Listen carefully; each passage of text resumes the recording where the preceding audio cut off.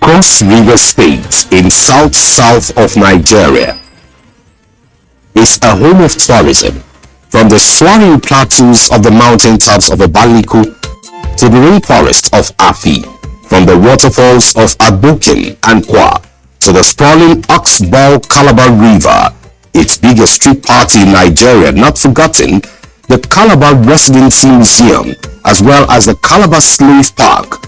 One can hardly have enough of the state when it comes to tourism. At the peak of all these treasure, however, is the Obudu Mountain Resort.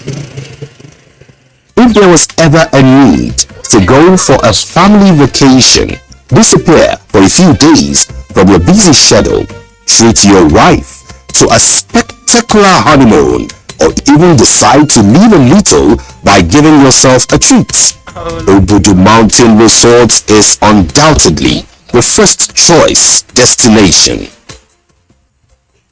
It is indeed God's gift to Nigeria and the world. Obudu is God's gift to the world, but more so nature's gift to Cross River State. What the founding fathers of the new Cross River State have done is to change Obudu and represent it as a gift to Nigerians and to the world.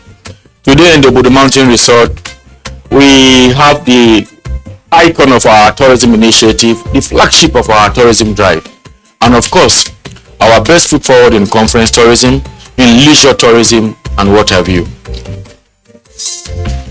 Obudu Mountain Resort, formerly known as Obudu Cattle Ranch, is located in Obaliku local government area in northeastern part of Cross River State and boasts of both a spectacle and climate that cannot be equated with any other tourist destination in this part of the world. As a flagship tourist destination in the country, it has attracted millions of tourists, particularly from 2005, when it announced its arrival on the world stage with the launching of the annual Obudu Mountain Race.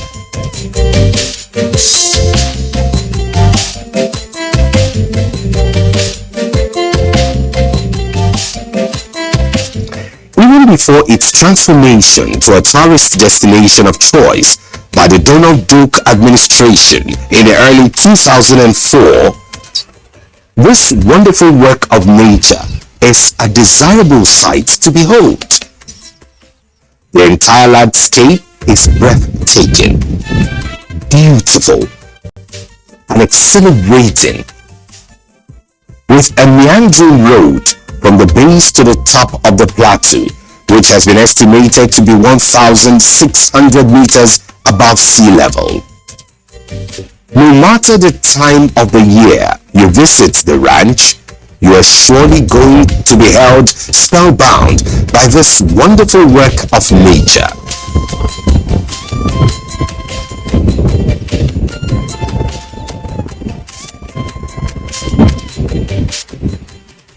The decision to tap into this gold mine has since turned the place into an exotic world-class paradise amidst technology, nature, and human network. Starting with the provision of state-of-the-art accommodation to all class of people, from ordinary tourists and fun seekers to presidents and kings. The intervention indeed raised the profile of Obudu to such an extent that a former president of this country could not hide his joy during his visits over a decade ago, as he was seen clapping and dancing with the local community members.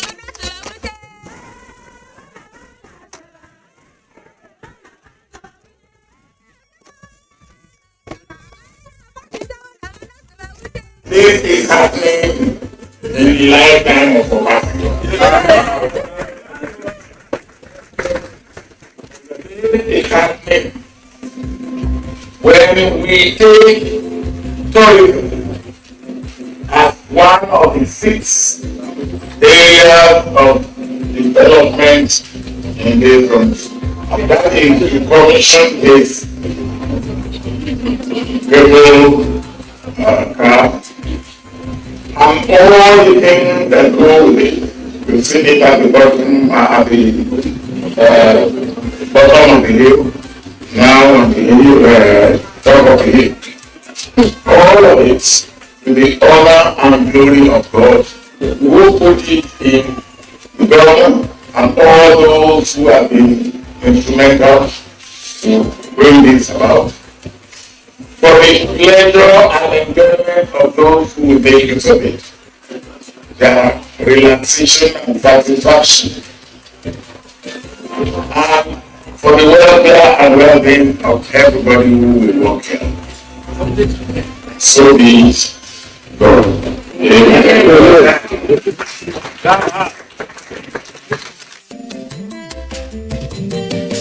To make the peak of the resort accessible, a snake-like winding road, which further accentuates the beauty of the place. The road had 20 twists and turns from the ground level to the peak of the mountain for easy and safe navigation of the entire area.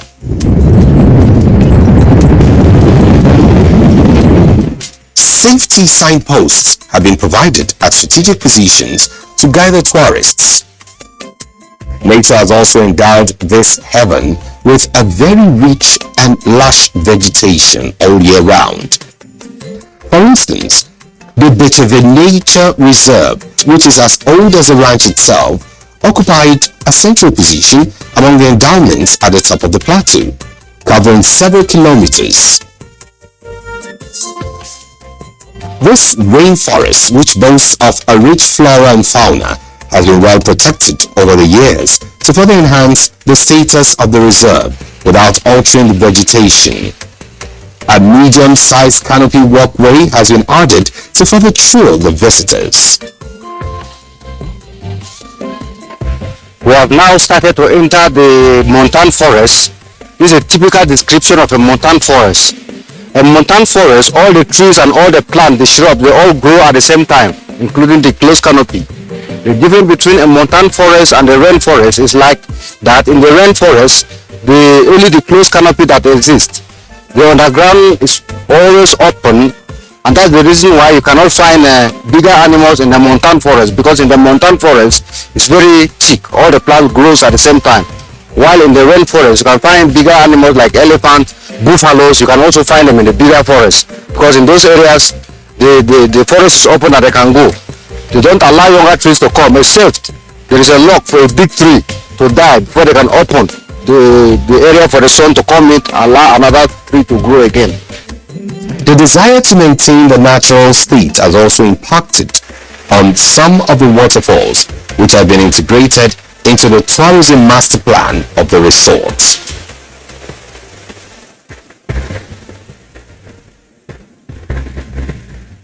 To this end, a grotto has been created around one of such waterfalls to offer tourists an opportunity either to hang around the waterfall or even swim in the adjoining natural swimming pool created from the waterfall.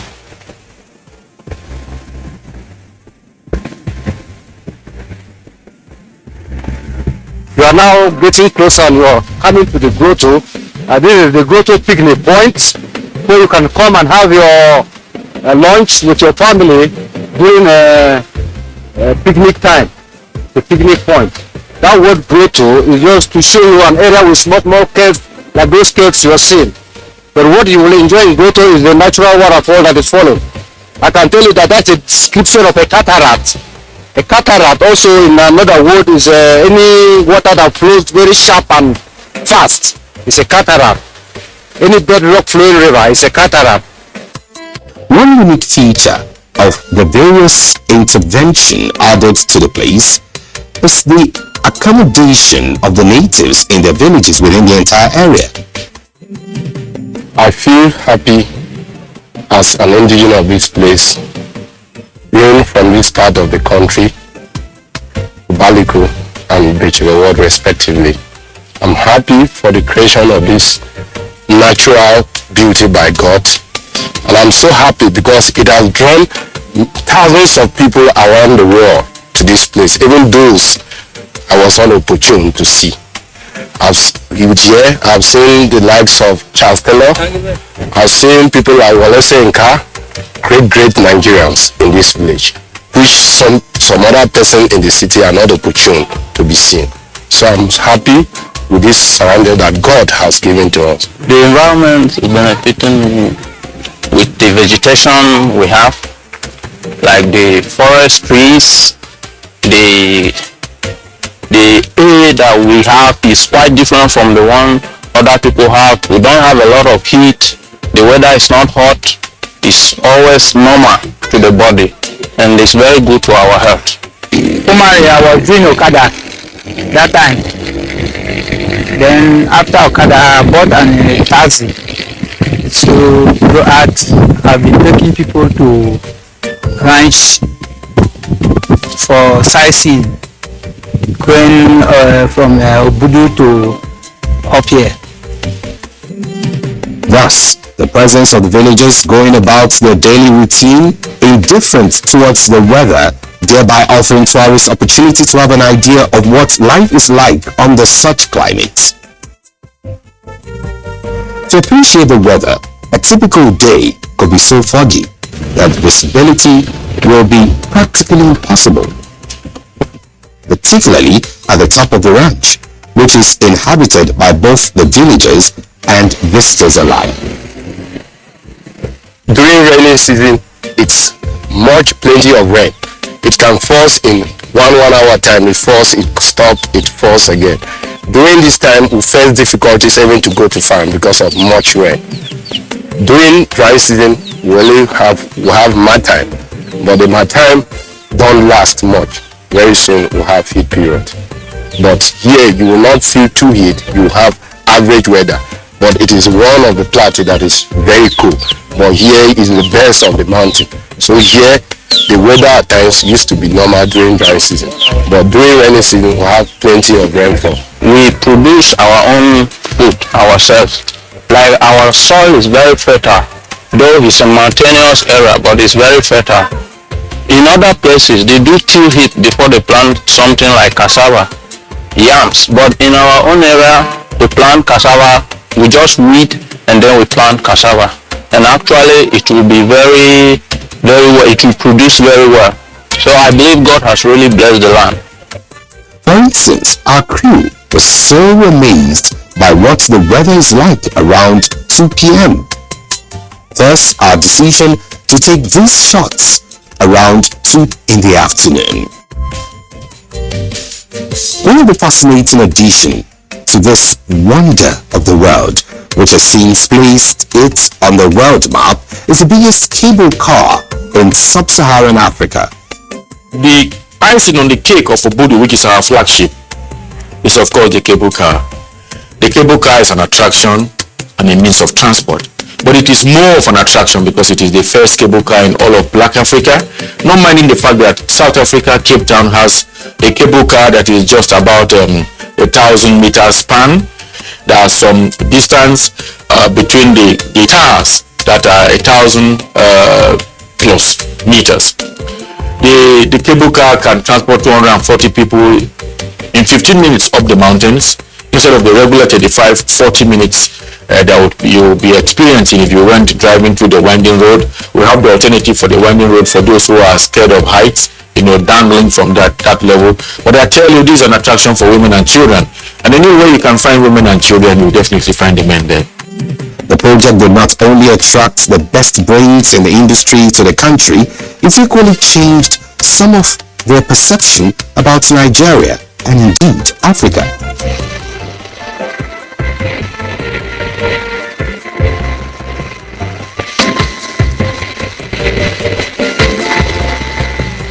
to use our experience about from 1989. The first time we used a helicopter in Papua New Guinea, in Australia, in Singapore, Taiwan, and Philippines, and Australia. At last we're at home, at Nigeria. Supposed to make it a good job and to be friends with you and to get all communication good and to be a cooperate for our common success. The last trip was the most, for me, challenging, most exciting of all my life, believe me. I mean, there's nothing else to say. I'm just very happy that the job is done, and that's the most important for me. That's all. I had a very bad impression about Africa. My second visit is Nigeria. It changed everything. I'm very happy to work here, and I like the people here, and I like everybody who is working with us. Thank you, everybody. The completion of the project has since been ensuring a thrilling moment for tourists flocking to Abuja. From the takeoff point on this journey to the end of the trip, the visitors are assured of a complete and fascinating view of the entire ranch.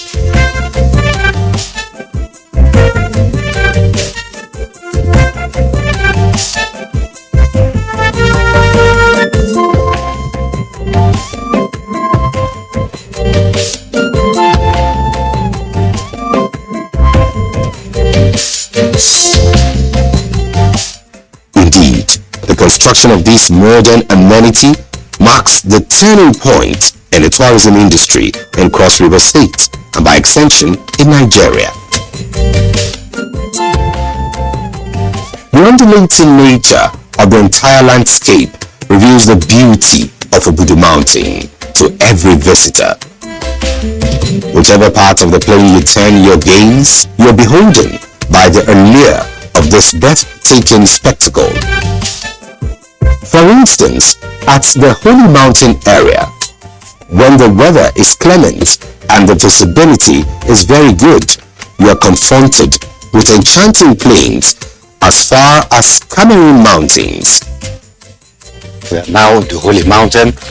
At this particular spot we are standing is the point where the community was served during the First World War. That was in 1914 to 1918.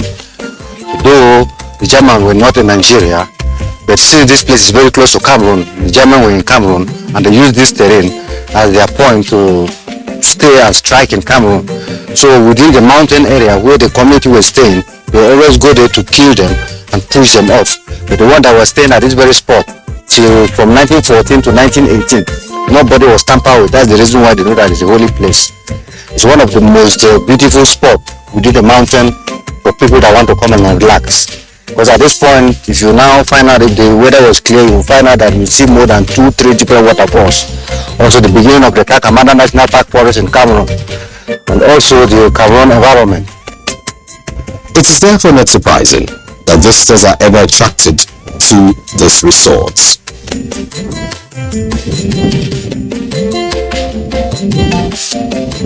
I want to tell you, let's say 95% of our expectation.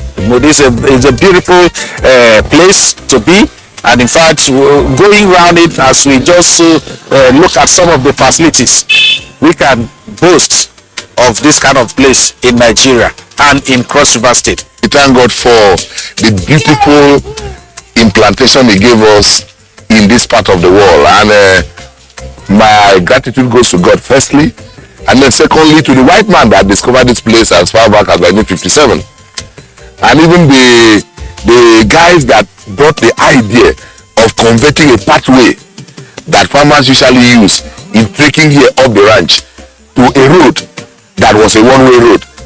Before now, they used to have a one-way road, and when you come to the bottom hill, as it normally was called, you now have to telephone up. In 1982, when my parents came here first, they had to telephone up and get clearance that no vehicle is coming down. And that is when they now start climbing. And once they start climbing, no other vehicle will be allowed from up to come down. So by the 1989, 1990, the decision came to expand the route so that you can accommodate other vehicles that can go two ways, except with 5 places. There are 5 points where it's only one vehicle that can actually pass. I think it's a wonderful thing. So first we give glory to God. Second, we give glory to man's ingenuity of trying to tap this type of environment. In fact, 20 U-bends up is breathtaking. One other discovery in the course of exploration is the fact that nature could be very intriguing. Or how else do you describe the fact that nature could afford to either hide its treasure or reveal sin, as exemplified by experience? When we had to wait for a while for some of these beauties to unfold.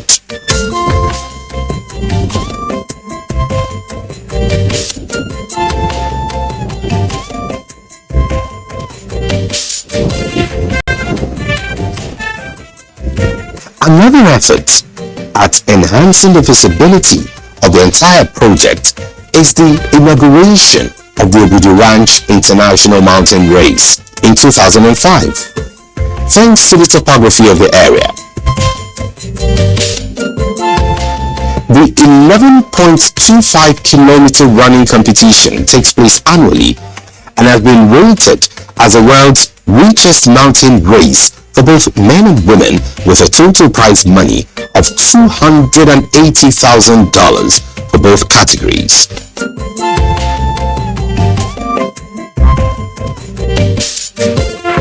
Our surgeon round the entire place revealed the rigorous nature of the race, considering the twists and turns of the path for the race. That the villagers and residents are happy about this natural endowment is not in doubt, as it has placed the area on the world map in tourism.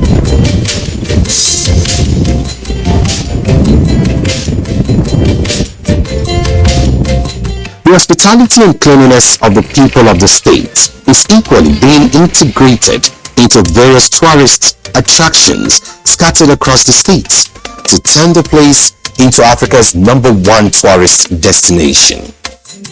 We want to become the #1 destination in all of Africa, because we are that already in Nigeria. But we believe if we do this, take on our sub-region, which is West Africa, and lead them with this oversupply of our products, then we would have been there. As the nation strives to diversify its economy, certainly Obudu Mountain Resort can be a major foreign exchange earner, since it can compete favorably with any destination of choice in the world. Any tourist that has not visited this peace heaven is still missing a lot. So let Obudu be your next port of call on your next holiday, and you can be assured of a lifetime experience in this great country called Nigeria.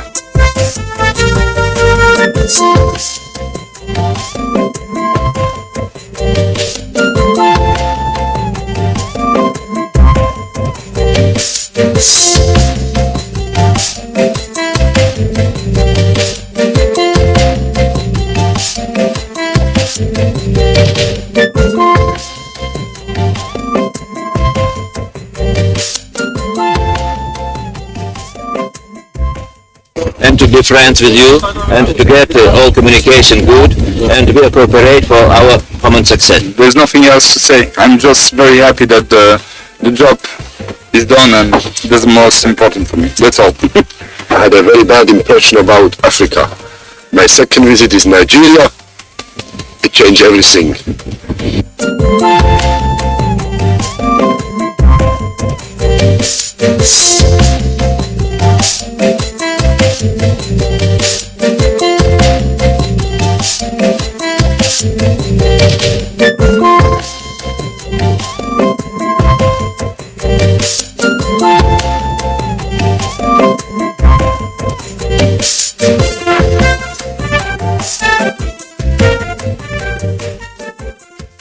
War is an evil net that traps the innocent and the guilty. War is a wildfire that spreads beyond the quenching efforts of men. The weak, the strong, the rich, the poor, even the unborn will have no identity.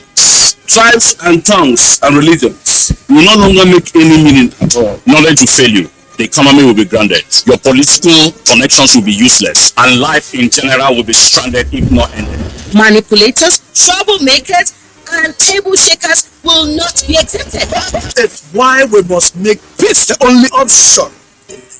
Join us in one love to preach peace in all the 36 states in Nigeria, including for peaceful engagements through town hall meetings, rallies, and unity concerts. Remember, the two strongest warriors are patient and trust. Make peace the only option now. This message is brought to you by the Ambassador of Voice for Change Initiative, supported by the Nigerian Television Authority, NTA, and the Federal Capital Territory.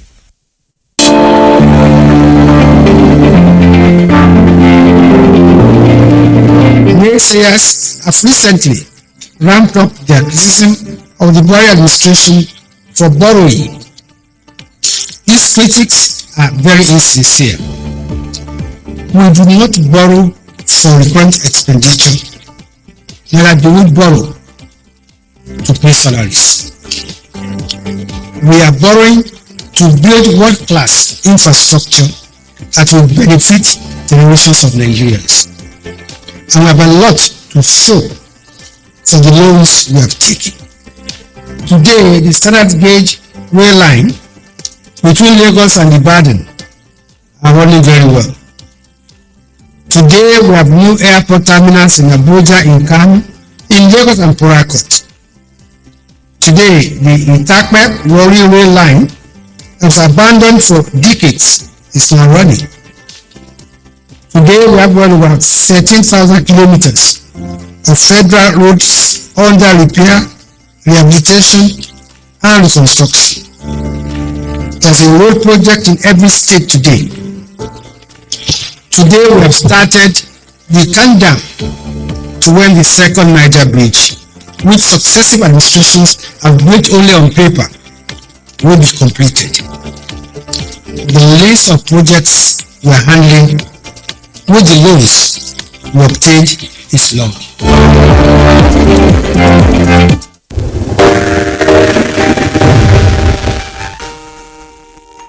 You see a young lady who is in school and he comes back with a phone that is 250. Who gave you? So for those who are about to get married and those who are newly married, have proper sex education classes where people are told what to do. There's a very thin line between self-esteem and, you know, getting your end result and people saying things that will now hurt your feelings. Yeah, technology today has made things quite easy. I went through the depression of anxiety of separation and so on. However, using technology, a lot of us forget to carry our menstrual pads along. We are so excited. This is something that is so important, but for some reason we forget.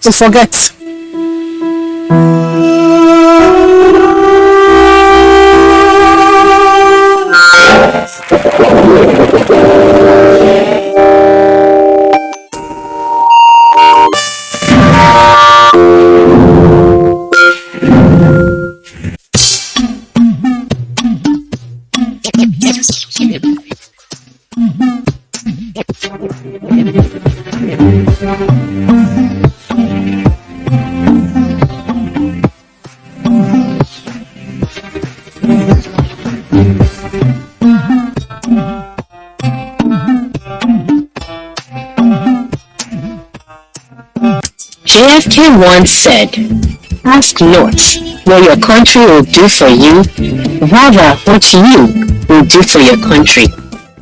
This typifies selfless service to mankind, including our colleagues, friends, neighbors, and even family members. Unfortunately,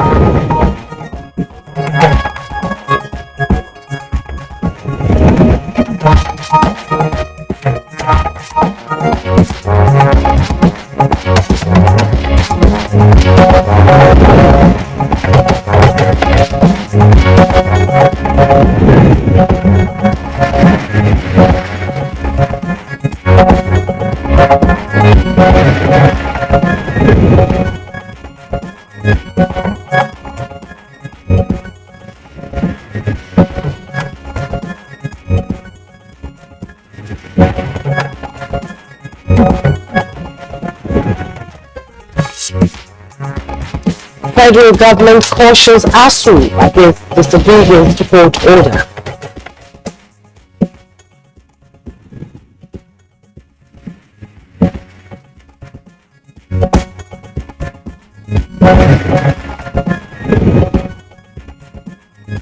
Nigeria Civil Society Situation Room calls for issue-based campaigns for next year's elections. ICAO Council, Qatar to partner Nigeria on establishment of African Aviation and Aerospace University in Abuja. And good morning, Nigeria. Today we continue our conversation on Nigeria at 62 with a focus on Nigeria's gifts to the world.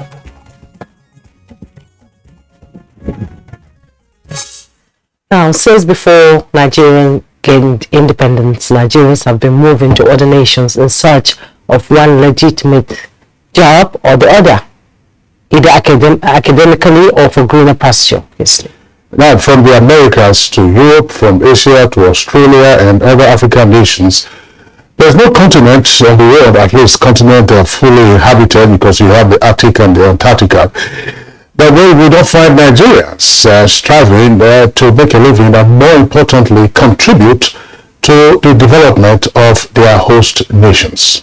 I know, obviously, you can find Nigerians in the Antarctica too. Actually, there's no way we are not, if we are not there, it's not a place to be. And available records indicate that over 17 million Nigerians are living abroad, pursuing various careers in different fields of human development, such as healthcare, science and technology, ICT, education, sports, the creative industry, and agriculture, as well as politics, among others, contributing immensely to the socio-economic and political development of their host countries. Now, analysts say that Nigerians make up a high percentage of educated, skilled labor globally, and they occupy significant positions of authority and influence in multinational corporations and other organizations and industries, thereby becoming veritable engines for growth and development.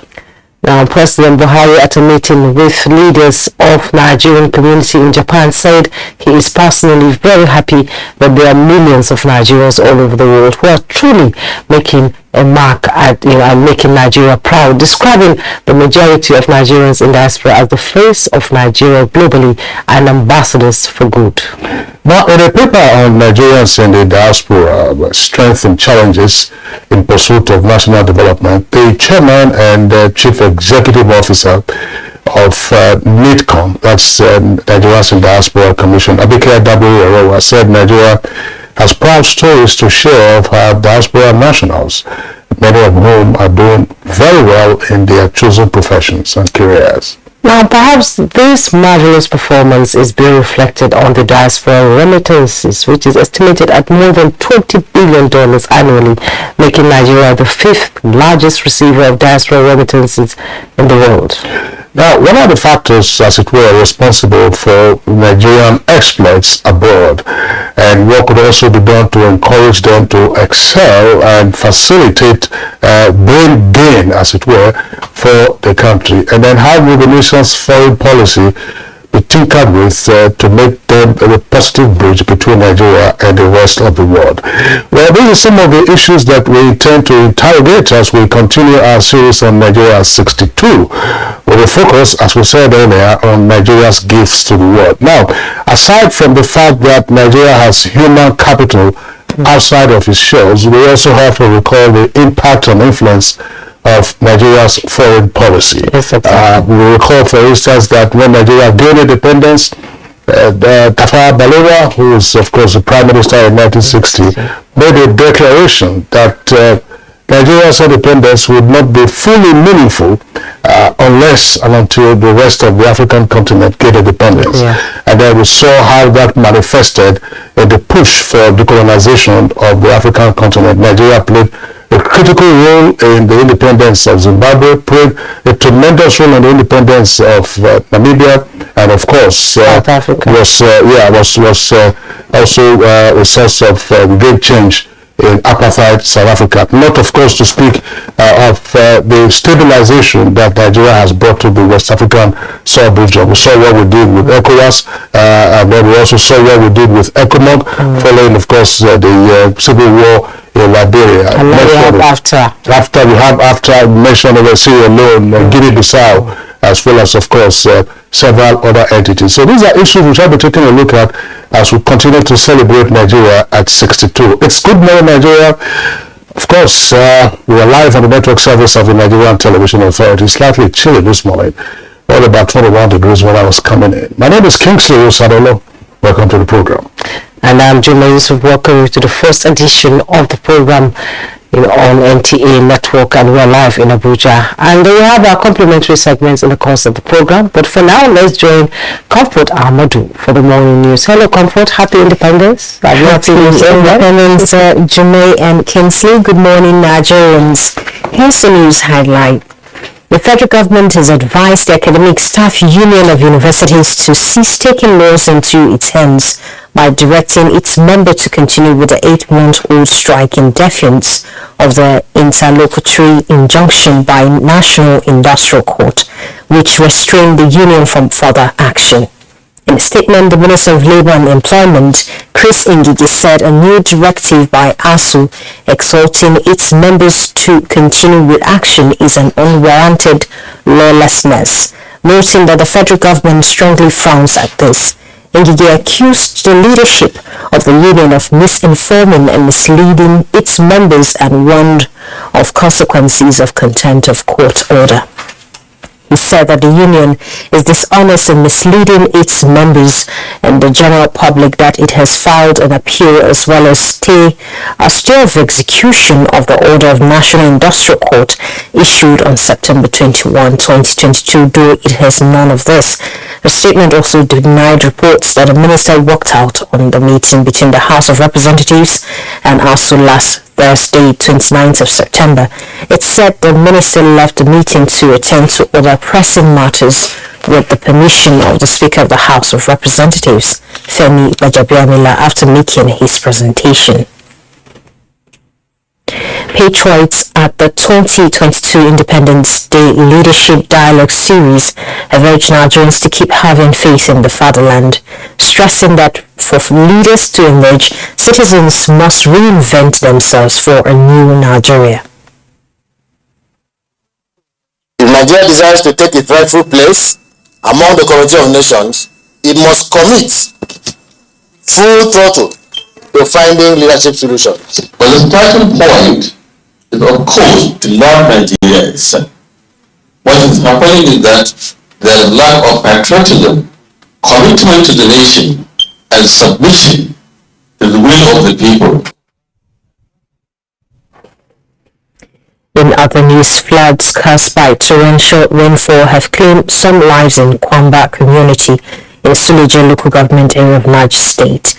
The community is calling on government and well-meaning Nigerians for interventions to cushion the impact of the disaster.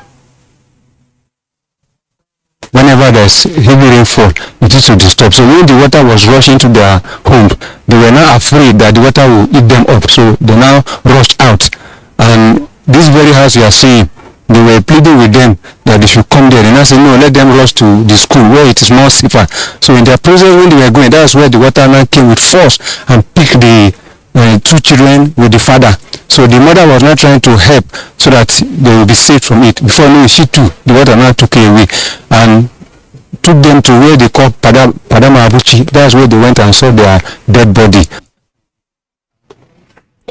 Let's talk politics now. Katsina State Police Command has held a meeting with chairmen of political parties, security agencies and the Independent National Electoral Commission on the need for peaceful conduct during the ongoing campaigns for presidential and National Assembly elections.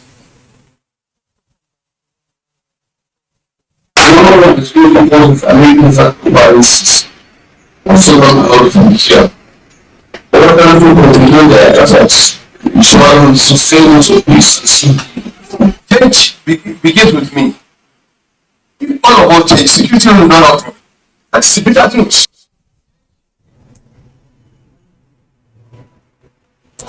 And with the commencement of campaigns for the 2023 elections, politicians have been advised to make their campaigns issue-based and present sound and convincing proposals on alternative solutions to issues that are of utmost concern to Nigerians. The advice is from the Nigerian Civil Society Situation Room. We are going to be watching keenly who is violating and what laws, who have been held accountable. We will demand accountability for every step of the way. To the citizens, Situation Room has observed that the activities of party supporters on the social media, we have observed that and advised supporters to desist from cyberbullying and other forms of online intimidation.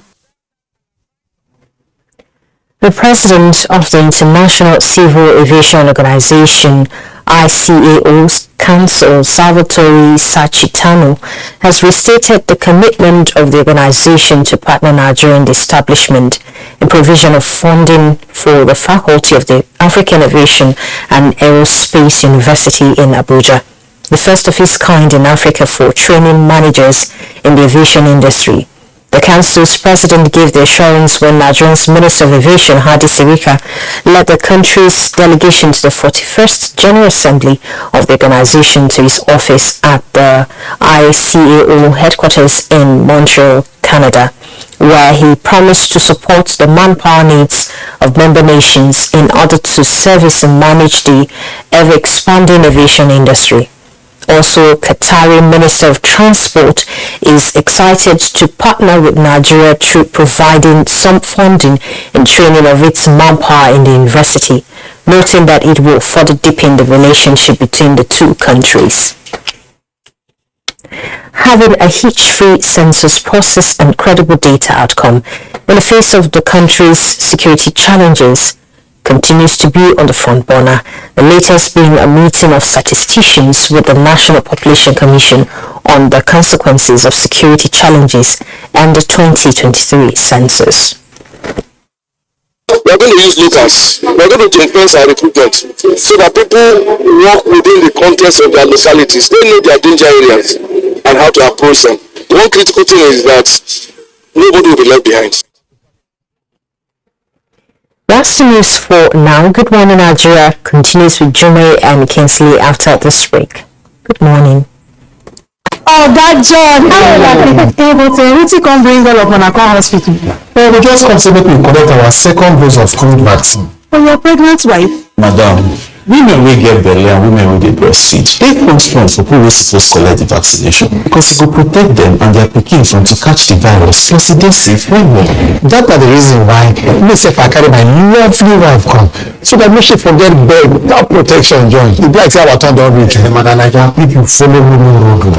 Try collect the vaccine because it will protect your pikin from COVID-19. Plus all your family members and your neighbors said.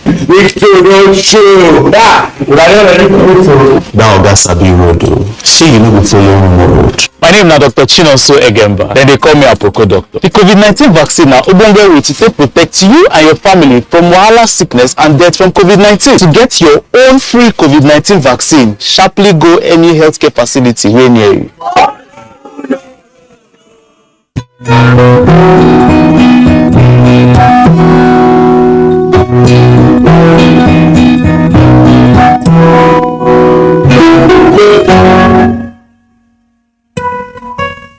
This life can be ours in order to keep a calm and peaceful sleep.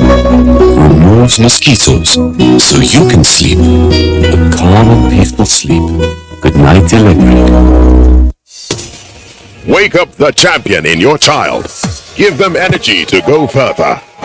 Milo Active Go and the natural goodness of malt, milk, and cocoa helps wake up the champion in your child. Milo!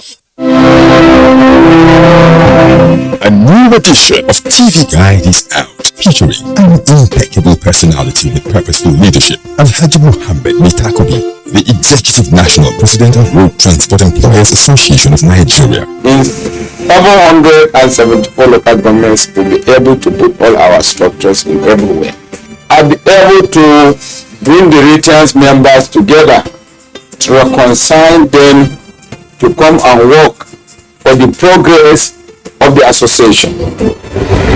Welcome to a world of fun and excitement as we also present an assemblage of professionals in the media space. Some compelling NTA programs, current trends in the fashion world, ICT, sports, entertainment, and lots more. Get a copy at the vendor near you or any NTA station nationwide. TV Guide, your indispensable companion.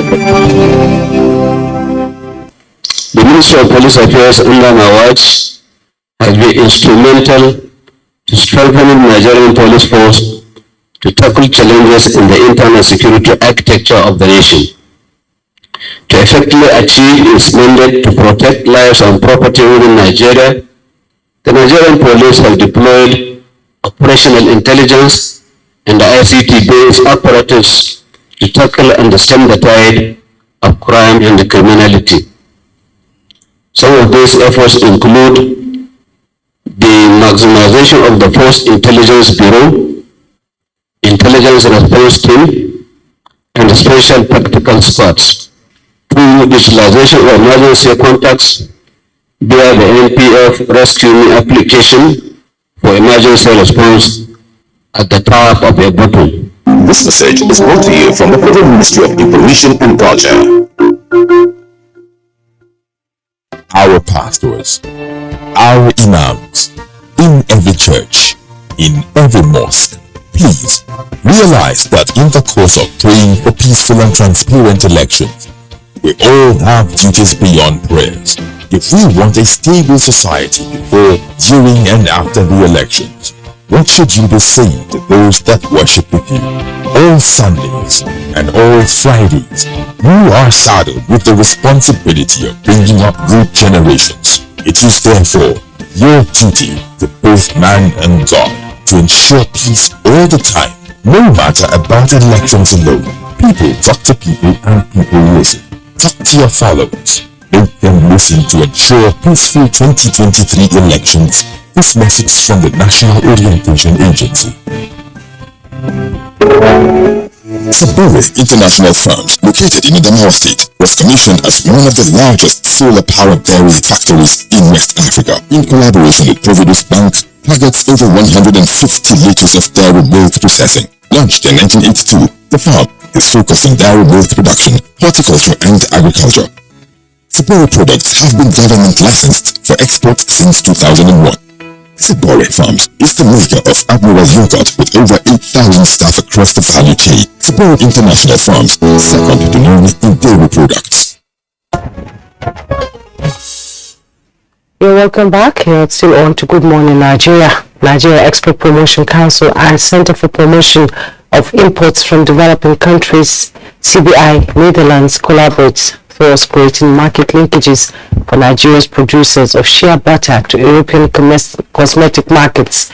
Details on Business News with Comfort Ahmadu.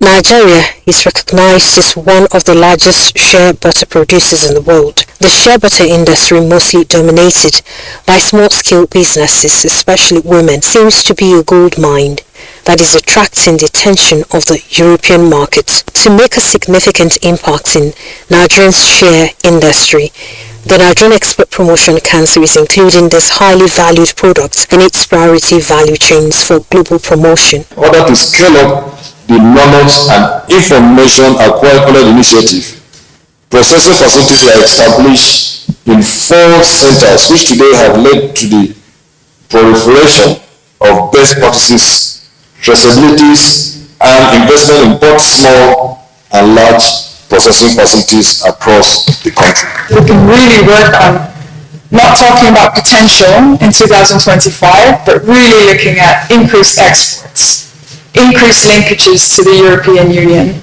increased linkages regionally, more processing here in the country, more value added, more certified products.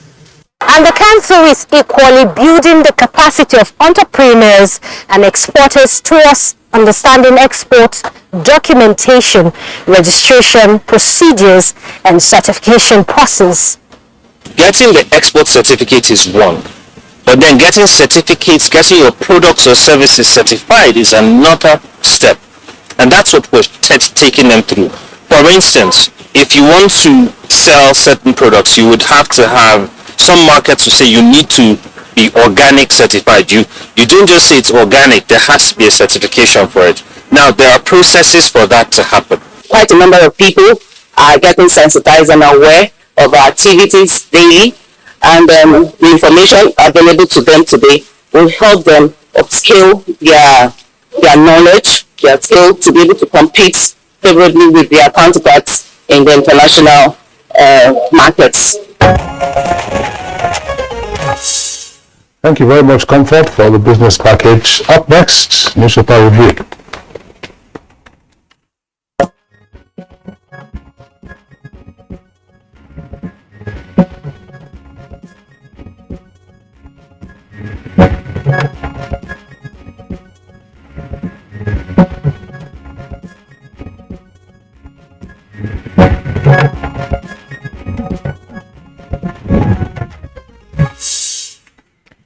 Welcome back to the newspaper review, and Kinsley, you begin?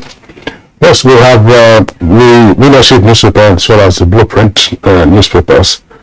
On the front page of the leadership newspaper, above the main flag, you have stories on politics. Machina, that's the kicker. APC's planned appeal, waste of time.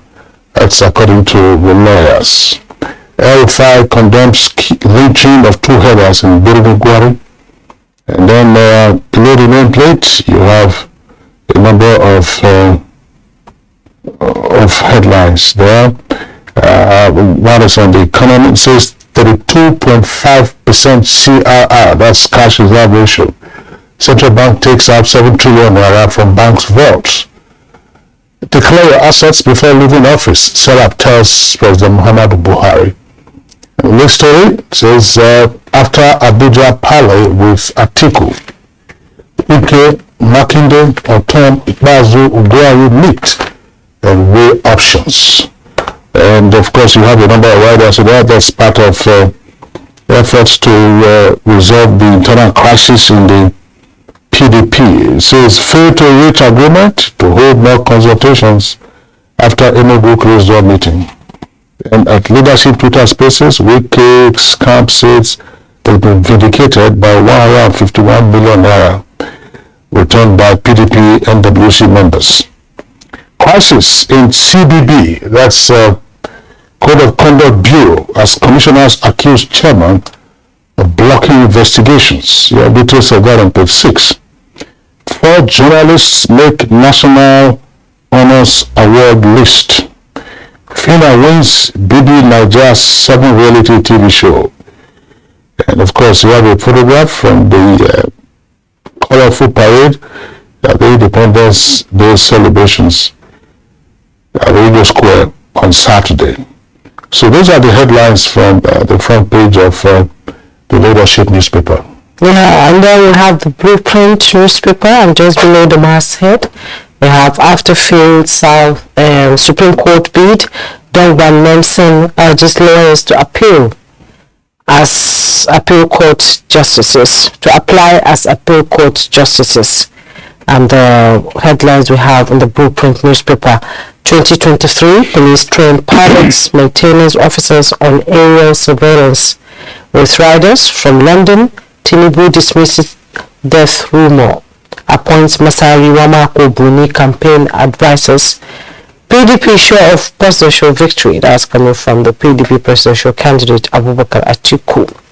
And at the side piece of the feature story, you see there, man stabs rival to death over lover girl in Adamawa. Alleged corruption, CCB chair to appear before Senate committee on Thursday. Hospital delivers mentally challenged women of twins in Ekiti. At the bottom plate of the blueprint newspaper, NUPRC under fire in Senate over reallocation of Atala oil field.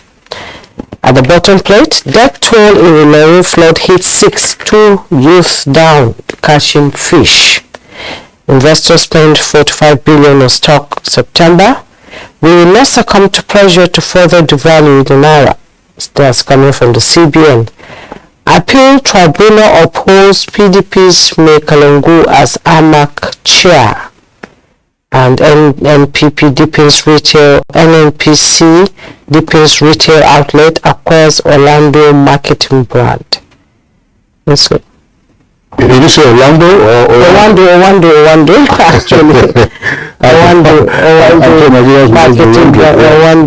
marketing brand. Well, we have a number of stories around that acquisition, but NNPC has further deepened its acquisitions in the retail segment of oil and gas business by acquiring Orlando. A number of the Orlando stations in the Federal Capital Territory have been, of course, reprinted and are wearing the new logo of NNPC. Limited.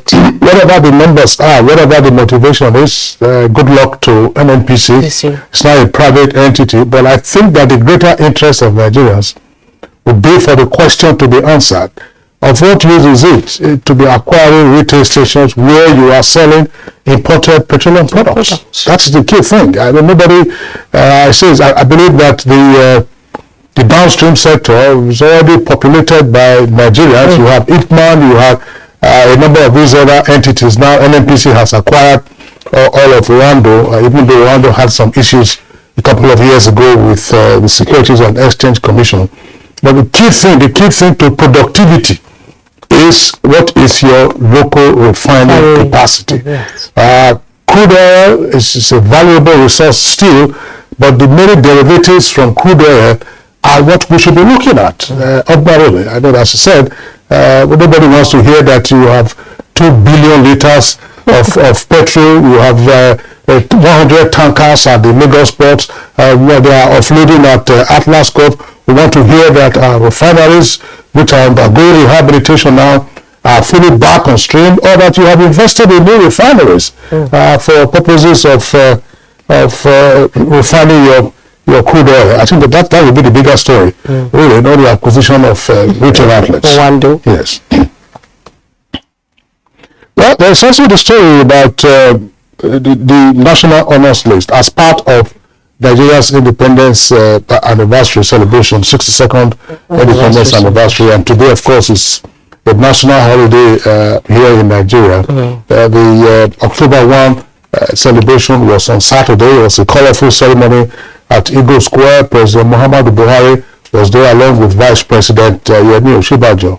And interestingly, you also had former President Goodluck Jonathan, who was also there. And I think I cited also former head of state, military head of state, General Abusalamu Abubakar, who was also there, of course, along with other dignitaries. The colorful ceremony, President Muhammadu Buhari addressed the nation in his broadcast on that morning before the Eagle Square parade. And of course, he did express the fact that he feels the pains of Nigerians, and the pains are many, but that a number of efforts are also being taken to soften the pains and ensure that things do get better. He also indicated that he has, to a considerable extent, fulfilled the promises that he made to Nigerians. Yes, in 2015, when he first assumed office, and this, of course, is his last Independence Day celebration as President, Commander-in-Chief of the Armed Forces of the Federal Republic. And next year, of course, with the 2023 elections done on doorstep, of course, the Nigeria will have a new leader. So as part of the Independence Day celebration, there's been an announcement of some 437 nominees for the conferment of various national honors. And I think that what is striking, apart from the headline we read about 4 journalists making the National Honors List, very quickly, let's look at those journalists who have made those media practitioners who will say, who have made the National Honors List. One of them, of course, is our own Yakubu Ibn Mohammed, most recently Director General of the Nigerian Television Authority. He's a veteran broadcaster, and is going to be conferred with the honor of the Officer of the Order of the Niger, OON. That is also the category under which Femi Adesina, presidential spokesman, falls. You also have the incumbent president of the NUJ, Chris Isiguzo, as well, who's getting MFR. That's a member of the Federal Republic. And then we also have a former president of the Guild of Editors, Halilu Dantier. He's from Kano. He will be receiving the member of the Order of the Niger, MON. So these are the media practitioners who have made the national honors list, 437 of them. There are, of course, some foreigners who are also amongst them. One more time, Yakubu Ibn Muhammad, most recently Director General of the NTA, will be receiving the OON. Congratulations to him. Yeah, congratulations to him. Yes, his tenure, of course, ended in May this year. Yes. And then we also know that 5 persons have been listed for the award of the Grand Commander of the Order of the Niger, GCON. This is the second highest national honor. And usually, of course, it's on the day of his inauguration, the vice president is bestowed with that honor. The president, of course, if he didn't previously have it, will also be bestowed with GCFR, which is the highest national honor, Grand Commander of the Federal Republic. But we've had a number of shall we say, private citizens who have been bestowed with the GCON title. For instance, businessman Aliko Dangote is received the honor, along, of course, with the Globe magnate Adenuga, who also received about at the same time with him. So, but in this latest list of the nominees for the award, 2 women feature. I've been trying to sort out in my head. They're not necessarily the first, because it would make them that, because we had Justice Mukhtar Aloma, who was the Chief Justice of the Federation at the time, first female Chief Justice. But Dr. Ngozi Okonjo-Iweala will be getting it, as well as Abina Mohammed, who is the Deputy Secretary General of the United Nations. So the Boa company too. Well, yeah, I think the Chief Justice of the Federation, Areola, will also be getting it, along with the incumbent Senate President Ahmed Lawan. They are the ones who have been shortlisted amongst the honorees. There have been some comments made as to why this and why that. Typically, every list of national honorees that is released normally will generate a broad range of comments of approval and disapproval. Why this? Why not this? The national honors will not often be exhausted. There will be other opportunities to honor other deserving Nigerians. Do you know? Yes. I know. That's about what we have on the newspaper review this morning. Well, before we take off, I know we'll have the story in our sports segment. There was a major disaster in Indonesia at the weekend. Poor crowd control. There was a clash of 2 rival teams in Indonesia. The home team was defeated 3-2, and then the crowd, spectators poured onto the street. Fired the tear gas, and scrambled to get out of the stadium. There was a crush at the exit point. 174. That's a major national disaster, not just for Indonesia, but for the world of football itself. Because over the years, FIFA has introduced stricter measures of crowd control in order to avoid this kind of disaster. Our hearts go out to the families of those who lost their loved ones. They went to the stadium to enjoy themselves and to be entertained by their respective teams. But unfortunately, now they've been having to count the body bags. 174 of them. That is quite it's a huge disaster. And I'm sure that FIFA is going to announce a number of new measures. We're probably not going to have time to discuss that today, Jumai. There's a report that appeared at the weekend, and this is quite worrisome. It's in Lagos, that the authorities in Lagos picked up some children who were being used for purposes of begging. And what happened? That these children were injected with chemicals so that their tummies will be swollen. And then they made them, of course, more appealing, as it were, to alms givers. This is a very serious issue. It is inhuman, it is criminal, and whatever it is, I think that the authorities will have to look into that. Plus, the other story, and this is more worrisome, a medical doctor has been arrested. He was general manager at Kayama General Hospital in Kwara State. He was picked up in Edo State where he had also committed an offense, but at the hospital where he was in Kayama local government in Kwara State, he had allegedly murdered two women, one of them his girlfriend, another one married woman. And another time in his office. Is alleged to have killed her and then buried her in the office, and then the body of the married woman was found in a dustbin. Probably a very serious psychiatric case, but I'm sure it's a running story that we'll have the opportunity of discussing some other time. Yes. And well, that's about what we have on the newspaper review. We'll now take a break. When we return, our conversation on Nigeria's gift to the world will begin. Don't go away.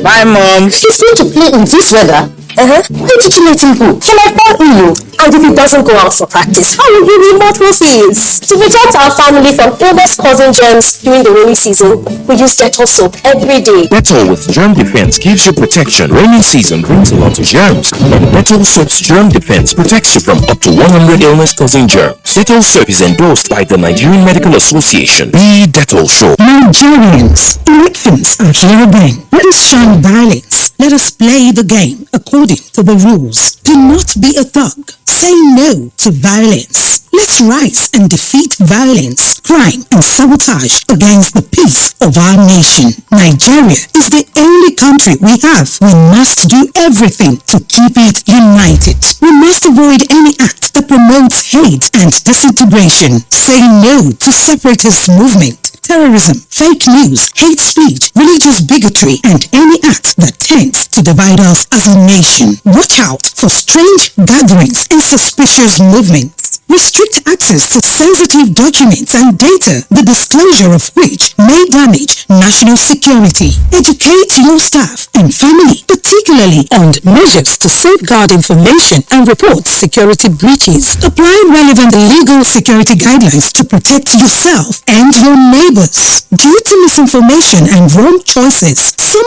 idle persons resort to vices in their greed to get rich quick. They resort to kidnapping, killings for rituals, and other heinous crimes. Avoid wrong use of the social media. Before you broadcast that false message, think twice. Ask whether it will promote peace or violence. For safety at home, still be security conscious. Educate your household in safety tips. Report all suspicious movements and persons to the security agencies nearest to you. Be a good citizen. Be patriotic. To pass security information, please call 0813-222-2105, 0915-339-1309, 0908-837-3514, or send a mail to dsspr@dss.gov.ng. This message is from the Department of State Services, DSS.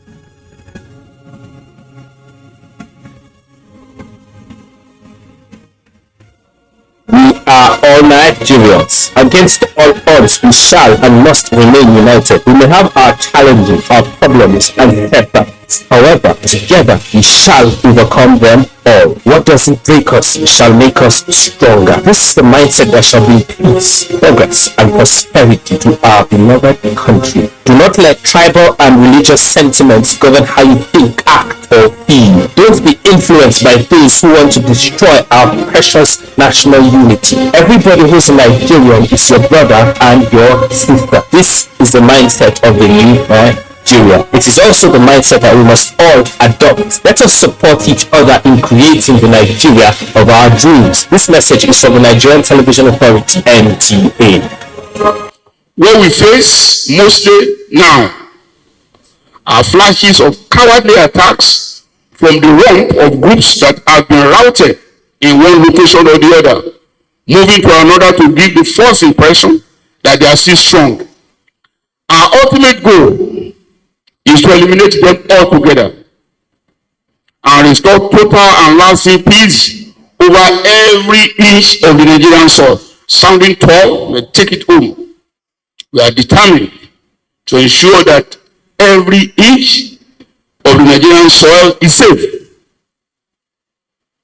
That determination is there. The order has been given. But we shall continue to protect the lives and property of Nigerians and foreigners in our midst. We shall continue to work for the peace of the nation and deter elements that constitute threats to the people. We shall bear the full powers of the government to secure every inch of our land. We shall not rest until peace is fully restored to Nigeria. This message is brought to you from the Federal Ministry of Information and Culture.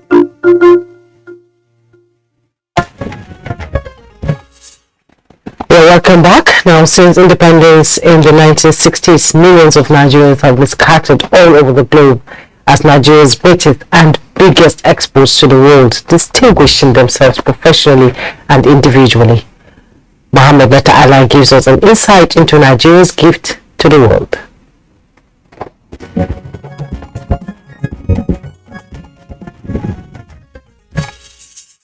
As Nigeria attains 62 years of her journey to nationhood, Nigeria has faced many challenges in her drive to achieve greatness. However, not all stories are bad about the country, as many Nigerians are excelling in their various fields of human endeavors at the global stage. Over 17 million Nigerians living in different parts of the world in pursuit of greener pasture, with many of them distinguishing themselves professionally and individually. Proudly, Nigerians have constituted high number of skilled workforce and occupy top positions of authority in multinational companies, industries and organizations worldwide. And this explains how Nigerians in diaspora play a critical role with their wealth of experience, exposure and vast human network to socio-economic development of the host country they are residing in. While acknowledging the contributions of diasporans in the fields of agriculture, health, education, ICT, healthcare delivery, and many more, President Muhammadu Buhari has proudly expressed his happiness witnessing laudable achievements of Nigerians in diaspora at a meeting in Japan, describing them as good ambassadors of the country. Analysts believe Nigeria has a considerable percentage of human assets abroad, which they described as the greatest and biggest exports to the world. Records indicate that diaspora remittances running to billions of dollars annually contribute significantly to Nigeria's GDP, in addition to bring gain for their fatherland. Presently, more Nigerians move out of the country almost on daily basis, especially in the health and education sectors, in addition to those who are seeking to further their academic programs. What are the opportunities abound abroad, and how can Nigeria harness their potentials for the success of future generations? And what must be done to ensure brain gain instead of brain drain for the country? These and more guests shall be talking about.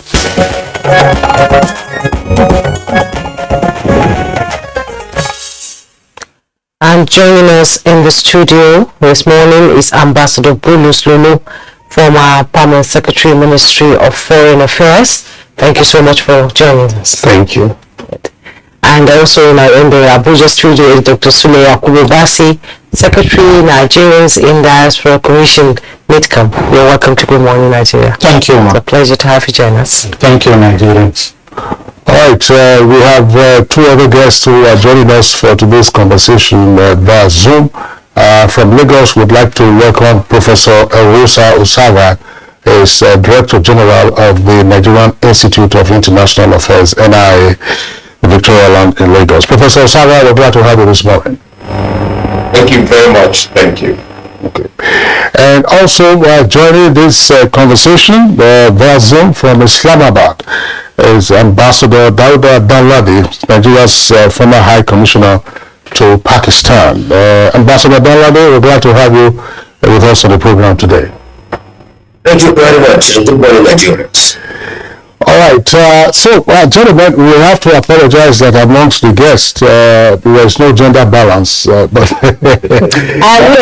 of course my colleague Jumai makes up for that sufficiently in our opinion. So, but one more time again, we apologize for that. But of course, all our four guests are very experienced and competent hands to discuss the issue of Nigeria at 62. And our focus this morning is on Nigeria's gifts to the world. And gentlemen, let's take a look at this from, if you may, the corporate level as well as the individual level. A background report was talking about the individual contributions of Nigerians who have gone outside and are excelling in their various professions. But we do know that at the corporate level, Nigeria has made tremendous commitments and, as it were, gifted the world with not just a number of ideas and proposals, but also with its resources. Can we contextualize this on the occasion of Nigeria's 62nd independence anniversary? Ambassador Buduslodo, let's begin with you. Well, thank you very much, Kingsley, and thank you, Jumaid, and everyone on this program this morning. It is always a delight to be part of this program. And one should also say happy independence anniversary to all of us. We need to begin on this note because for the past 62 years, Nigeria has been an independent country. And it is because the country is independent that, Kingsley, you are talking about our gift to the world. If you look at our place in the world, you will discover that we are the largest country with the largest people of African stock. And so that in itself is a gift because you account for a significant population that makes up the world. Secondly, at our independence in 1960, as we were being pronounced independent, Nigeria sent a contingent to the Congo for peacekeeping. That was where then even the first commander, our first military head of state, General Ironsi, commanded that force. And part of that contingent too, we had another person who rose to become not only military head of state, but he was also the one who ushered in the Fourth Republic as president in 1991. And I'm talking of no less a person here than Chief Olusegun Obasanjo. So if in 1960 Nigeria made a statement at the global level, it is this that has given the country the limelight. And if you like, people have come to expect of Nigeria. Our place in Africa is without contest. We are also the most populous country on the continent, and we have provided dynamic leadership. But this, I would say, we must not beat our chest because we've not been consistent when it comes to the issue of leadership for the country on the continent. And then, of course, in the sub-region, there is no debate about it. If you talk about Liberia, you talk about Sierra Leone, you talk about many other troubled spots. The resolution of these would not have been possible without the involvement of Nigeria. And these, I believe, lay the foundation for us to talk about the gift that Nigeria has given to the world and to us as a country.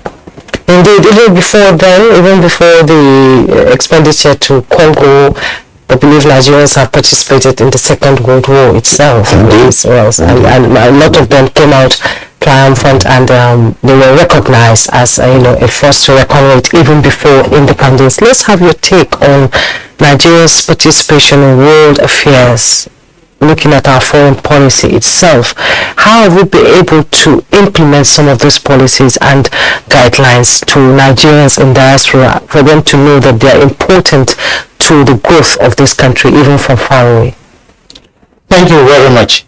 Ambassador has said Nigeria has the population in Africa, and if you find every 4 black people anywhere in the world, one is a Nigerian. The estimate as of now is that we have over 17 million Nigerians in the diaspora. It's an estimate. I believe it will be much, much more than that. when you consider Nigerians on the route on Hajj by road. That is in Chad Republic, in the Sudan, and along that corridor. The present administration of President Muhammadu Buhari enacted the Nigerians in Diaspora Bill into being by the establishment of the Nigerians in Diaspora Commission in 2017, and the commission took off in 2019. President Buhari has a 3-point diaspora agenda in which he challenges Nigerians in the diaspora, first of all, to be our ambassadors by their comportment, by their actions, and by their activities. He also challenges them to excel and be the best in whatever they do, whether it is in ICT, in sports, in entertainment, in engineering, in the health sector, in the services industry, and in all other facets of human development. And thirdly, he challenges them that while they are out there, remember the world today is a globalized village, they should not forget home. They should remember home, they should invest at home, they should give back of their resources, of their talents, of their skills, and also of their global exposure. Because sometimes sitting at home and looking at issues locally can be very myopic. But when you are out there and you see how the world is run and how global best practices are brought to bear on solving issues, it can also be brought back here. And so we are not just looking at brain drain, we are looking at brain gain and also brain circulation. The world is a global village. Thank you. Dr. Bassi, I know you're not a medical doctor. When you say, when we studied biology, what we do was blood circulation. Blood circulation. Very, very, very interesting and sometimes very complex topic in biology. But this morning, we have gifted our viewers blood circulation. But I hope our viewers will also say that doesn't result in some instability. But of course, that would be a great one for all of us. But that's lovely.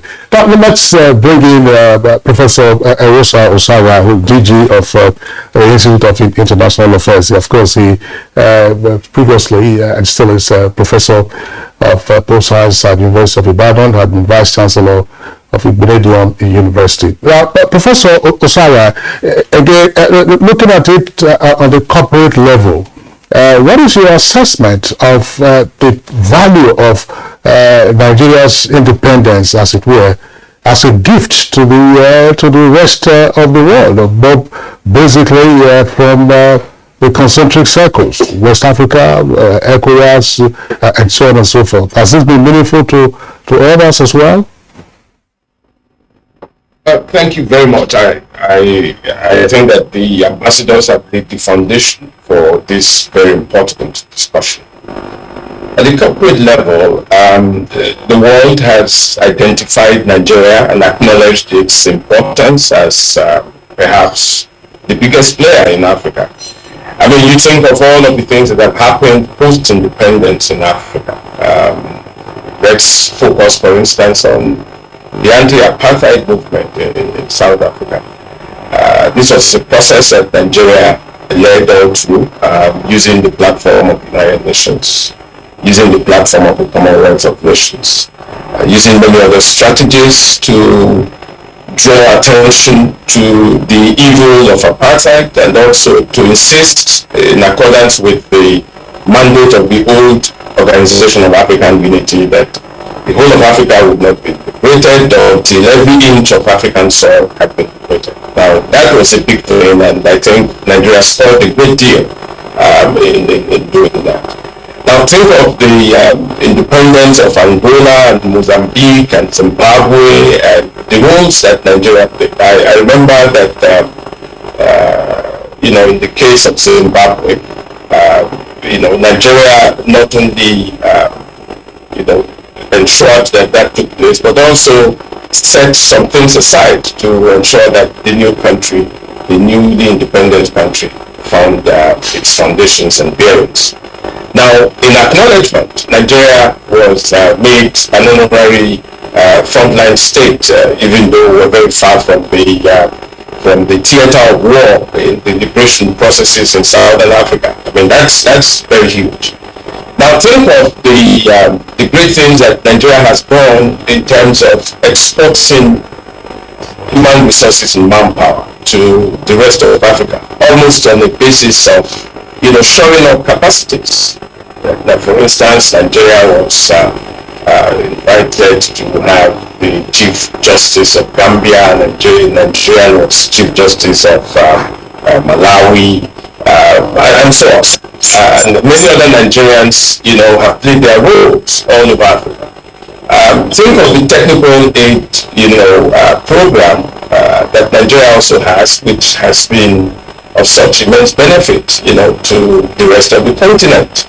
Now think of the trust fund that Nigeria had at the African Development Bank, and the many instances of support that several African countries in need. Think of the roles of Nigeria in ECOWAS and the AU for that matter. But focus on ECOWAS for 1 minute. I think the world has also come to recognize that Nigeria is not just a leader but also a balancing factor in the subcontinent and in Africa as a whole. Now, if you go beyond Africa, think of the World Court of Justice at The Hague. We've had Nigerians who have served the world in such great capacities. The Oyamas, we've had Teslim Elias, we've had Chief Majibola, and I think of the international what we call today global governance, and how Nigerians, like Simeon and Debo, have been in the forefront.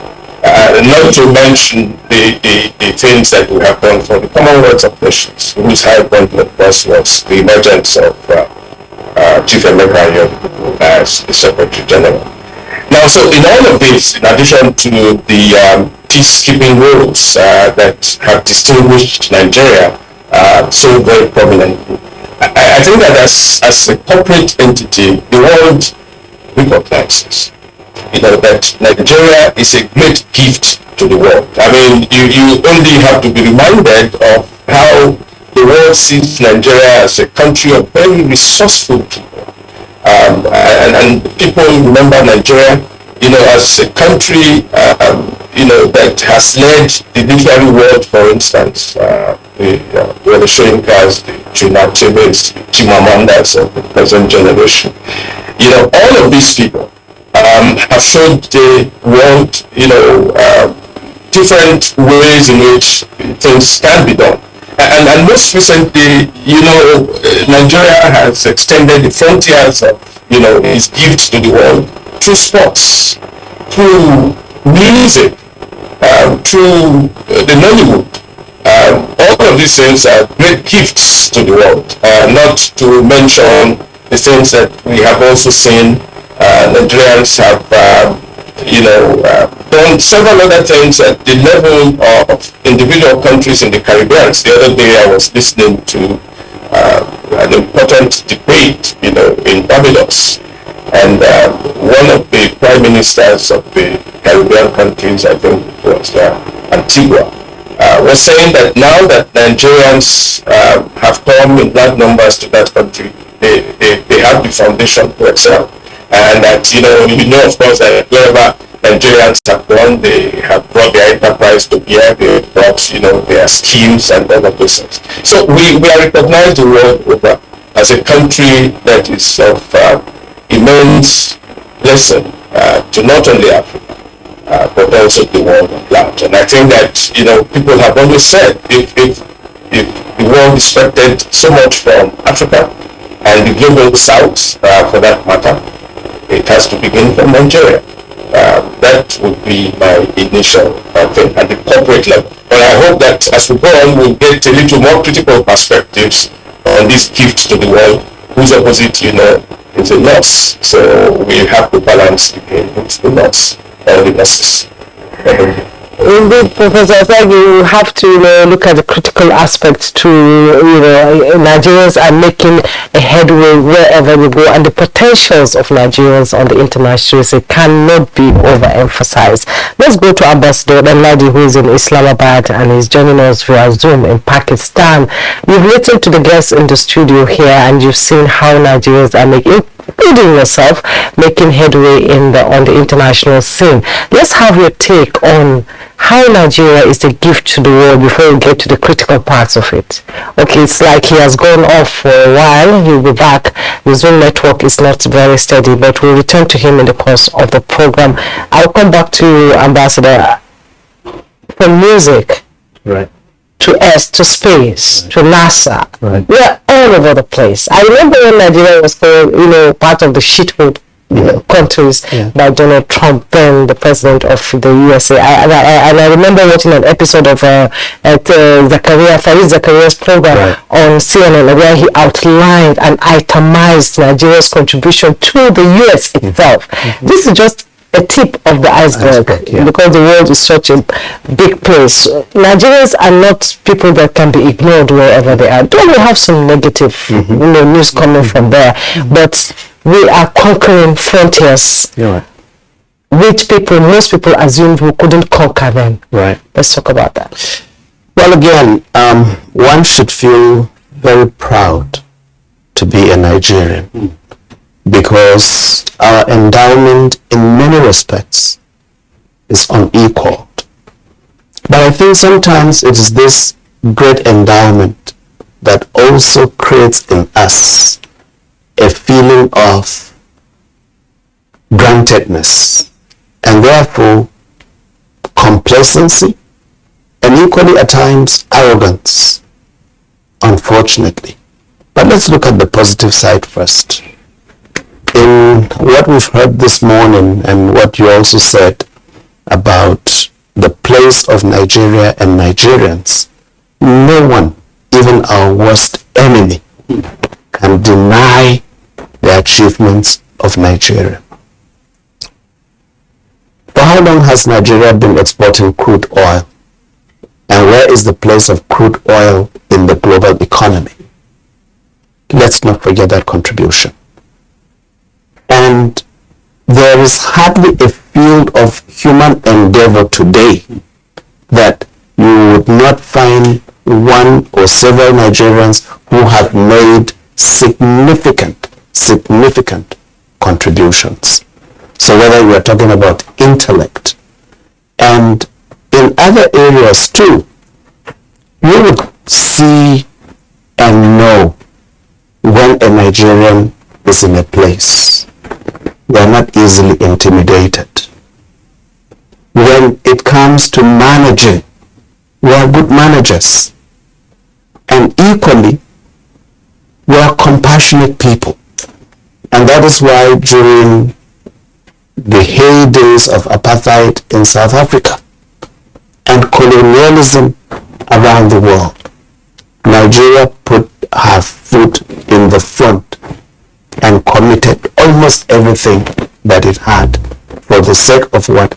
The liberation of those who were under oppression. And this then, if you say, is not an achievement, then what should be the measure for a people's achievement? And as a country, internally, we are well endowed. Our population is a gift, natural resources, a gift, our climate and environment, a gift, even though today we are facing some existential challenges, some of our own making and others not of our making. But on the whole, I believe if the history of mankind is written, Nigeria will find a mention in that history. right. Thank you very much, Ambassador Lulu. Now, we understand that Ambassador Dauda Danladi is back online now via Zoom from Islamabad, Pakistan, where at some point he was Nigeria's High Commissioner. Ambassador Danladi, in your opinion, what has Nigeria gifted the world? Let me start by saying I'm glad to see my boss, Ambassador Bulus Lolo, on this panel.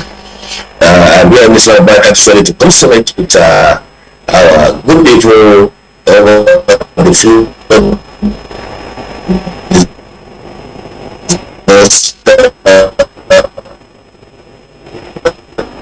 All right. Oh, sure. Well, it looks like the bandwidth is low, and that's why we're having the audio distortion. Our engineers, of course, will advise on the best way to go around that, so that we can get the views of Ambassador Dauda Danladi. Now, let's come back to the studios. Dr. Bassi, in itemizing the range of gifts of Nigeria to the world, Professor Osara, in addition, of course, to concurring with what your good self and Ambassador Bulus had earlier said with regard to the foreign policy component and all the items in there, he drew our attention to other areas. He mentioned sports, he mentioned entertainment, which of course you could break down into Nollywood and then break down into music. Nollywood is something that's been on for about 30 years. But he also said something, and I think that it is useful to interrogate this, if you may. He said something about Nigeria's gifts of literature to the world. And if you started that from the African continent, it was the crop of Nigerian writers that started the African writers series. If you read, and I'm here, a young person go and find out, the Hannibal series of African writers. Tibo Achebe, Wole Soyinka, John Pepper, Cyprian Ekwensi, you name the Zainab Alkali, all of them. And suddenly, there was a boom that the world now paid attention to African literature written by Africans for a global audience. Telling African story. Telling the African story. How significant is this as part of Nigeria's, if you may, intangible but almost immortal gift to the world? Thank you very much. I think this even culminated into the first Nobel laureate in literature from Africa, Professor Wole Soyinka, being recognized worldwide. And Nigeria's intellectual capacity is unsurpassed. Forget about the Donald Trumps of this world that doesn't recognize intellect. But you remembered when Donald Trump made that comment, former President Obama came on board to say that if you remove Nigerian consultant medical doctors from the United States health services, that health services will collapse overnight. And ditto if you go to the UK. Nigerians, especially those in the diaspora, are rated as the most educated human beings you can find anywhere. They have minimum master's degrees. They are in all kinds of research institutes and universities globally and are doing very, very excellently well. The Nigerian can-do spirit is there in all sectors of human development, be it engineering, be it the health sector, be it the literature sector, like you said. A Nigerian never say die. That's the statement we say in local parlance, never say die. And when I was in the UK at Cranfield Institute of Technology, we had a statement that if you go anywhere in the world and you do not find a Nigerian, do not stay there. Do not stay there, because it means there is no enterprise there. And believe you me, some of our colleagues then, were found in far away places like Papua New Guinea. And from London, it's 24 hours flight. And we couldn't just fathom how somebody will be on the aeroplane for 24 hours. And Nigerians are there in the University of Papua Guinea doing very, very well up till today as we are talking. And is it South Africa? Is it Russia? Is it Uzbekistan? In Ukraine, you saw the number of Nigerians, not only as students, but also as lecturers and businessmen, married with children and enterprise and others. Kingsley, let me also tell you that recently we found out that a Nigerian professor of oil and gas was in Iceland for 25 years. Wow. In Iceland, you have 9 months of winter and 3 months of summer. And he was there as a professor of oil and gas. Working in that kind of situation. Yeah. So probably by the time people start staying in the moon, we'll find Nigerians also. That would be definite yes to that. Nigerians also. Even on Mars, we'll find Nigerians there. And for us in the Nigerians in Diaspora Commission, there is no day that is the same. Every day you wake up, you are receiving telephone calls, and technology, by the way, has made our work very, very straightforward. People are calling from all over the world, asking for one questions or the other on investment opportunities, on how they can give back or how they can engage with Nigeria. In as much as we are having the Japa phenomena, which is a phenomena for youths going out, we are also having what I call the Paja phenomena. Those that are coming back. And even here in Abuja, in the past 1 year, several medical doctors have come back and established world-class hospitals. That's right. Here in Abuja, they are providing employment, they are providing services, and first-class services. We can't mention their names because it's like advertisement. But there are people that are also coming back and reinvesting and helping in the ICT sector, in agriculture, in transportation, And that's what you call Baja. It is a evening with Japa,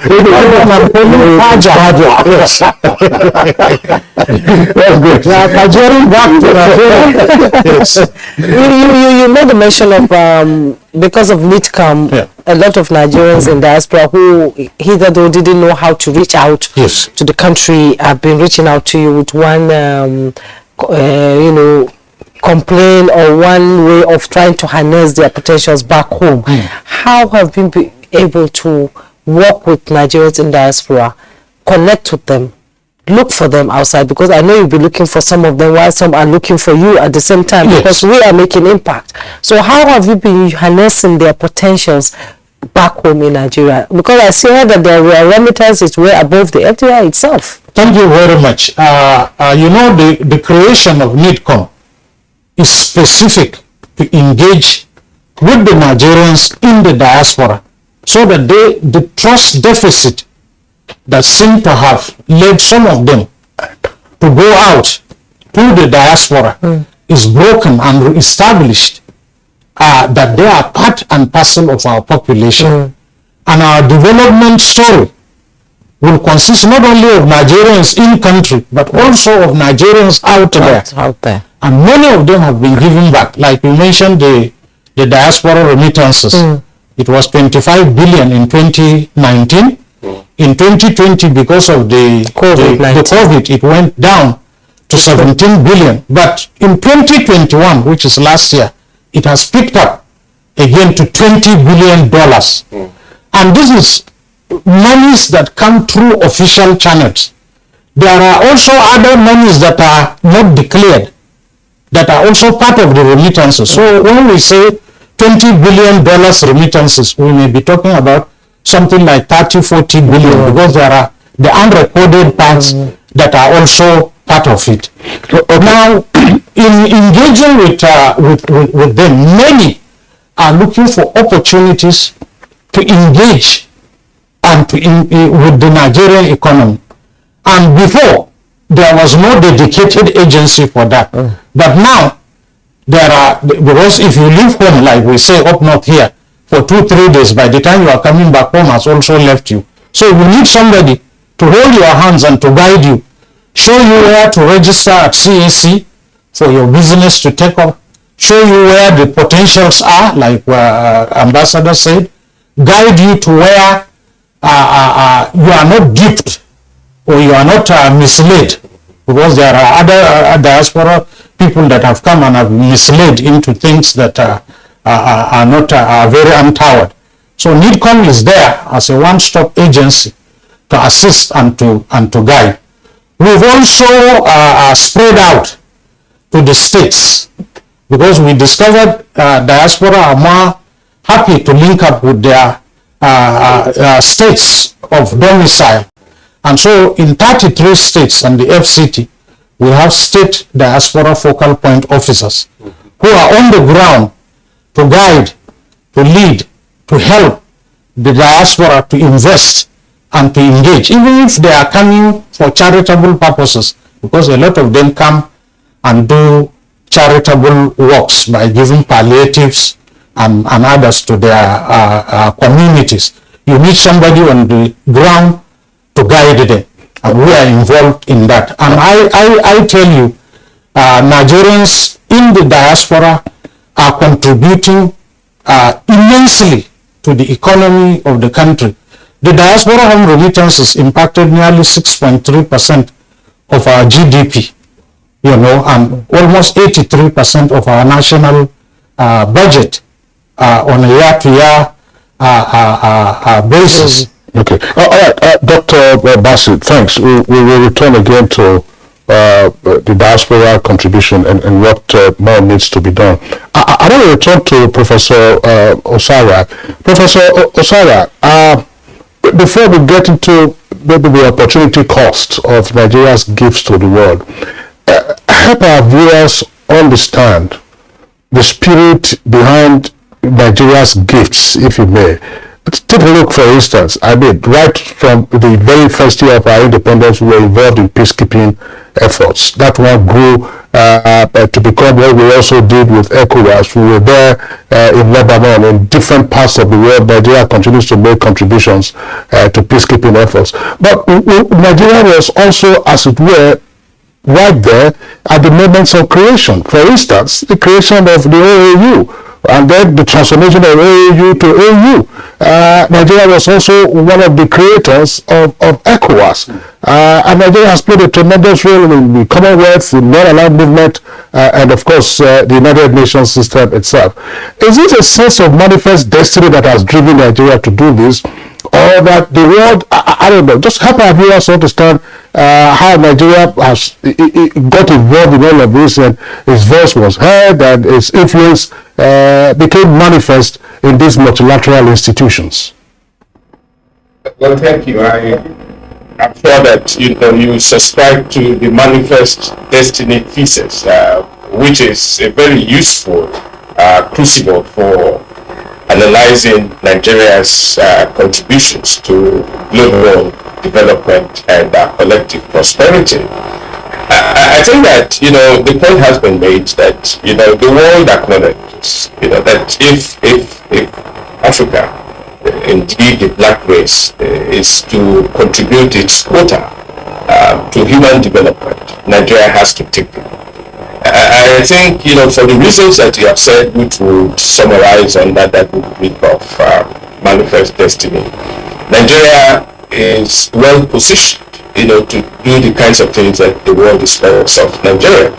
And let's even extend that a little bit to say that when we are dealing with issues of a global nature, it is Nigeria that is the anchor point, for many of these countries. But it's useful to say that almost from the beginning, Nigeria recognized multilateral institutions as a key platform for strengthening the kinds of contributions that we can make. And if you look at the United Nations, as a whole, you look at the AU, you look at ECOWAS, you look at the kinds of things that Nigeria has done in the non-aligned movement, as you say, in OPEC, for instance, in all of these, multilateral organizations, what Nigeria has insisted upon is this is the better way to move, because what one country cannot do alone, many countries acting together in concert can do.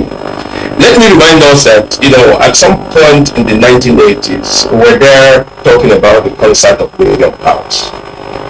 Again, this was one of the ways of strengthening the capacity of countries like Nigeria that were not aligned at the time, but were increasingly becoming major actors in global affairs.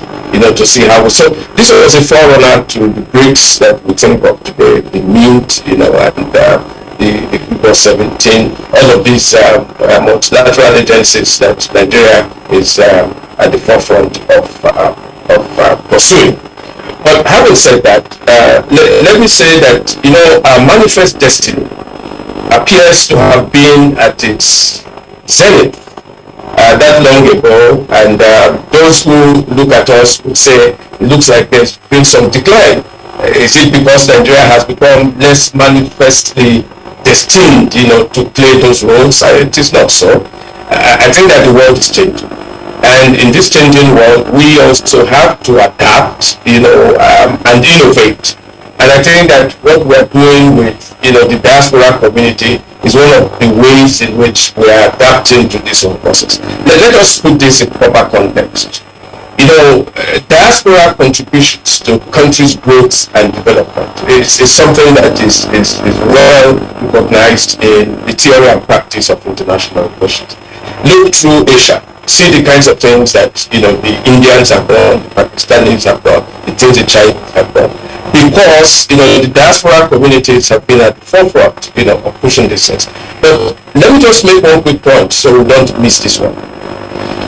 As a people, I'm sure that many of us who are listening to this program, who are watching us today, are so of the kinds of things we are saying, that they are indeed have been Nigerians. Kingsley, you talked about the African Writers series and how that helped to mainstream literature from Africa, including the Caribbean.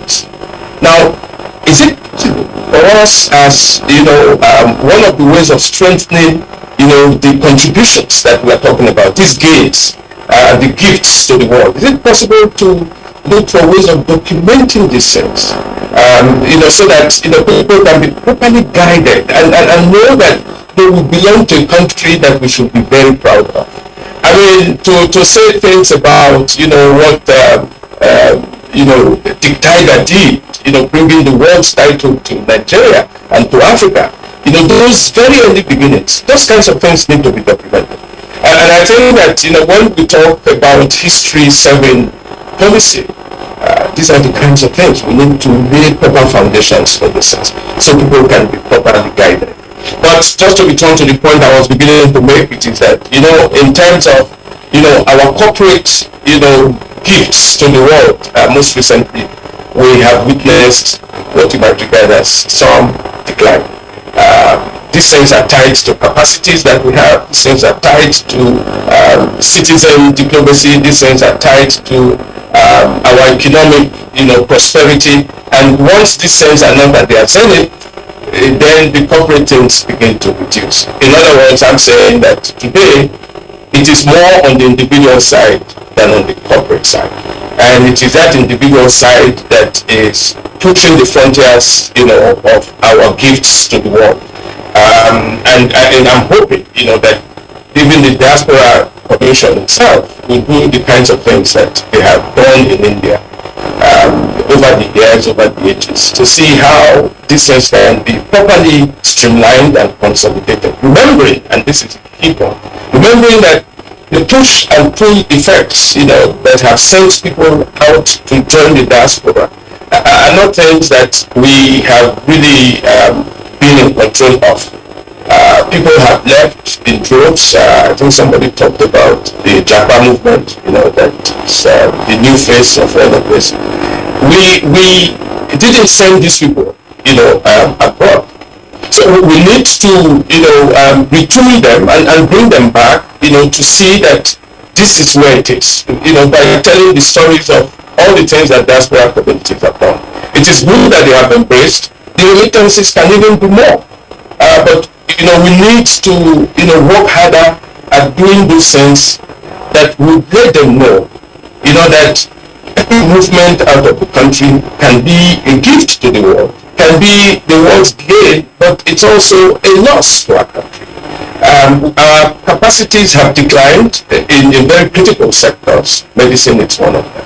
Precisely because, people are tempted to migrate and to vote with their feet, as they say.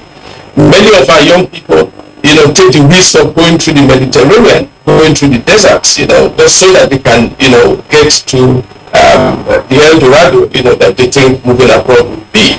Now, in all of these things, we need to pause and say, is it possible now to begin to say these opportunity costs? How can we, if not reverse them, how can we properly balance them?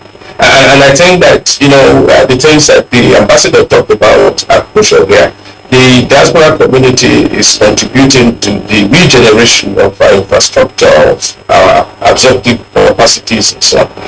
But we need to do a lot more to address these push and pull factors that are sending people out of our country. Quite an interesting perspective you brought up there. Ambassador you wanted to contribute. I will continue on the note where the Prof just stopped. Okay. To remind ourselves, because even listening to the program up to this point, we are tempted to be carried away with this sense of euphoria that all is well. And I want us as a country, as a people, not to be complacent. Because sometimes when you say, okay, you've had and you have this enormous gift, it is okay. We must not pretend that it is okay. Because unless you are committed, unless you are disciplined, unless you are focused, the temptation is you can miss your way. And the Nigeria of 2022 and Nigeria of 1960, I think they are poles apart. There is the plus and the minus of it.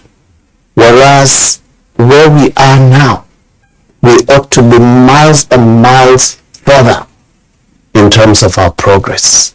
And this is what I said, let us try, and I really like it that the professor has drawn our attention to this fact that yes, we may have achieved much, but there is a noticeable decline. So when we talk of our manifest destiny, we should also talk of our manifest responsibility. And this responsibility must be to ourselves. And here I'm talking in the backdrop of the new mission that we are on. Campaigns have already started for the person who will replace President Muhammadu Buhari come May 29, 2023. We must not get it wrong.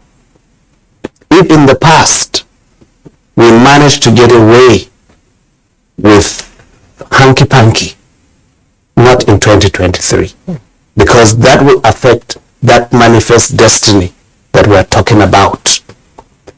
Nigeria is supposed to be Africa's authentic voice, the pace setter on the continent, whose opinion must be sought.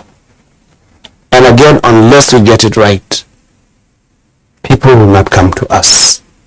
Going back to what we had discussed a little earlier on the African Writers series, I happen to have been a student of literature in English. In my days, it wasn't literature in English, we called it English literature. It was English literature.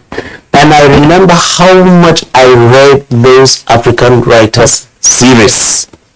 In fact, in my retirement, I occasionally spend my time trying to look for some of the old titles that I read in order to see if I can get those copies again and read against what we have. Yes, the world has changed. But there are certain things that never change. Our values should not change. Our principles should not change. The goals that we set for ourselves and our country, our children, grandchildren, and their children should not change. Because when you are at ease with yourself, then you can contribute more. And this is where I said, let me tie the discussion on our manifest destiny and emphasize that it is not given that because you are destined, you will necessarily realize that potential that your destiny bestows on you. Rather, you must walk the talk in order to get to your desired destination. Indeed. Which means manifest responsibility. Responsibility, and values, principles, and goals should not change. We'll take a break. When we return, our conversation will continue. Do stay.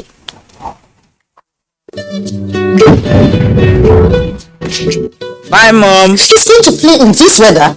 Why did you let him go? He might fall ill.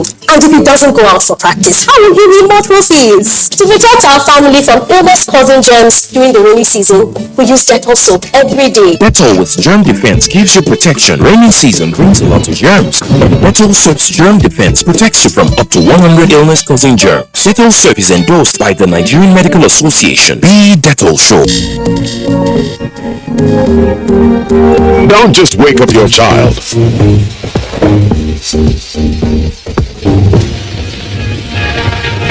Wake up the champion in them. Give them energy to help them win every day with Milo at breakfast. Milo Active Go and the natural goodness of malt, milk, and cocoa helps wake up the champion in your child. Milo!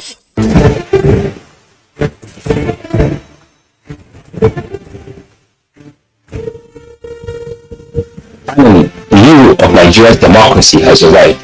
He shall usher us into a new phase of development, peace, and prosperity. He is the father of the new Nigeria, His Excellency President Muhammadu Buhari, GCFR. Welcome to another season of giving Nigerians hope yet again. We are sure of a great future for both ourselves and generations yet unborn. We look forward to your leading us as a nation into our manifest destiny. Though the challenges against us as a people are many, we know that your leadership shall set us on the right path to our greatness. A new dawn beckons on us all, and having you as our president is a precursor to this. Thank you for believing in Nigeria. This message is from the Nigerian Television Authority, NTA.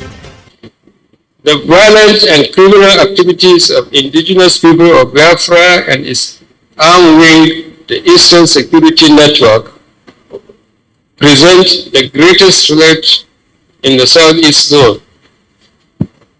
However, kidnapping for ransom, armed banditry, communal clashes have been some of the security threats that bedevil the region.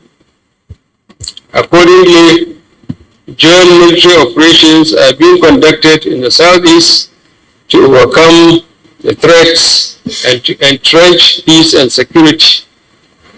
The military effort, in collaboration with other security agencies, are achieving the set objectives, which are the defeat of the threat and restoration of peace and security in the region. This message is brought to you from the Federal Ministry of Information and Culture.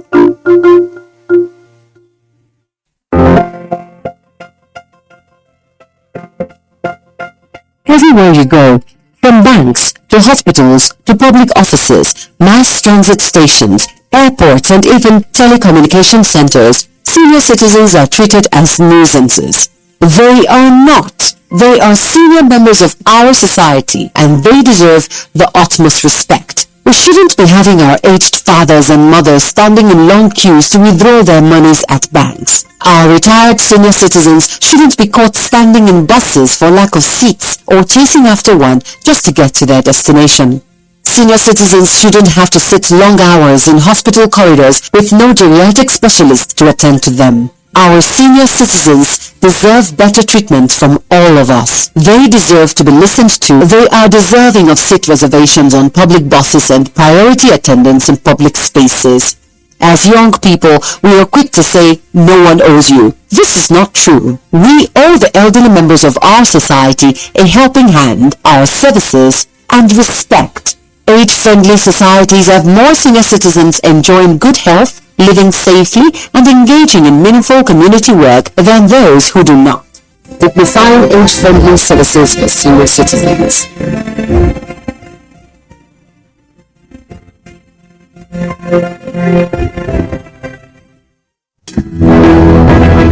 Dialogue, empathy, love, and unity. These are vital components of nation building. For all to be well, we appeal that we should refrain from volatile, provocative, inciting messages and language. Let's build and not destroy.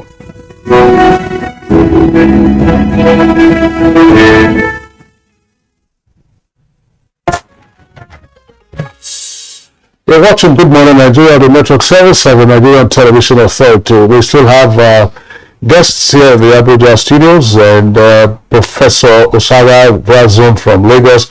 Now we understand that the Zoom connection to Ambassador Dada Danladi has been improved tremendously.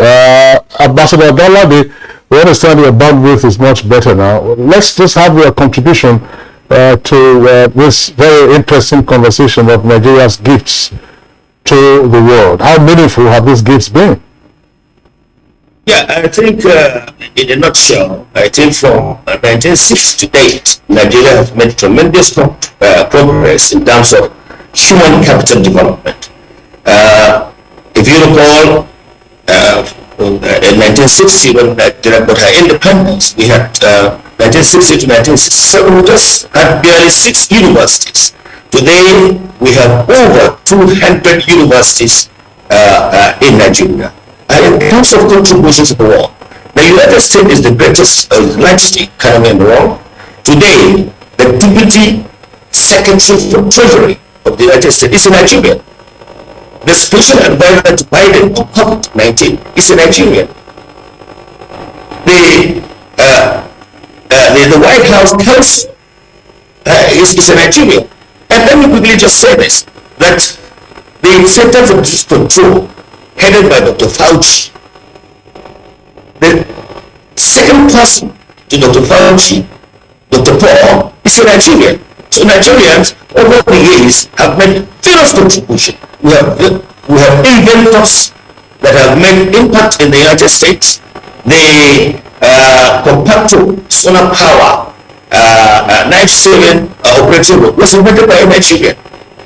So I think what the government has done, the federal government has done, is the creation of the Diaspora Commission, so that it can harness the intellectual capabilities of Nigerians, the professionalism that Nigerians have available to the rest parts of the world, so that, as the DG said, there will be better circulation that will impact in the development of our various sectors of our economy in Nigeria. Going forward, skeptics will argue that since independence, Nigeria has not made any significant, tremendous progress. And I think that can be debunked. If you look at the various indexes of development, you see that Nigeria, at just 2 years old, have made tremendous progress. You cannot compare the development of other developed countries that have been there for over 300-400 years. I think in comparison, Nigeria has made progress. What's required really now is unity. What we need is to unite to make sure that there's unity, there is equity, there is justice, respect for one another, which was the legacy given to us by the founding fathers of Nigeria, where people will act regardless of religious sentiment, ethnicity, so that we can jointly move our country to greater heights. So far so good. I think when you look back, Nigeria has made tremendous progress in the areas of peacekeeping operation which have been said by my boss. I must know. Nigeria has made significant progress. In all spheres, Nigeria has progressed tremendously. Nigeria is the largest, one of the largest economy in Africa, contributing to the progress that's been recorded in Africa. Nigeria has promoted democracy, especially in West African countries. Even during the military regime of Abuja, we have seen the progress has been recorded in the promotion of democracy in West African countries. So in a nutshell, we have cause to celebrate because we have made progress, and hopefully with the right leadership and incorruptible leaders that fear God, we can put leaders that have the fear of God, we can put leaders that are committed with vision, with focus. We have the resources, we have the human capital. We will be able to move this country forward. I'm optimistic that there's silver lining in the sky towards greatness of our country, towards achievement of greatness of our country. So, the US and the UK are, the greatest beneficiary of the expertise and the brains of Nigerians. I will call it brain drain. But Professor Dr. Bassi is saying that some Nigerians are beginning to come back to invest back home in Nigeria, although there are some instances where they might not want to come. But we are looking now at brain gain. How possible is it for people living in diaspora to come back to this country and contribute to the growth of it without the fear of being cheated or being killed or being just disappearing from the face of the earth without finding a trace? Yeah, I agree with you. Yeah, it's alarming because statistically we were losing about 2,000 doctors annually, and that despite an alarming rate. But with the Diaspora Commission and other relevant agencies, what we need to do is to put in place incentives, attractive incentives that will bring back this Nigerian diaspora. We need a stable environment. We need a stable quality. We need a secure environment that will be convincing. And we need to come up with a living wage, a living pension. These are some of the incentives that can be attractive to our diaspora so that they can come back home and contribute. You see, it is quite mind-boggling that you have Nigerians performing tremendously in other countries, in all spheres, and then back home here, we have no choice at times but to go out on medical tourism. You begin to wonder how much we spend on medical tourism. And when you go out, it is the same Nigerian doctors that you meet in UK, the same Nigerian doctors you meet in Canada, the same Nigerians you meet in United States. Why are they not here? So, I strongly believe that the Diaspora Commission is in a vintage position to synergize at the relevant agencies with the Ministry of Foreign Affairs, have a data bank of these Nigerians, reach out to these Nigerians. Let's see if there will be attractive incentives that will be given to these Nigerians to come back, even if this was sabbatical leave, so that we will have brain circulation that will impact positively on the development of our economy.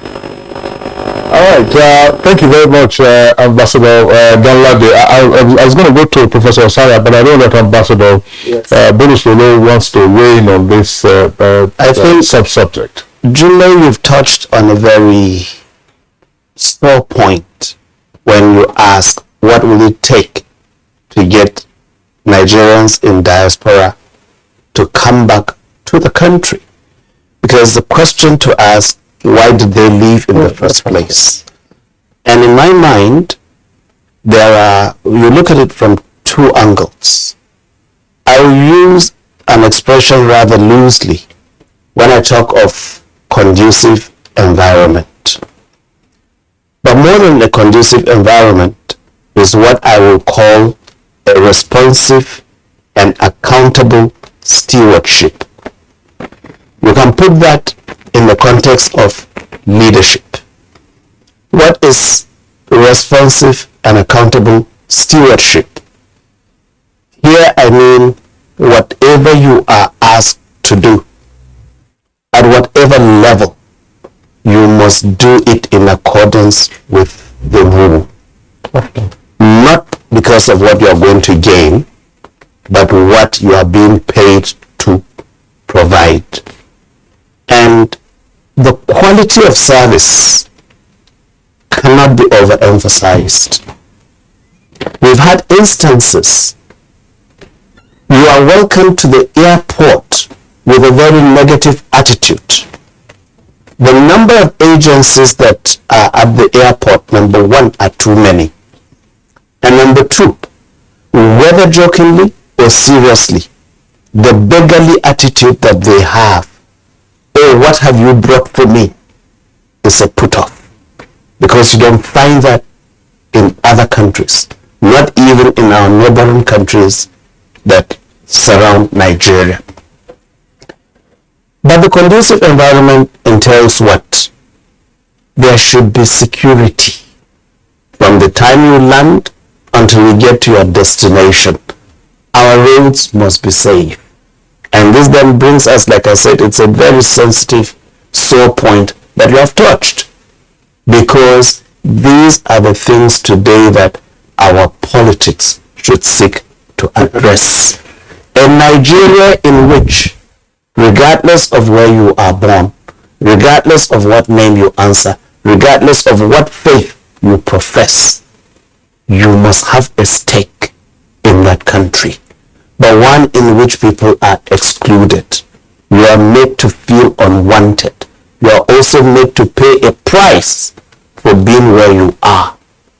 Will continue to drive our citizens through perilous routes as we see daily trying to cross the Sahara first and then the Mediterranean Sea into other climes that are not necessarily better.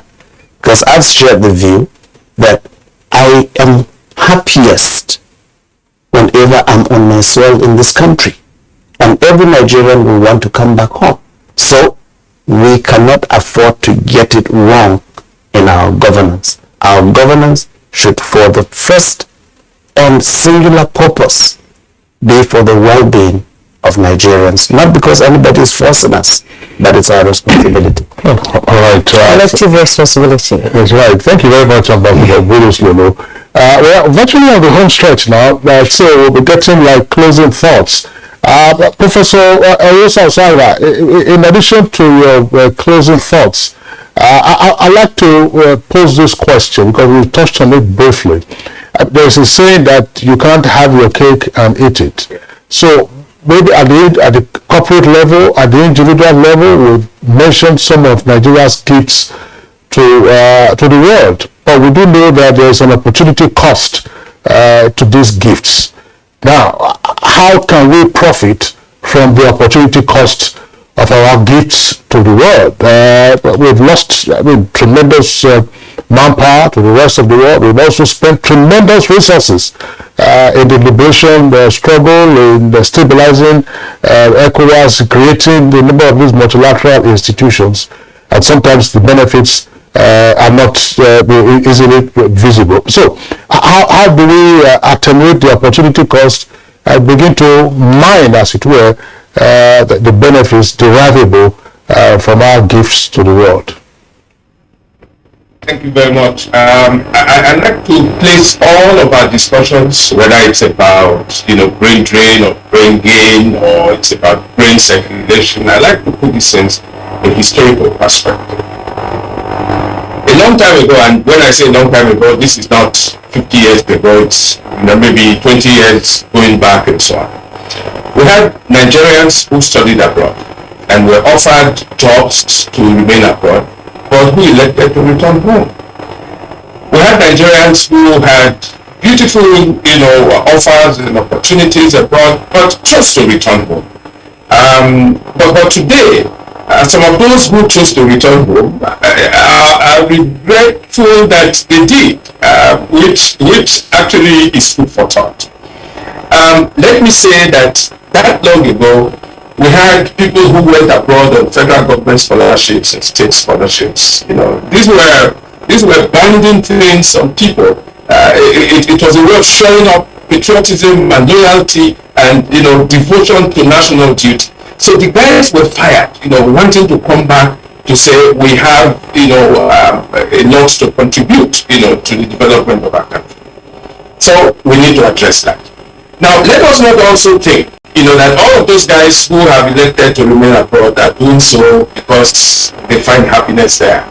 There's a lot of frustration living abroad. And some of those guys, if they had their ways, and they say it all the time, if the country will just become a little more conducive, they will just pack and return to the country today.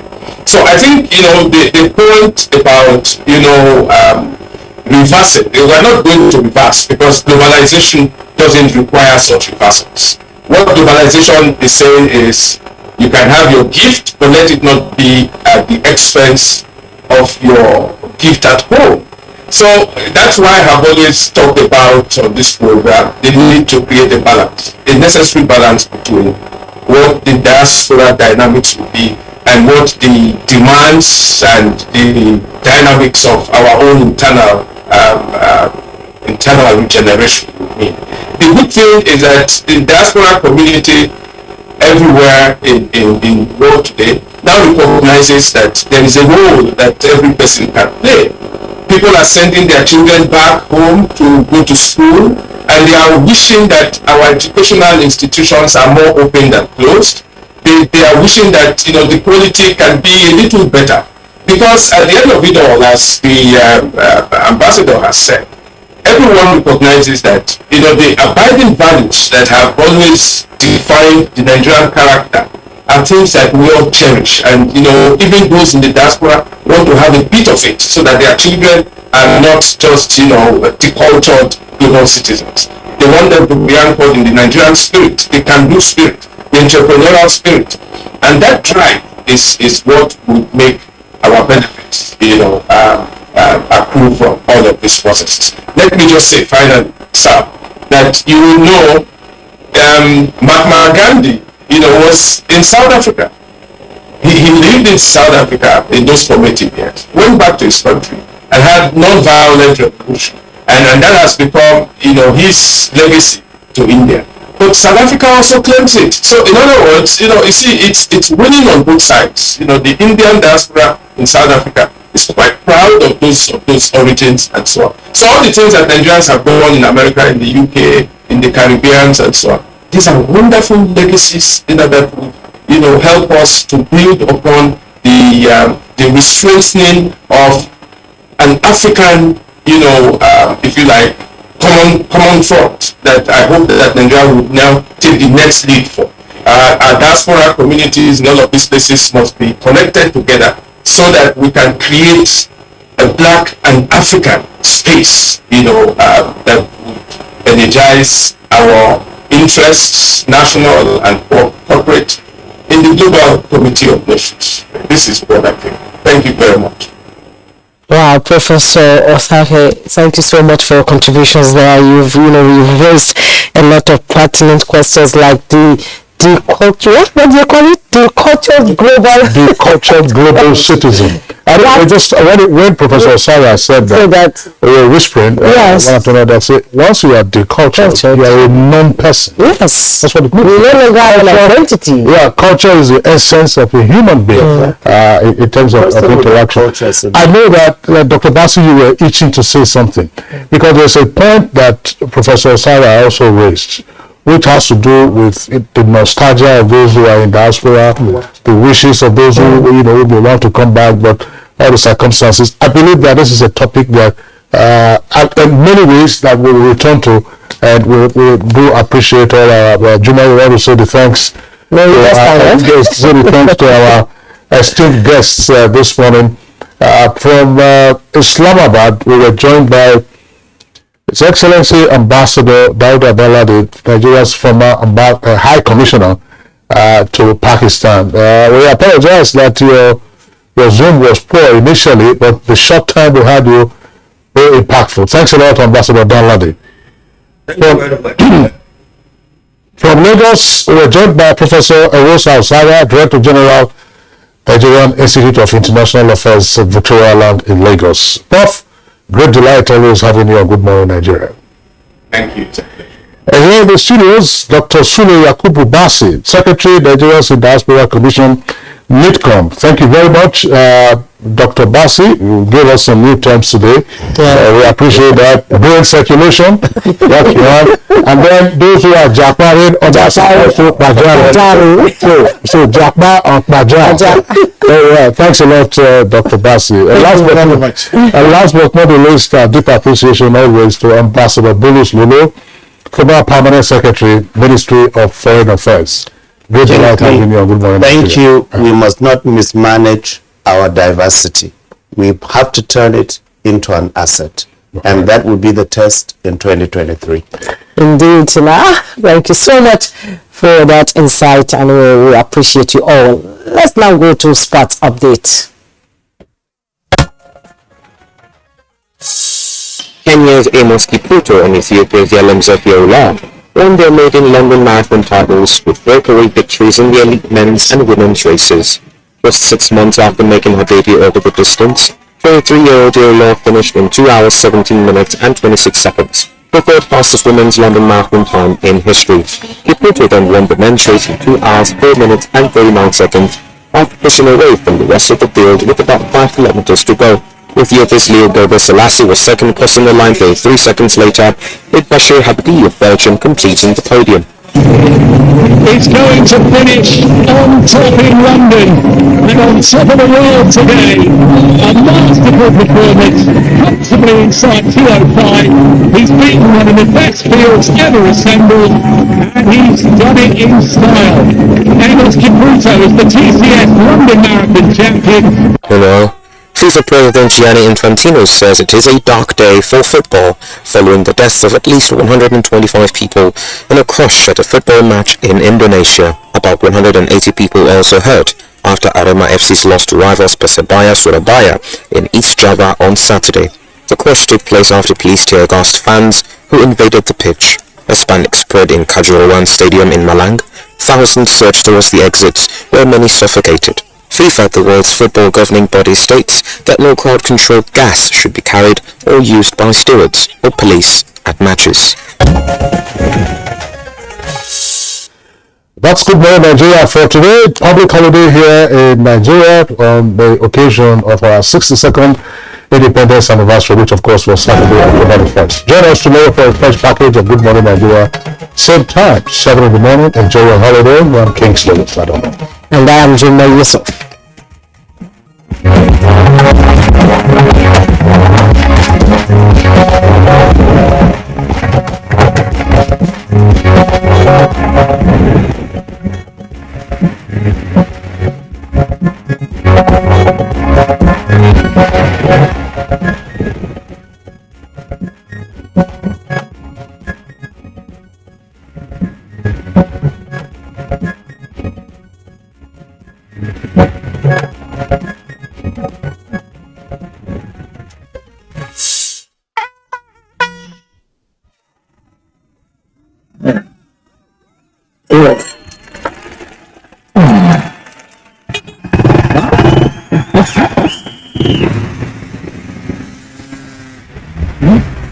Latest entrant, latest technology. Welcome to Intel 4G LTE Advanced and experience super fast internet access today. Visit intel.com.ng or any of our stores in Lagos, Abuja, and Port Harcourt to get started.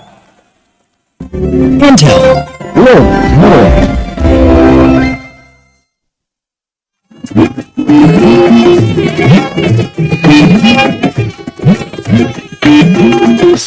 This is the network service of the NTA.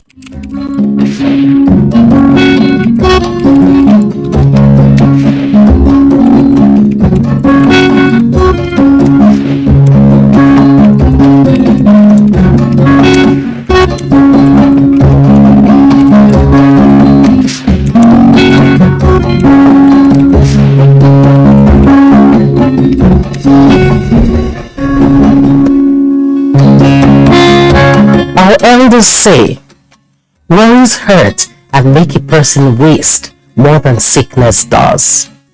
Do you doubt that? Put in modern terms, worries would lead to a lot of things. Things that do not need to be in the body. And even the doctors have come to say that worries, high anxiety and so on can lead to things like headaches, heart conditions, just to mention but a few. And if worries, anxiety were not properly treated, what next? They could lead to depression. They could lead to anxiety. And our elders from way back have already said these particular things that the doctors have come to know. And they have said, he who swims in worry drowns in sickness. You hear that? He who swims in worries drowns in sickness. But come on, am I saying that a lot of the things we worry about are not worth worrying about? No, that's not what I'm saying. Because all those things we worry about actually are very, very important things. We're talking about things like our health, maybe school fees, house rent, single people want to get married, the married ones, some of them want to leave their marriage, you name it. So you see, each person has a very, very legal ground to continue to worry about anything they've come to worry about. But there is a Hebrew proverb that says, anxiety breaks a man's backbone. Yes, it does. It makes the heart sick, makes you see things that do not even exist. And the Swedish people will tell you that worry gives a small thing a big shadow. And funny enough, I've come to realize something that Mark Twain said a very long time ago to be very correct, and I'll be quoting him right now. He said, I have had a lot of worries in my life, most of which never happened. So you think about it, a lot of the things that we worry about our elders have come to say may never actually happen. But we have pressure everywhere. And so sometimes you find very young people dropping down, just dying like that. Basically, some of those things are triggered by anxiety. Is it worth it? Is it worth dying over? For our elders have come to say again, it is he who frowns that carries a tired, heavy face about. It is true. It is the wisdom of our elders to advise us that we should take it easy. We worry about material things. We want to make it. We want to blow. But remember, when it does happen, you're not going to sleep in more than one small corner in that house or one small corner on your bed. So think about it. For our elders have said, we can never carry the world out of the world when we die.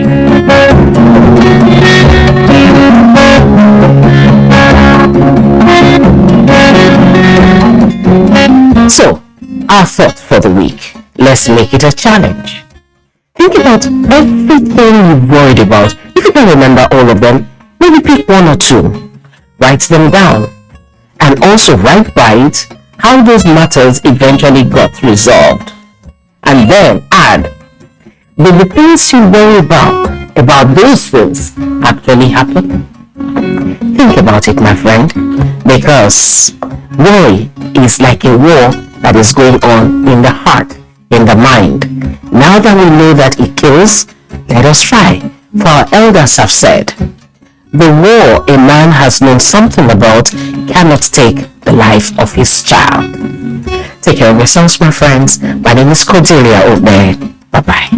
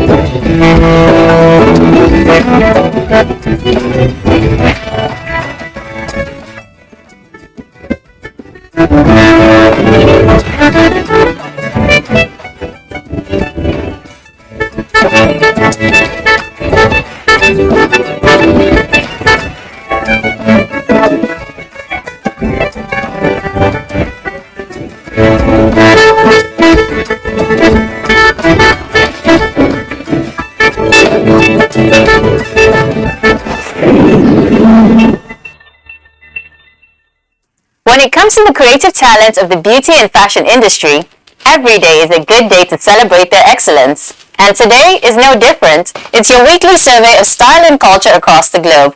I am Onyeka Chioma, and this is Today's Style.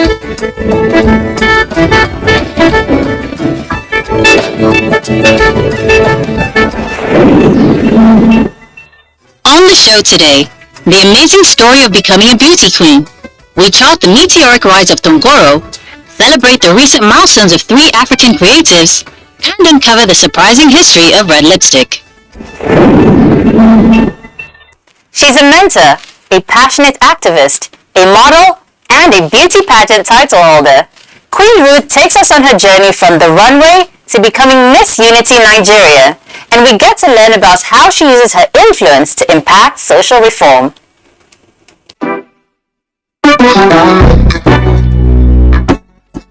I'm from Benue State, Idoma to be precise. I'm a student of the Benue State University, an undergraduate, studying mass communication. I'm the present Queen of Unity Nigeria, and during the pageant I represented Adamawa State. My earrings, my wristwatch, and my shoes. I can't do without my powder, my mascara, my lipstick, drawing my eyebrow. Yeah, I love writing, and also I love singing. These are not just songs that are already known, these are my own songs. I love Sinach so much. Our songs are so inspiring. The family I came from, their support, their encouragement, and their prayers especially.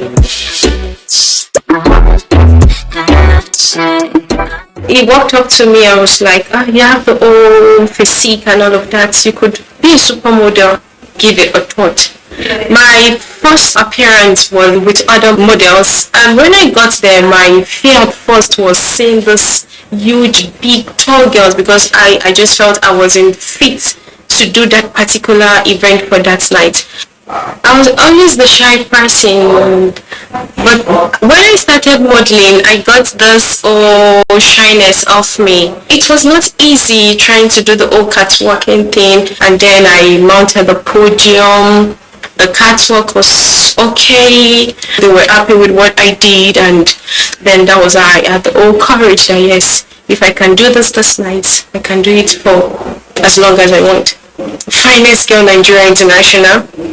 That was 2014, and God helping, I was crowned the finest girl Southwest Nigeria, and that was where the whole pageantry, vision, everything all started from. I went for Queen of Peace and Unity Nigeria, hoping to win also, but came back home with Queen of Peace and Unity Tourism. I felt a bit discouraged, but one thing that kept me going was my passion. So I saw the advert of this Queen of Unity Nigeria. I went for it, got the phone, got screened. I was sent a text, then to come to Lagos. The whole journey from Benue, Makurdi to Lagos, I had to sleep at the park that very night. I came into the park, that was 2 a.m. At 2 a.m., where was I even thinking of going to? I called the camp manager and was like, you have to stay at the park because it's for your safety. Lagos is risky. Then the next morning, I didn't sleep. My eyes were open till 4 a.m. and I was thinking I was going to go into the room, like they were going to consider me coming all the way from Benue, and okay, fine, let her just take a nap and all of that. And the camp manager was like, no, we don't do that here. You came for a business, you have to. Then I just had to drop my bag at the hotel, then changed. I had to join the other girls because at the back of my mind, I had it that yes, this is what brought me. You came for a reason, you came for a purpose. Sleeping at the park, it was devastating. So that pain alone just got me going. The first outing was the introduction, where we did the old dancing thing. And then the second now was the traditional attire. I was at the backstage when she brought my costume. I was supposed to see my costume before I go backstage. So my mom, everybody had to call. I was like, what's happening? Ruth is almost... I was crying, basically. I was crying. Then the third was the casual. Then the last now was the dinner gown. Then the dinner gown was where the all contestants come stand on the podium, and that's when you hear the hearts pounding, boom, boom, and then you're like, whatever comes, like the whatever comes now, you're just using that to encourage yourself, like to pat yourself at the back. Wow. All right, ladies and gentlemen, according to the judging of the best dinner gown of the year. And to my greatest astonishment, I won the best dinner gown. Tonight, we're going to be crowning a new Queen of Unity Nigeria 2019-2020, and it's no other person but contestant number 5. Ladies and gentlemen, in community in Nigeria, there's no other person than contestant number 5.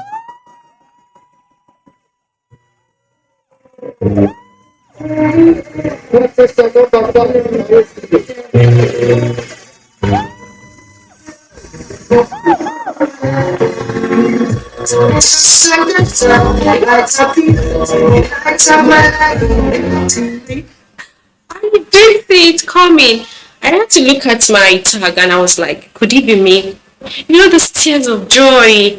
I can't erase that memory. Like nothing can. Not just a runner up, a mother queen. And then I had to go and stand up for the champion. Like that's when I got to know what victory it's all about. Tasting victory. It might take a while, but when you just keep the hope alive, you get there. And here I am.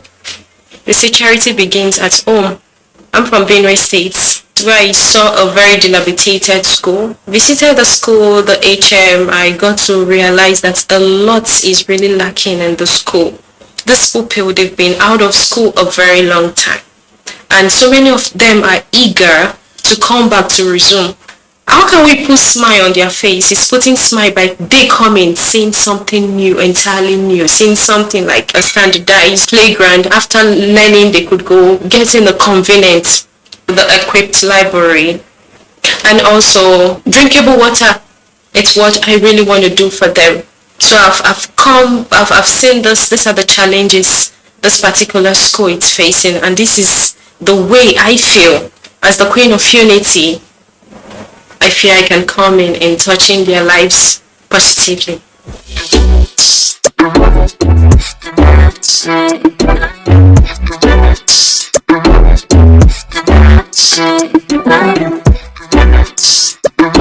I want to rebrand what pageantry is. They are also important. They are part of us. They are not neglected. I don't want to be a supermodel. I want to be a role model.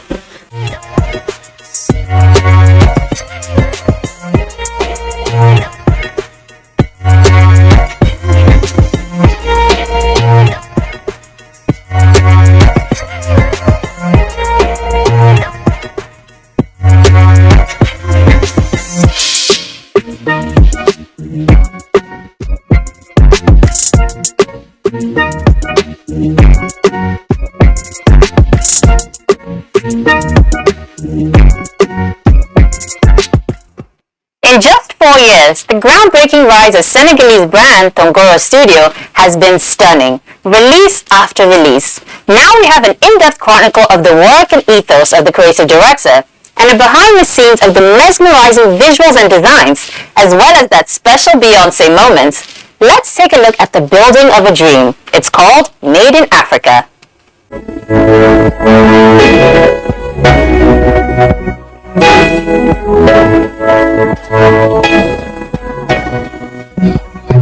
In her new documentary, Made in Africa, designer and creative director Sarah Diop narrates an intimate look into the journey of her celebrated Senegalese fashion label, Tongoro. The 30-minute documentary includes footage of Tongoro's design and production process in Dakar and provides valuable insight for aspiring designers. Diop was raised in Côte d'Ivoire by parents of Senegalese, Congolese and Central African descent. Where she is from, majority of the tailors did not attend a formal fashion education. but were taught by learning from their elders. With this in mind, Sarah Diop thought of ways to incorporate this in her business model for Tongoro. My goal was to solve the equation between local tailoring, African style, mainstream fashion, and global customer base. And the question was, how am I going to cross all of that and come up with something that is new, that is different, that can generate income and create jobs? Craftsmanship is the very foundation of my brand because it's about skill and people. And I think it's something very noble, something that we should cherish and protect because it's a cornerstone of our history. I believe there is as much value in the work of all those hands here on the streets than in any European couture or leatherwork houses. But it's up to us to acknowledge that and show the rest of the world. Founded in 2016 in the country's capital, Dakar, Diop started Tongoro with the aim of empowering local artisans while celebrating African prints and fabrics. As in many parts of Africa, tailoring is such an important part of Senegalese culture, but outside cultural festivities, most tailors' income is low and unstable, and sewing remains an undervalued skill. Her ultimate goal with Tongoro was to empower local artisans through training and professionalizing their craft in a structure and platform that would allow them to get a better and stable income. This started with sourcing locally and producing with independent tailors before Diop set up her own production unit where she is implementing a strong logistic chain allowing the brand to ship anywhere in the world. Since its launch 4 years ago, Tongoro has graced runways across major cities and been spotted by international stars, the likes of Burna Boy, Tiwa Savage, Alicia Keys, Naomi Campbell, Iman, and most notably, Beyonce. Beyonce championed the brand in 2018 and again in 2019 in her music video for Spirit. The video dropped and that was massive. That was massive because it opened so many doors. Diop's dream is to help transform Africa's clothing design industry as a whole, starting with championing community involvement and local craftsmanship across the continent. With this spellbinding documentary, she makes a strong case for respecting tradition and acknowledging the contributions of African-made clothing to the global fashion landscape. African style has always existed. It is deeply rooted in culture and craftsmanship that has been passed down generation to generation. It is joyful, elegant, vibrant, and regal. It is how Africans carry themselves, for knowing they are never less than anyone else.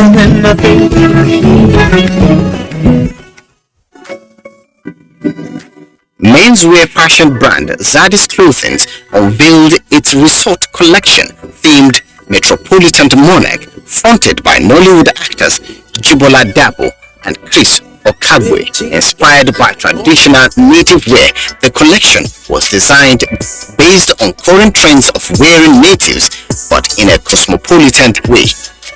DNA by Iconic and Vanity captures the vibrance and essence of Lagos with a new collection that plays with bright colors, intricate exceptional cuts, details, and creativity.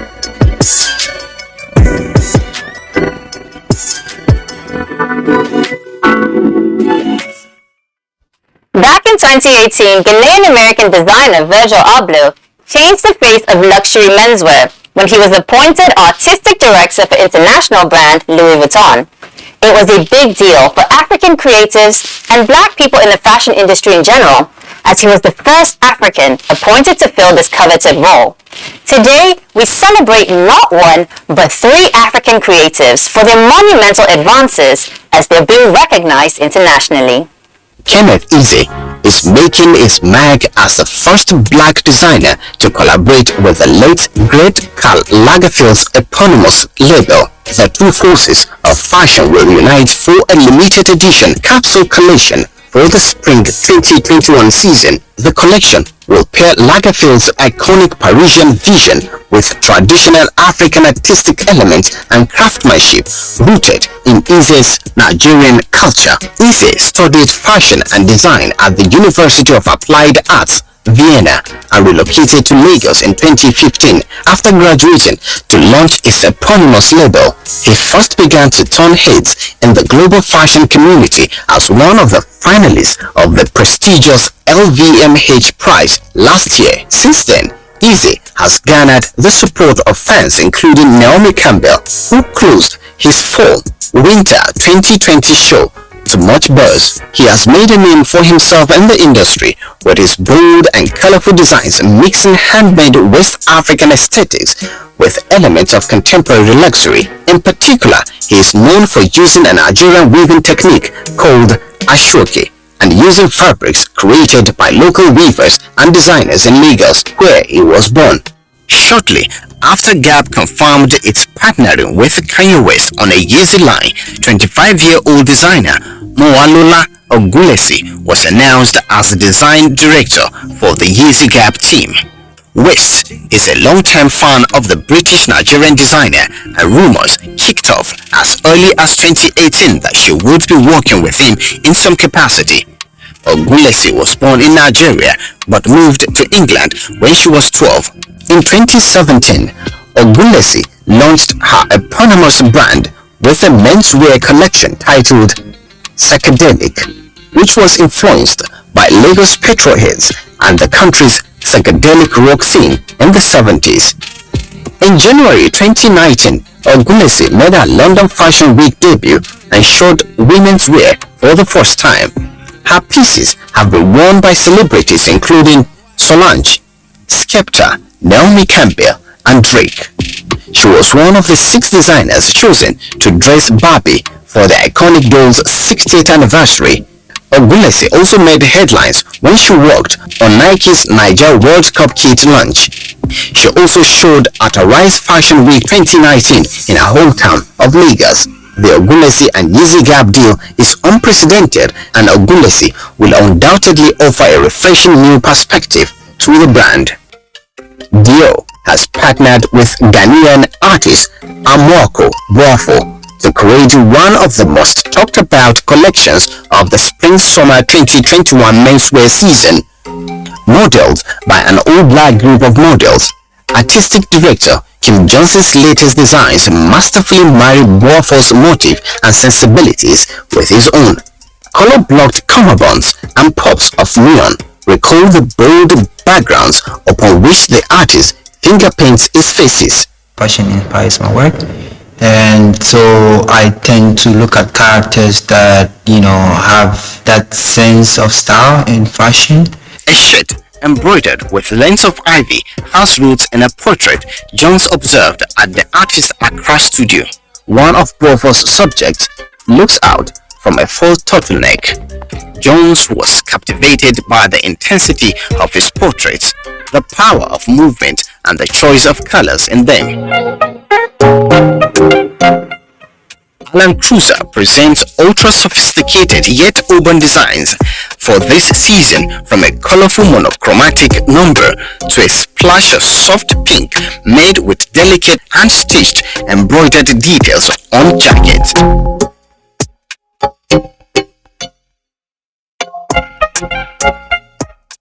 Luxury resortwear brand Sanko has unveiled its latest collection, tagged Portrait of a Lady.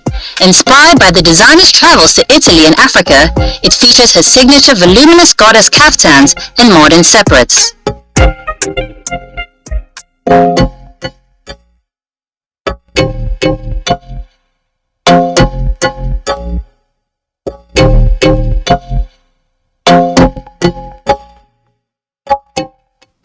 Wearing red lipstick has been linked over the years to a feminine sense of self-esteem, empowerment, and defiance. We uncover the surprising history of this bold beauty statement that's not only a signature look for many style icons, but also top of the list for this year's hottest beauty trends. Defiant, glamorous, powerful. This modern beauty staple has actually been around for over 5,000 years. Early civilizations crushed rock, beeswax, beetles, and fish scales to make red lipstick. In ancient Egypt, colored lips were a symbol of status for both men and women. In Asia, the Chinese created some of the first lip art, and red was the most dominant color. In early Britain, women believed red lipstick had healing and protective properties, even though we now know that lipstick at that time was made with toxic substances like white lead and mercury sulfide. In early France, a full face of makeup was considered incomplete without red lips. In the 1900s, the suffragette movement adopted red lips as a symbol of rebellion. Throughout the centuries, red lipstick has signaled many things, but consistently, red lips have always been a symbol of glamour for stylish icons of the art, fashion, and entertainment industries. In its many hues, this lip color has been a mighty cultural weapon. Today, despite beauty products and trends being more varied than ever before, red lipstick in its myriad shades is still charged with meaning and a way to make a statement, whatever that might be. Speaking of bold lips, this evergreen look tops the season's biggest beauty trends, according to beauty industry expert Marco Lewis. The senior artist at MAC Cosmetics Africa shared his top beauty trends to look out for. Delve into the super luxe trend of embellishment, using makeup to create jewelry-like details on the skin. Youthful, healthy skin in all its natural glory is all the rage. Taking great care of your skin is ultra important and will give you a natural glow that's very on trend. This season, bronzer takes center stage as the star of your overall look. As opposed to the classic take on winged liner, this season calls for sharp, futuristic finishes. Beginners and pros can experiment with a colorful uniform look, featuring the same color on cheeks, lips, and even the eyes. Bold lips have always been the easiest way to add an ultimate feminine detail without too much effort. While red remains a classic favorite, find your perfect lip color to suit any mood.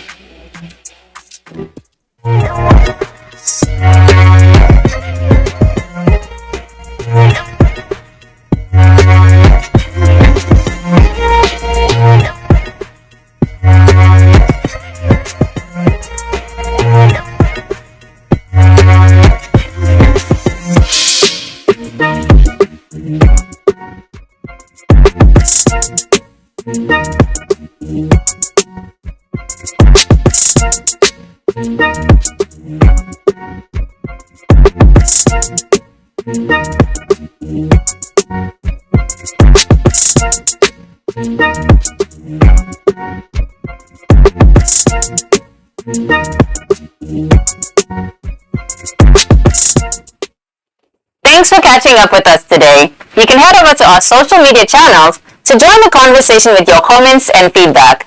For another exciting episode, be sure to tune in same time next week. Join us every Monday for an in-depth look at global style and culture on Africa's largest television network.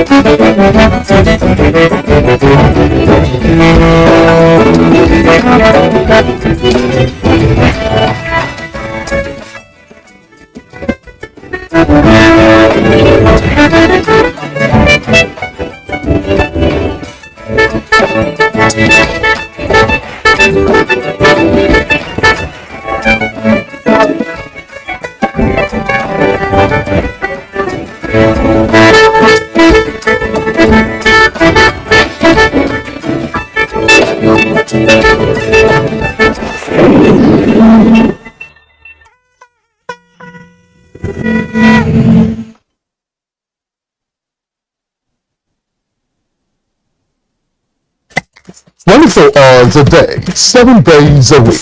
You can watch NTA International live on your TV, computer, iPad, tablet and phone.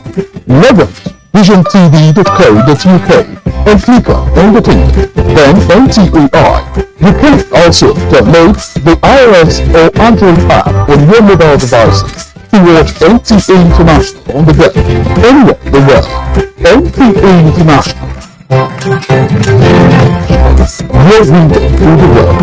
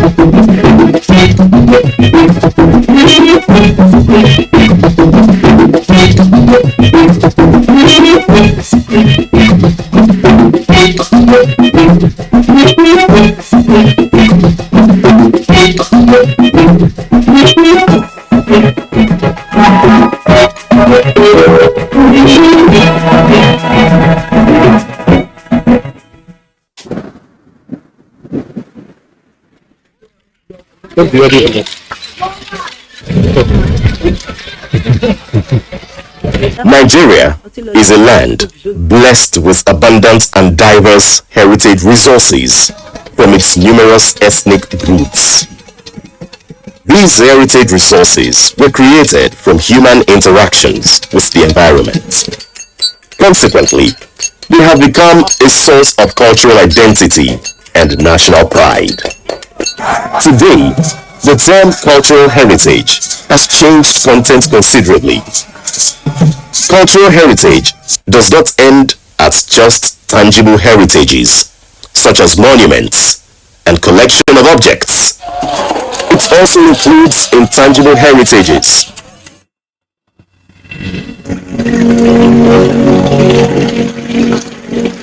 Intangible cultural heritage has to do with people's practice, skill, and cultural expressions that are not easily physically available, but there's something which it has to do, which is intellectually embedded, in the ethos and values of the people.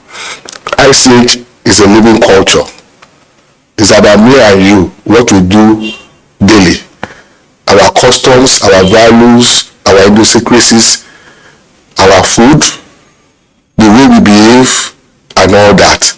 So it's what we call living culture. Our day-to-day activities. It's about humanity. As a result of its significance, Nigeria is committed to abiding by the spirit and the letters of the 2003 UNESCO Convention for the Safeguarding of the Intangible Cultural Heritage, which was ratified on 21st October 2005. The Federal Ministry of Information and Culture and its support agency for Intangible Cultural Heritage Implementation, that is the National Institute for Cultural Orientation, NICO, has committed itself to safeguarding, ensuring respect and raising awareness of the importance of intangible cultural heritage at all levels. We are not supposed to recognize one of your elements as intangible cultural heritage. It gives you the advantage, of exposure, because other countries are also coming in, with their own, and that for all to understand that Nigeria as a cultural entity has something to offer in terms of healthcare system. We are also contributing to knowledge. Even the practitioners themselves positively is going to affect them. Also giving them the recognition, we're emboldening them to know that yes, what they are doing is quite correct. Of the numerous intangible cultural heritages we have in Nigeria, approval has been given for the inclusion of midwifery on the National Inventory of Intangible Cultural Resources. You can inscribe an element, or you can come together with other countries that have similar interest to inscribe what you have. For example, we are interested in the traditional midwifery. UNESCO is very particular about having such skills such ICH transferred to the next generation so that it will continue. Inscribing it means that it gets into our heritage list and make sure that it's preserved for future generations to appreciate and to practice. Now, this is to facilitate Nigeria's active involvement in the intercontinental nomination of midwifery for inscription in the representative list of intangible cultural heritage of humanity by UNESCO.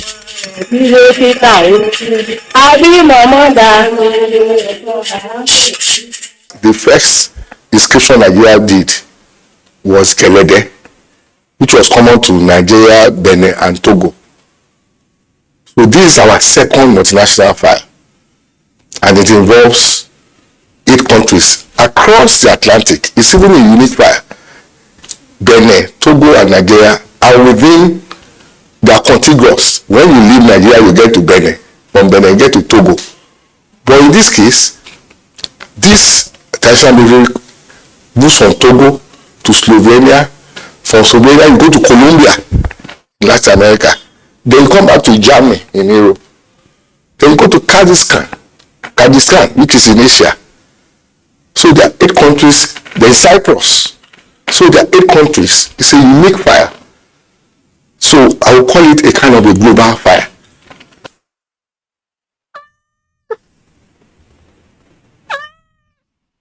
The successful inscription of this element on the representative list would increase respect for the roles of local communities, groups, and individuals in the transmission and safeguarding of evidence-based practices and traditional knowledge. We give birth every day, and we pass on the torch from generation to generation. Without these people, this would not be possible. So they are the very essence of our society. The continuity, the survival of our society is based on traditional midwifery, and we need to encourage them.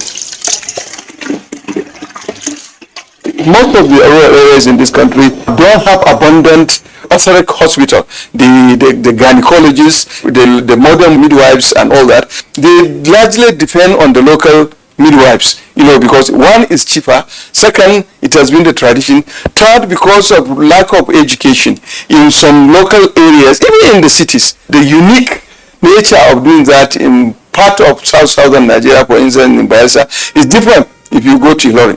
If you go somewhere like Kano or you go somewhere like Maiduguri, you know what I'm saying, or Sokoto, you may have, largely they are the same, but there are certain unique, differences that you can get. And that one going to use. If you not get prepared, 50 years sacrifice. Moreover, the National Institute for Cultural Orientation, NICO, which is the support agency to the Federal Ministry of Information and Culture, is the vanguard of this campaign and has organized workshops on the updating of the National Inventory of Intangible Cultural Resources for practitioners and stakeholders in Yenagoa, Bayelsa State, and in Ilorin, Kwara State.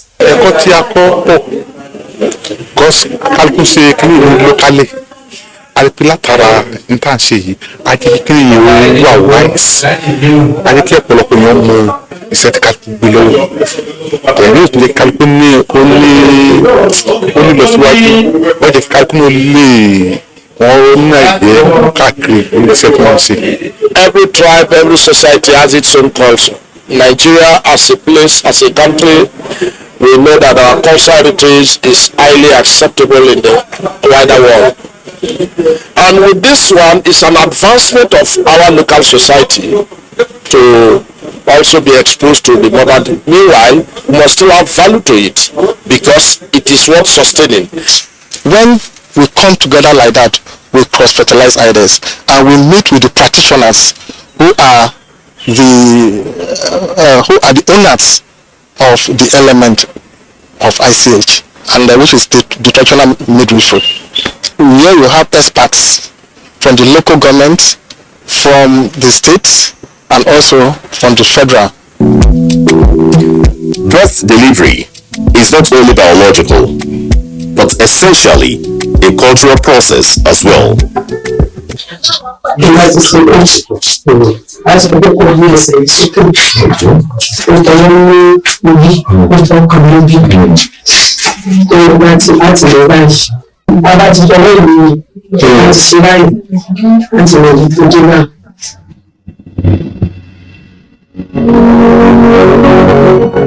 Women at labor have always been assisted by other experienced women called midwives.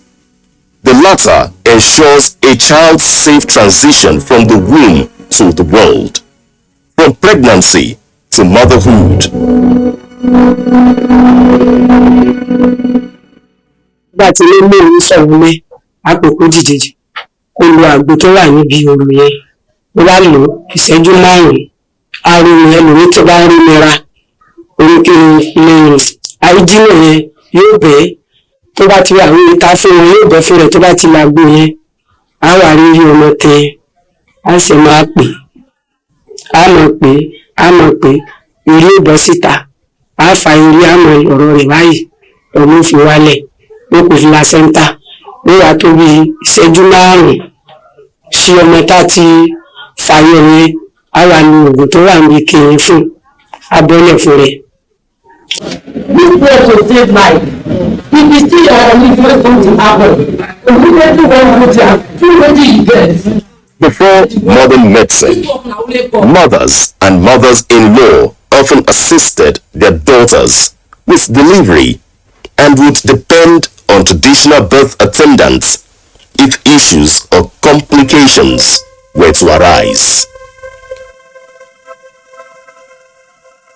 These are our traditional things from ages to ages. They are coming with us.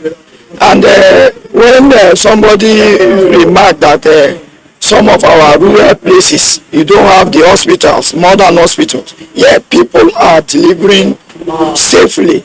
It is these people. We don't play with them. We encourage them as much as we could. When you are educated and some of your friends find out that you go to this traditional midwifery to deliver, we say as exposed as you are still going to those people to go and deliver your baby and all that. So sometimes we are scared. We think of the other way around. In case there is any complication, what will you do? You took yourself to them, because of that we do patronize the hospitals. It was a capacity building workshop, and it was meant to strengthen the capacities on the methodologies and technicalities of traditional midwifery. So apart from the theoretical aspect, we also did the field practicum, which we saw physically, because when we are talking of ICH, it's mainly on originality, it's mainly on creativity. It is not for us who are the experts. We go there and we do it for them. We want them to do it, and we also want to tap from their knowledge.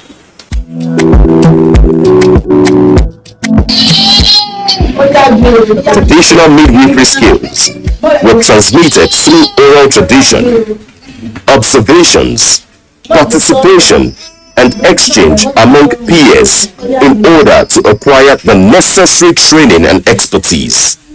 Kọ́ bá bẹ̀rù sábà gbé wá ní láti sanwó yóò sanwó àṣejẹ lára tọ́jú fún gẹ́gẹ́ bí ọbẹ̀ tábà ti sọ̀bẹ̀ yẹn fún un yóò ra ìgbé ní àṣejìjì kan tó láti gbé àṣejẹ yẹn so ọmọ yẹn máa tọ̀ sábà tètè wá bẹ̀tẹ̀ àwọn oníwà tó pé lọ tútù ó ti bẹ́ẹ̀ ti pé ọmọ yẹn o ó ti dẹ́gbò ó ti tó bá ti fọwọ́ ẹ̀ jáde tó bá ti débù lọ tútù tó bá ti sínú padà láàrín fáì ní ìlúgbà máa ní kẹ́lẹ́ gbé lọ èso tó ń pẹ́ àwọn ti fà á débi tí ọmọ yẹn ṣe dẹ́gbù rẹ̀ sàpọ́n àwọn ti yọ síta kí wọ́n tó mọ̀ pé ọmọ yẹn ti dẹ́gbù ó rò bá àwọn olùsè tó bá ti ní ìfà tó débi èjìká ń bì ọmọ yẹn lè tẹ́rù mọ́pọ̀ ìlú kan tàbáyé torí pé yóò ti fún ojú ara yẹn ọ̀pọ̀ ọ̀pọ̀ wọn níta bá ti kó bá ti dẹ́gbù ọ̀dọ̀ owó fẹ́ tó sọ́nà ẹgbẹ̀gbù ó yẹ ṣàṣejẹ fún tó bá àbí oṣù mẹ́jọ bọ̀dọ̀ tó ń fún lébọ̀ tó bá rí bẹ́ẹ̀ lẹ́ẹ̀kẹsẹ̀ ó ti sọ ọ̀sẹ̀ ó ṣàṣejẹ nítọ̀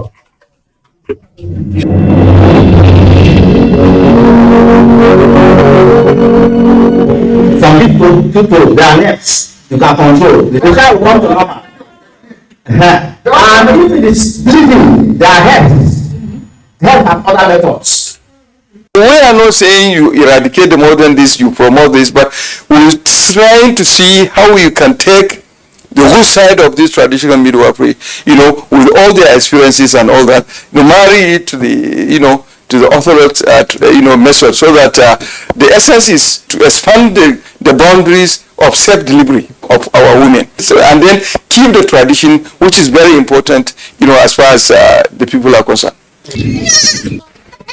It is transferred from generation to generation, and this is what qualifies the profession as a piece of intangible cultural heritage, part skill, part art, part science, and richly embedded in each locality's unique history and traditions. Iṣẹ́ bàbá mi kò lè kí n ká láti lè kọ́ bọ̀ tàbí ti tẹ̀lé. Ó ti lé 40 years láti ṣe. Mo ti pàdé àwọn ìlú tó pọ̀, mo ti lágbára ọlọ́run àtẹ̀lé àtẹ̀gbò gbogbo rẹ̀. Orí àtẹ̀gbò yìí ni bá wọ àbá tó bí mi lọ́wọ́.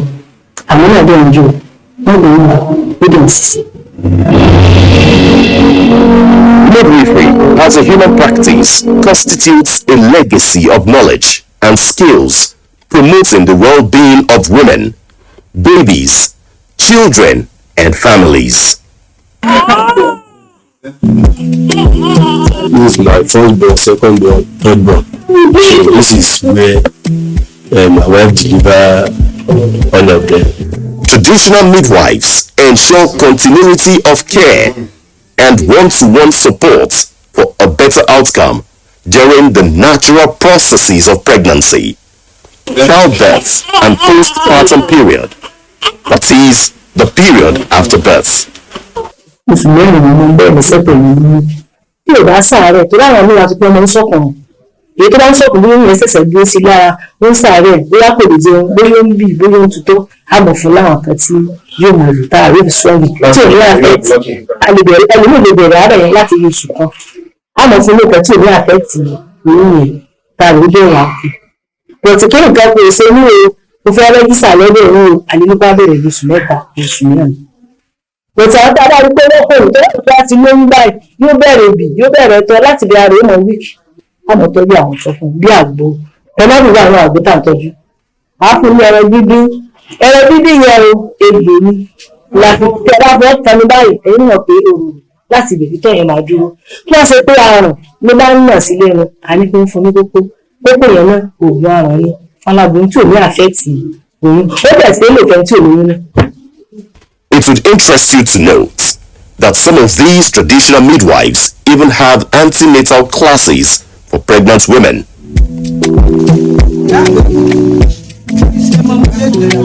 Mo máa ń ṣe àdínátà fáwọn olóyún ìjọ Sunday tẹ bá gbé ní Sunday ẹgbẹ́ lórí rẹpẹtẹ. Tẹ́lá nìkan tó ṣẹ̀tẹ̀ ni pé kálímẹ́rì kan wà sí àti pé ó ti gbé sí oṣù méje. Ọ̀sẹ̀ tó yẹ mọ̀ lò yóò yàtọ̀ fún ẹni tó wà lóṣù mẹ́fà ó rí àti ẹni tó wà lóṣù mẹ́ta. I was saying good friend. This one is for 5 months pregnant woman.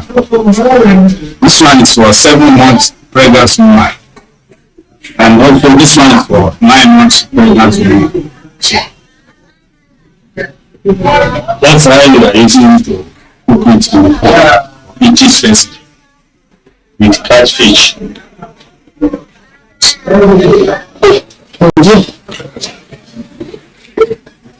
Besides their knowledge of herbal medicines, these midwives rely on their sense of touching, feeling, smell, and observing. Their main instruments are their hands. For instance, the ability to detect the position, size, vitality, and presentation of the child. This downside the pain. The pikin carry head going inside the leg. Okay, when I want to deliver, if the time don't reach, I go tell you say yes, you don't reach. And you when you get the body, you know say the time don't reach. If you come here, then we'll take care of you well. but no go too travel like hospital. That's why I decided to go marshal so that they will tell me how the thing dey. Once you come and they touch you, they will tell you, the baby is like this, your baby is getting big, so you have to take so thing, total help, so that the baby on the day of your delivery, the baby will not be too big. You will be able to push the baby and you will not have pains. They even have herbs that they can give to you for you not to have serious severe labor pains. They have it. Besides, traditional midwives believe in the supernatural, the gods of divinity, and seek their support for safe deliveries. Àti lọ sí hospital àti náwó àti náírà. Wọ́n sì ṣàlàyé fún wa pé àwọn máa operate ẹ̀mí ọ̀nà mẹ́ta gan la lọ. Wọ́n sọ dìsẹ́ntì náà ni gbogbo wọn sọ. Ẹnìkan ló wá júwe mọ̀mọ́ fún wa. Dàpọ̀ wá sọ́dọ̀ mọ̀mọ́. Bùtá sá dọ́dọ̀ mọ̀mọ́ ṣá. Mọ̀mọ́ náà bá wa gbìyànjú. Ìgbà tí wọ́n padà wá confirm, wọ́n náà ẹgbẹ́ ẹni wọ́n ń dààmú mi. Tí fi tètè rí ọmọ bí tó fi dé lóhùn pé wọ́n fẹ́ ṣe operation fún mi. Ọmọ wa ni nítorí ṣẹlẹ̀ bẹ́ẹ̀ ni pé àwọn ò di ìgbẹ́ fún mi táwọn bá ti di pẹ̀lú gọ́lọ́ ní stock. Kò dúró yá bí ọ̀sẹ̀ kan rẹ lọ. Mo lo bí ọmọ yìí. Ìrọ̀lẹ́ mi rò pé kí ẹjọ́ wá bá mi ṣe yìí tí nǹkan tí ó gbà fún mi wọ́n ní kí n wọ́n lè gbà. Èmi ìwà tí òbí ẹ̀ńdínlógún rẹ̀ fẹ́ lò ká ṣe àyẹ̀wò pẹ̀lú ti egbògi ti ìdílé Yorùbá ńlá fi mọ̀ wípé bó ṣe rí mi. Èyí tá a sábà máa ń wo ẹjẹ́ ká ṣe lórí bí olóore ni mo fẹ́ pé bí àrùn àṣetẹ́sì kì í pé tẹ́sì ti olóyìnbó tá a fabẹ́rẹ́ ogun lọ́wọ́ rárá a lè ní kó lọ tọ̀ wá nítorí bá ṣe rí kásàbí kàbá ìlú sí tí ètò yẹn fi rí bá. The novel, the time, that baby, the name, that be ordinary thing. Some na visual matter dey that place. Some na the pikin na dey play too much pikin in come turn take the novel tie the body. Wetin we dey call am oga? The name. The people wey dey take clam. Go for banga tree. That one na me dey learn for myself. Na for this pikin, how we take turn carry that thing. Stand well, na so you go turn yourself. By yourself, the inside, turn, lose out. Kí ló lẹ́yìn bí èsì rí olóore náà lè dìsáì gbogbo tó lórí káwọ̀ tánẹ́rì ó lè lè fà á.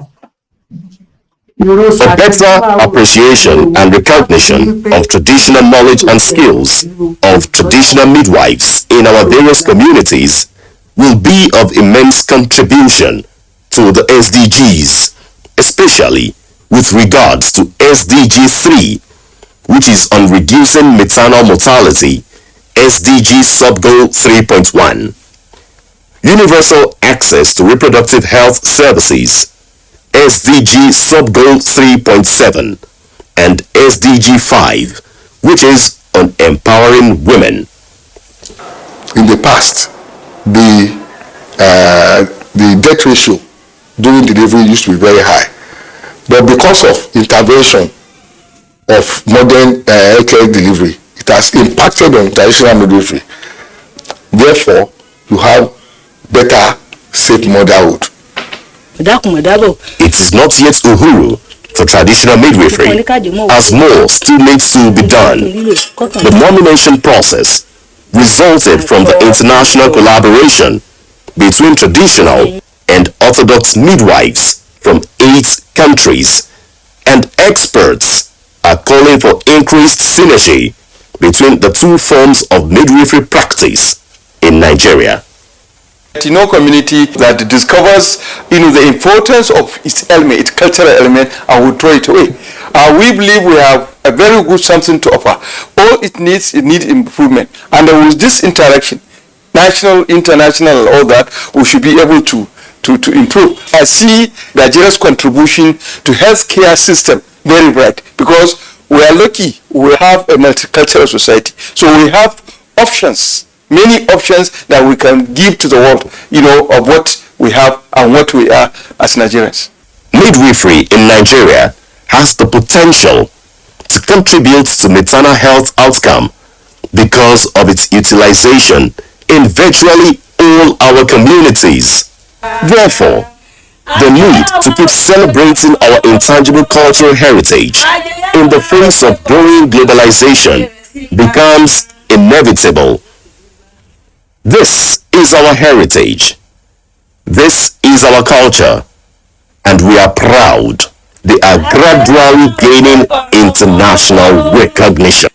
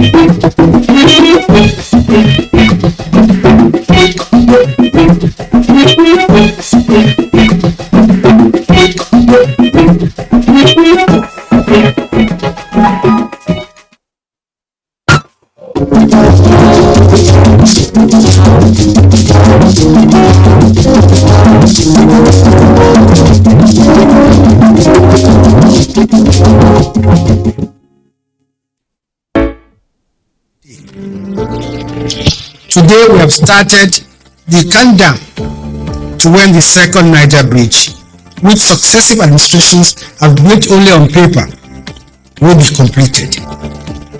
The list of projects we are handling with the loans we obtained is long. Research has it that tribal marks were bettered to aid the identification of an individual's lineage. The parents of a newborn would add tribal marks to differentiate their offsprings from other ethnic groups. In the southeastern part of Nigeria, these marks are largely temporal while some are permanent. Uli are temporal lines that create various shapes in female bodies. They last for about 7 days before wearing off. They are drawn with light dyes, usually of yellow, black, white and brown colors. Uli drawings is mainly used for celebrations. Its main purpose is to beautify a woman and make her look more attractive for tribal holidays. CBD marks are used on wall drawings, wooden stools, metal designs, paintings, and for some they can be used as body tattoos. There are over 500 known CBD symbols with various meanings. Obanje marks are spiritual protection given to children who are under any form of life-threatening sickness. Some Igbos believe that the only way to protect children from being taken away by evils are to leave marks on their bodies. Mbri is in sun-like curved lines that go from forehead to nail chain and across the cheeks. It is usually used by people from Okanri territories. Ichi scarification is something an individual voluntarily experiences. Ichi are marks for affluence and social status. It is not for children. The process is usually painful because it is done with knives and the scars remain there for life. Such procedure lasts for an hour. The scarification is an evidence that the wearer has passed the initiation into the aristocratic Nzenozo society. In the present-day southeastern Nigeria, tribal marks is almost non-existent. From temporal to the permanent marks, their traditional meanings are still relevant.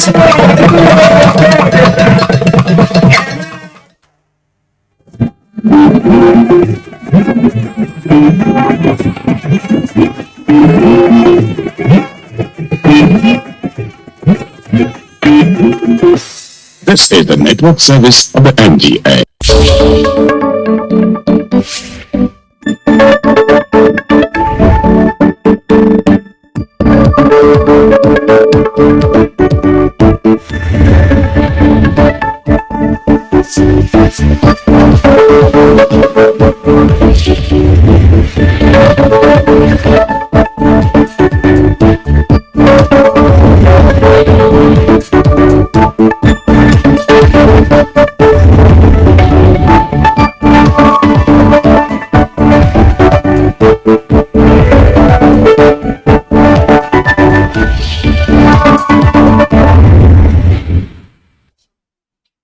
A woman's right to choose the number, timing and spacing of her children is fundamental, and contraception is an integral part of her decision-making.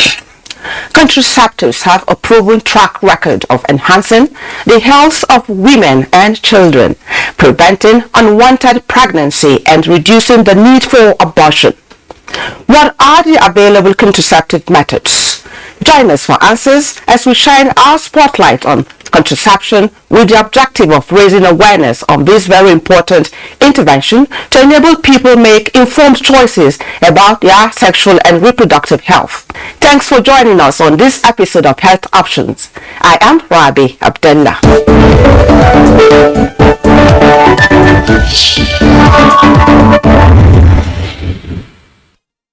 Welcome back. If you're just joining us, this is Health Options, the program that not only tracks government policies on health, but gives you the right information you need to make informed choices about your health. And our focus is contraception. With me to take us through the topic is Dr. Salma Anas, Director of Family Health Department, Federal Ministry of Health. Glad to have you with us, Doc. Thank you very much, Rabi. Let's start on a general note now. Contraception.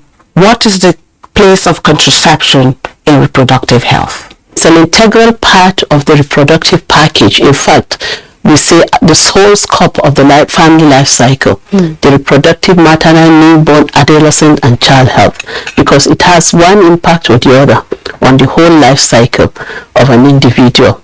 So as a woman, so looking at it within the scope, even as a girl child, as an adult, adolescent, and also as a girl, there's a time that you will definitely need to control and manage your fertility, because not only for the positive impact on you as an individual, your health, but also the health of your children that you are bringing to the world, and also the impact on the community and the overall positive impact on socio-economic development. I think the whole thing around it basically has to do with preventing an unwanted pregnancy. It means you need to be ready. Yes. Right? So that gets me thinking.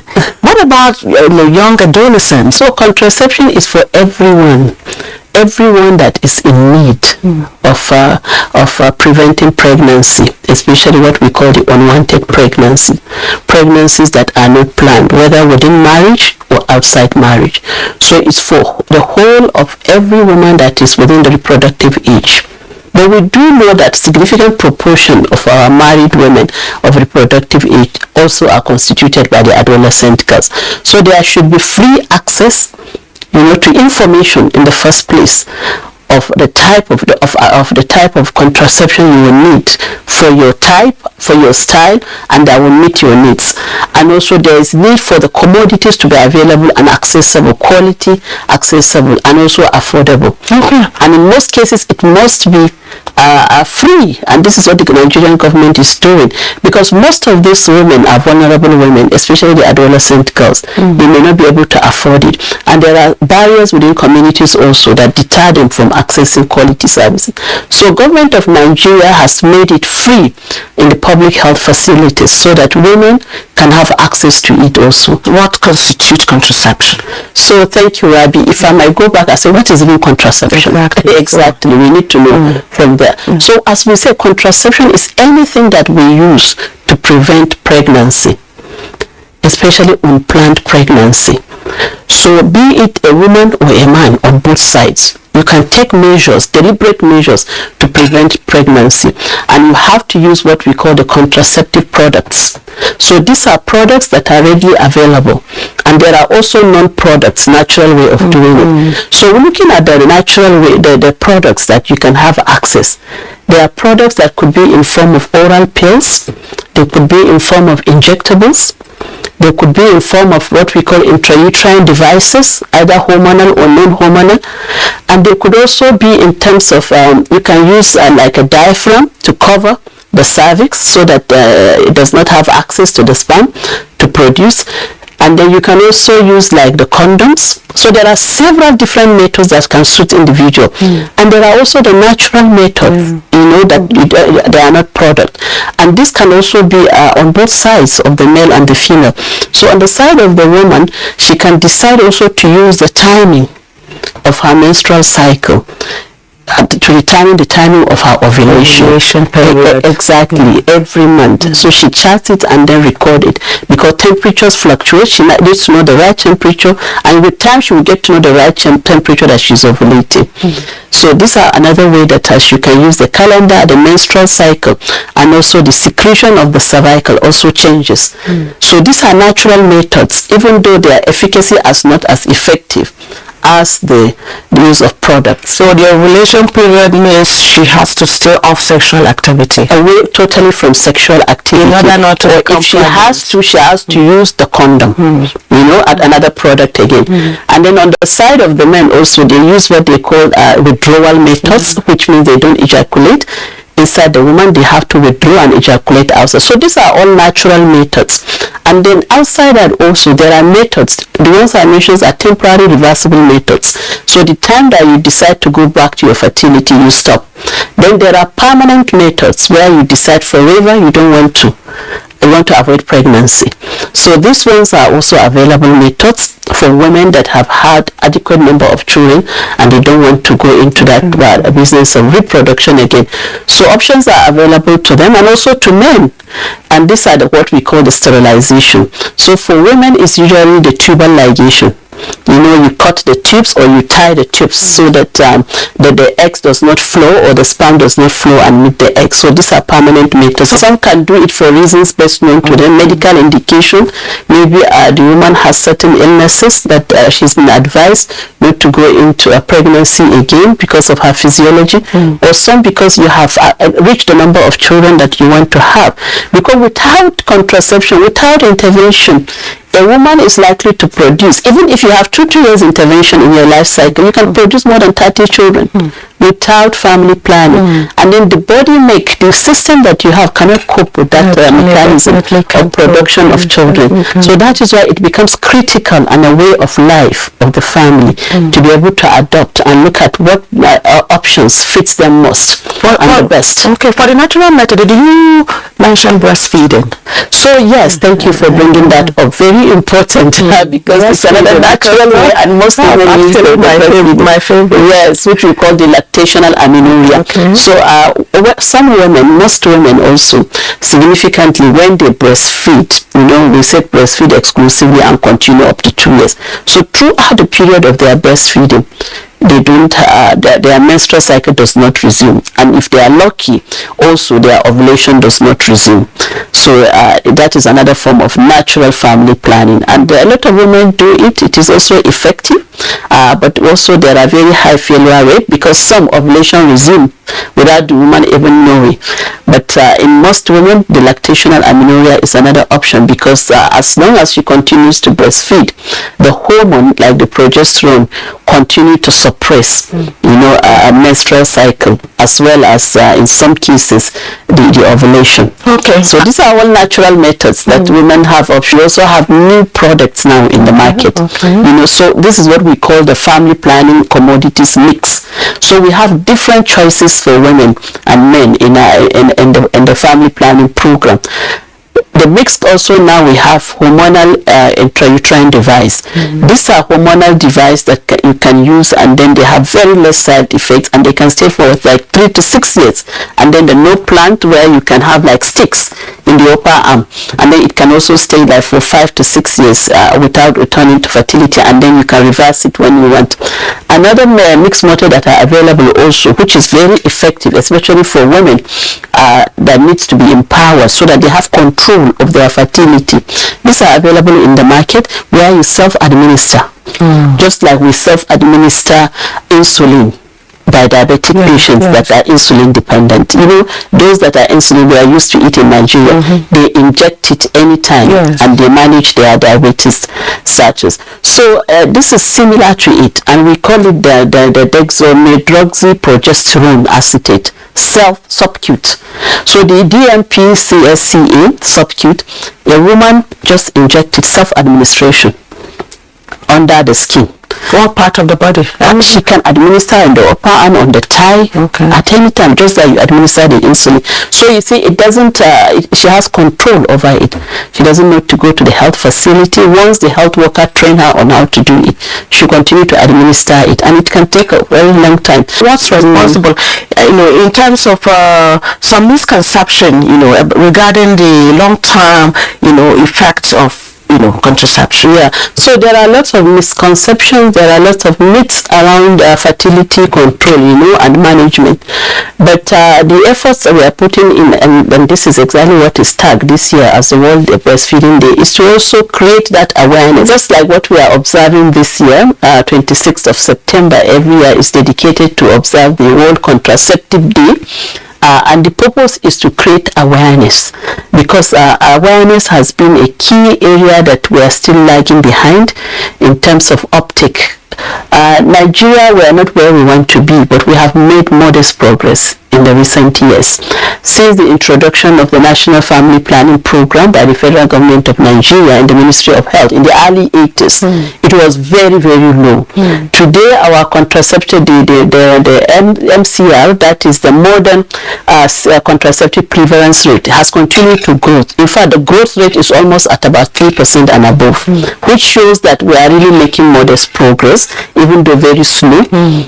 If you look at the National Demographic Health Survey that was conducted in 2013 and compared to 2018, you will see there is a modest progress.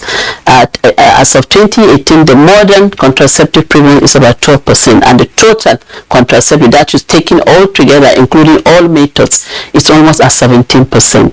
And recently, from recent surveys, we are beginning to see another increase in the contraceptive, almost by about 3% additional to the 12% or 5%. So it's almost at about 17%, and those plus, and also the total is almost 21%. So that shows increment, and that also affects the total fertility in the country. In 2013, it was 5.7%. Then by 2018, the total fertility came down to about 5.3%. And now we are glad to mention also, though we are still planning for the National Demographic Health Survey, but there are other international surveys that are acceptable and endorsed in Nigeria. So what are they telling? And they are now telling us that it has even declined to about 4.6%. So which means the uptake of contraception is gradually growing, and it's going up, and the growth rate is even up to 3%, just like our population growth rate is 3%. So this is really amazing. And you know, another big booster and a catalyst, we know, was the launch by the president himself of the National Population Policy, which is a policy on the management of our population for sustainable development. So that has also boosted, because it has also, he has made commitments, and Nigerians have also made commitment, and we are part of the global commitment on family planning, which is called the 2030 vision. And the idea is for Nigeria to move from this level to improve our family planning uptake to 27% by 2030 and even beyond. And I'm glad and optimistic to note that the way we are growing, it appears Nigeria is going to achieve 27% by 2030. Okay, so if today we are saying we are almost around 21% plus. How would a woman know what is best, or what method is best for her to adopt? So these are part of the myths that we are dealing with in the health sector, because what we advise women and men as well is that you should know yourself better. What applies to another woman does not apply to you, because you are totally different. And there are various options that you need to look and take your choice based on your own circumstances. There are women that will take oral contraceptive every day of their lives. For some women, it's not possible because of their nature and makeup. There are women that will prefer to go to injectables just for 3 months. There are women that don't even like injections. It's a nightmare for them to ask them to go for injection. So it's a barrier. So there are options. And so we don't say what goes for this particular woman A also applies for B. And this is where the counseling comes in. Our health workers are well trained on counseling skills. And this is where they sit one-on-one with a client, and that is the woman or couples, and advise them and provide all the options and understand also their physiology, their socio-economic status, their level of education, because all matters. Then it helps them to decide what is the best choice for them. Even the self-administration, we are saying not every woman will be able to administer self-injection, but other women is the best option. Some will go for the no plant, where they put the sticks like about 4 or 5, and off they go for another 5 to 6 years and focus on their livelihoods and activities. So we are aggressively enlightening the communities, we are enlightening the families, and then we are involving a wide range of stakeholders in the community leaders, religious leaders. I was going to ask that because I've attended a lot of fora where such issues had come up. We know some faiths don't even accept that. We work together, we partner with Islamic religious leaders and also the Christian religious leaders on what does the two religions see. And there are different perspectives. Within Christianity, there are different perspectives. So based on their own affiliation and thinking, we work with them and look at it, what works. And some will tell you that for health benefits, to improve the health of the woman, we can adopt breastfeeding, and also to space the children, because you can't have a woman having children every year. Every 2 years, it becomes a burden. So it affects also the health of the child, the nutrition of the child, leading to malnutrition, leading to deaths, high infant mortality, and also morbidities, that is sickness. The same thing also applies to the mother, plus other siblings. So when we dialogue with them on their own, they come up with a direction on what best fits into their religious thinking. In Islam, there is quotations in the Quran that talks even about breastfeeding up to 2 years. And so you see, family planning is always naturally integrated in it. And then there are a lot of sheikhs and ulamas that have also talked about the use of family planning to improve the health of the mother, to space the children, healthy timing and spacing of pregnancy, and also to improve the well-being of the mother. So one cannot just say one, but I'm glad to mention we've worked with different associations and organizations of the faith base, one of which is the Interfaith, to promote family planning awareness and demand creations. We've engaged with several religious leaders also that are currently promoting, but of course, right, we need to do more. We need to do more, because family planning, child spacing, it's not a new thing. It has been there traditionally. Like some Muslim ulamas will tell you, the withdrawal, it has always been there since the time of the Prophet ﷺ. He has promoted the withdrawal. And some of them will tell you that the Prophet has also promoted that you should have the number of children that you can take care of, in terms of not just nutrition, but also moral upbringing. So you see, a lot of them are beginning to have a better understanding. But one of the key misconceptions is that a lot of religions here, they feel it's a foreign agenda. It is not. It is our own agenda, and it has been there even before the step up of family planning, which started just about 60 decades ago. The family planning commodities, but people have traditionally been using family planning methods, which have not been so effective. So the world is dynamic, and medicine is the same thing, and science is the same.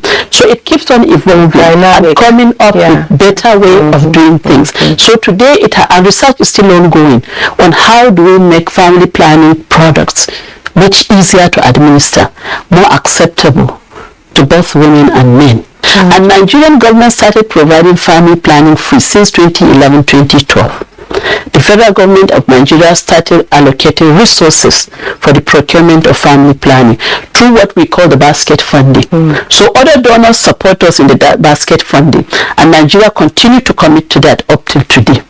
So now what we are seeing with the impact of the COVID pandemic, which has also affected every aspect of our development, including delivery of quality access to family planning commodities, We are now promoting this more of domestic financing to secure procurement of family planning and delivery of the services. So currently we are promoting state governments at the subnational level to take responsibility, and I'm very happy to say about 10 states in Nigeria have shown that commitment.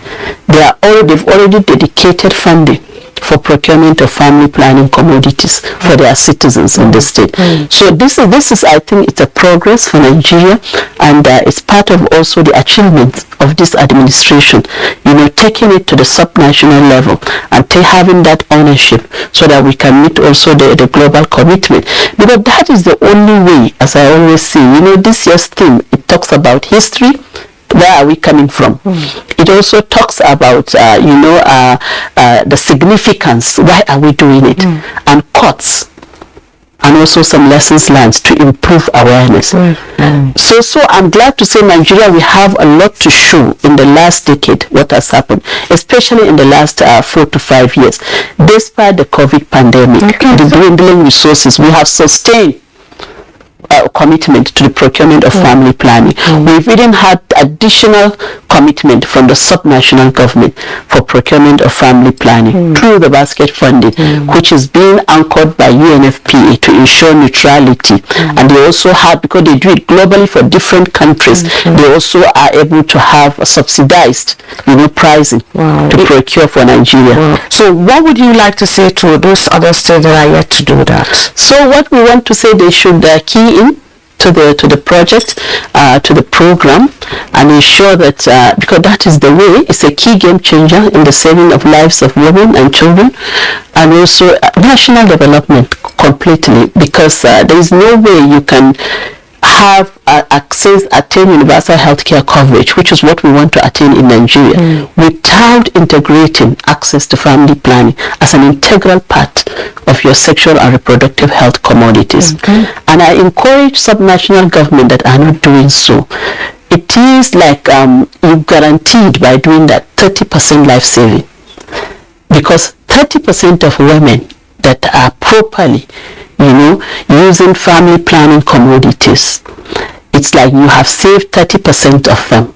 Because once a woman is not exposed to pregnancies, it's almost 0% her chances of dying from pregnancy-related causes and childbirth. So that is a guarantee, and it's a quick win. So you will deal with other issues. And we know scientifically, evidence have shown us from our daily work that exposure to pregnancy is more than 30% cause of death in women. 40% of our adolescent girls that die as a result of pregnancy and childbirth. On a final note, some people have said contraception kinds of, encourages from promiscuity among young adolescents, unmarried girls, school girls, and all of that. What would you say? What's your Well, there is nothing, Rabi, and the audience that are listening to us, that will come, and then even immunization, that will not have its own side effects or overblown. But I always say, let us do a cost-benefit analysis of whatever intervention we are doing.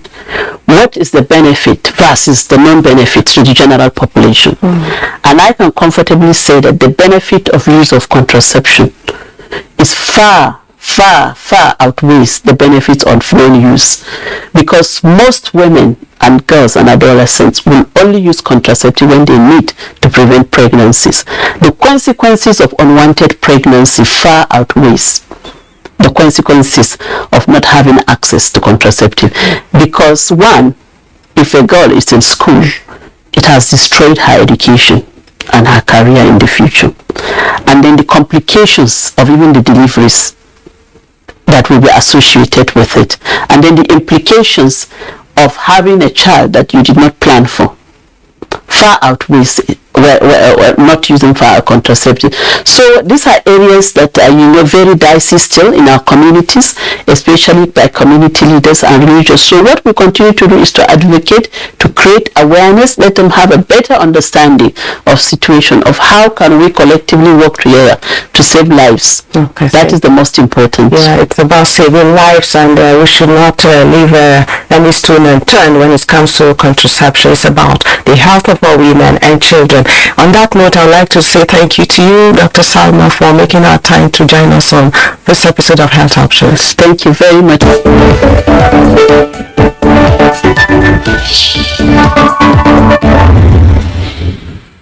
This is where we end this episode of Health Options. A quick reminder that you can go to our YouTube channel to watch the upload of this and other episodes of the program. Email us for your comments and contributions at healthoptions@nta.gov.ng. I am Rabi Abdullah.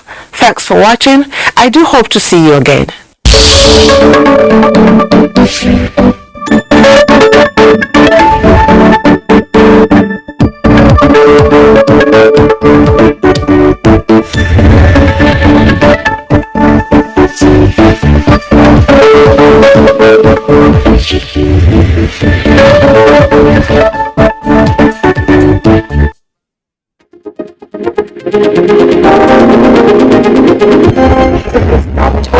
Is a mustard seed, then nurture it, water it, grow it into that tree in your rainforest.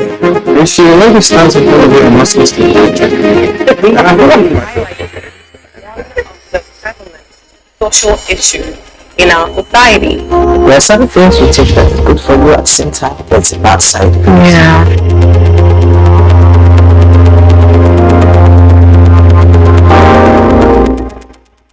What is it that you want to leave us with today?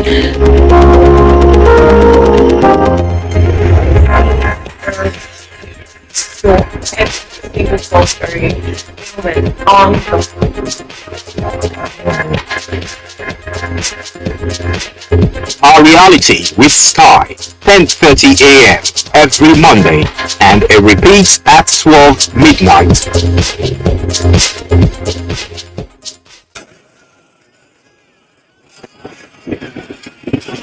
There's just something about speed and simplicity, but that speed and simplicity can be deceiving when you get behind the wheel. 30-year-old Emily sent this text message to her husband: "I love you and I'll try to make you happy." Moments later, Emily was killed when her car slammed into the back of a tractor trailer. 18-year-old Mary was also texting when his car slammed into the back of a truck at 80 miles per hour. His final text was, Driving and Facebooking is not safe. Haha. You probably think that this thing can happen to you. You are not alone. 55% of young adult drivers say that it is easy to text and drive. 3/4 of the same young adults feel that they are really good texting behind the wheels. Reality is, they are all delusional. That quick look at a film takes longer than you think. 5 seconds are really long. Imagine you're driving on the road and someone suddenly covers your face for 5 quick seconds, like this. You will probably feel very lucky if you didn't crash. But you chose to take your sight off the road just like that anytime you're sending or reading a text. Texting and driving is fast becoming the leading cause of teens' death on the road world over, surpassing even drinking and driving. But if you think dying in a car crash is the worst thing that happens to you, I tell you it is not. You can survive after you've killed someone else. Imagine spending the rest of your life knowing you killed someone just because of a text message. Now imagine going to jail just because of text message. Still think it will never happen to you? Still think you're the special one? There are so many that have been found guilty of texting while driving. But you can make a difference, just like so many young people have vowed not to text and drive. Leave your cell phone alone while driving. If you must send a text message, pull off the road into a parking lot or anywhere that is safe. No text is so important that it should cost your life or the life of someone else. You are not different. You are not special. You're just another accident waiting to happen if you do not desist from texting and driving. So, don't text and drive.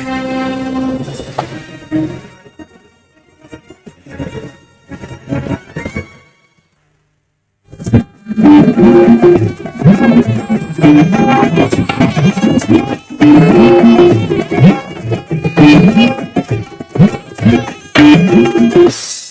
is the network service of the NTA.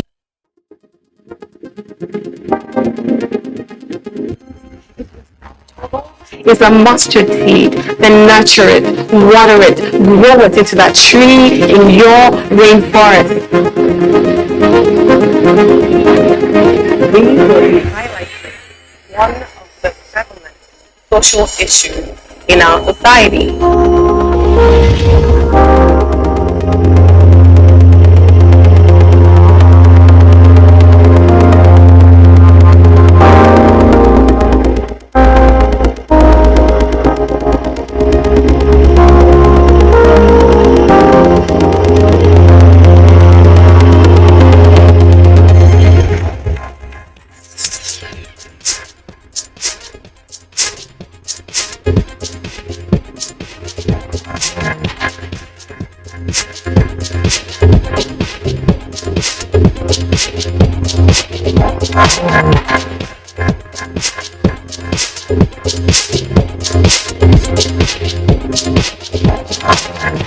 That we love and trust, and by people that are strangers.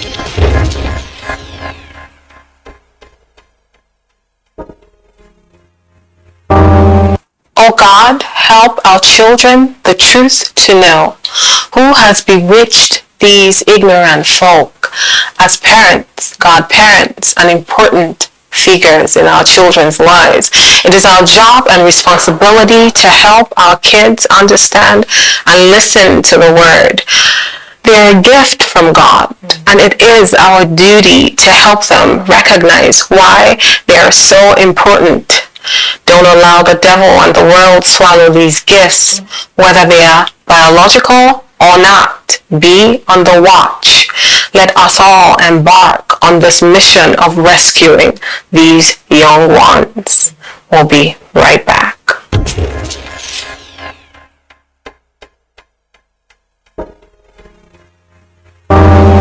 Welcome to Our Reality with Sky. On today's episode, we'll be talking the boy child, the girl child.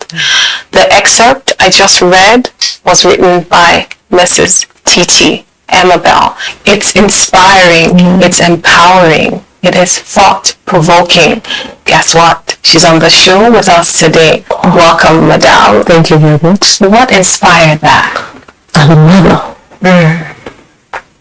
Each day I wake up, I take a deep breath and thank God for another day. When I consider the gift of my children in my life, I began to see that they all have different signature. They behave differently. It was even easier when they were growing, when they were smaller. Now that they are beginning to make choices in life, we have more problems when it comes to, I don't want you to do this. I want you to do this. I want you to do that. They say, no, this is how I feel. Mommy, listen to me. Mommy, listen to me. I say, listen to me. But I'm your mother. You should listen to me first. You say, no, there's a way I want to do it. I want to do it. And I say, no, listen to me. When I find out that their voice is getting higher, then I'll calm down. Right. And allow them. And after a while, I will invite them. Right. I'm a mother. You're my child. Right. I'm a mother of 5. I have 4 boys.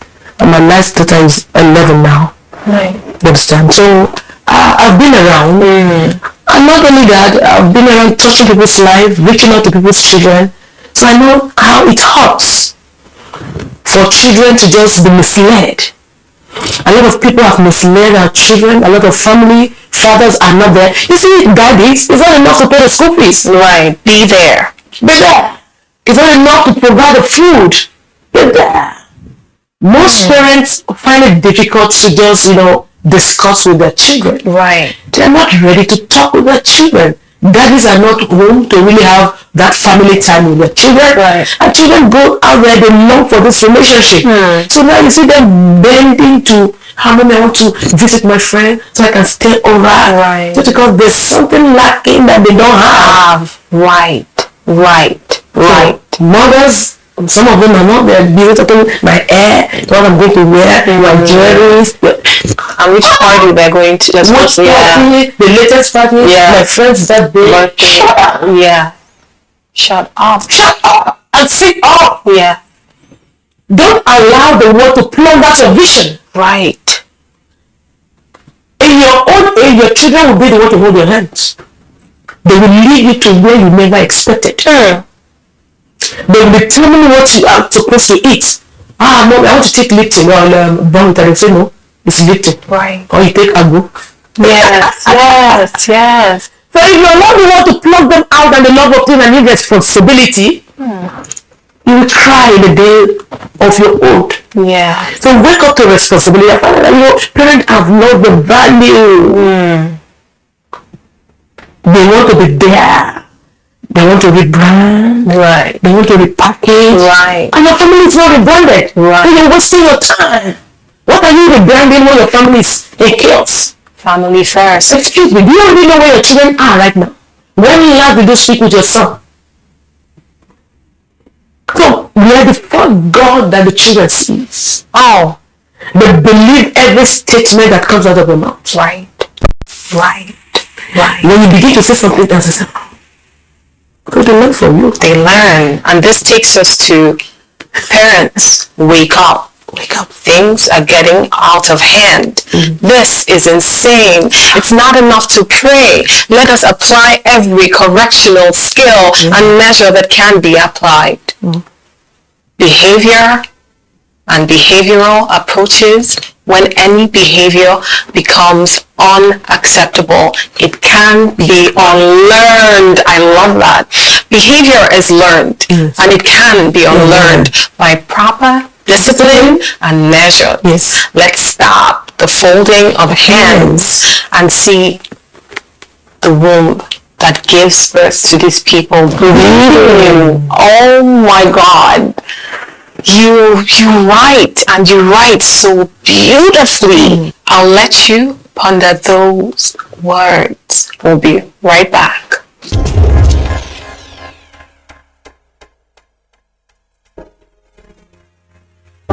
Welcome, viewers. We're talking the boy child, the girl child. Now, we talk a lot about the girl child. What about the boys?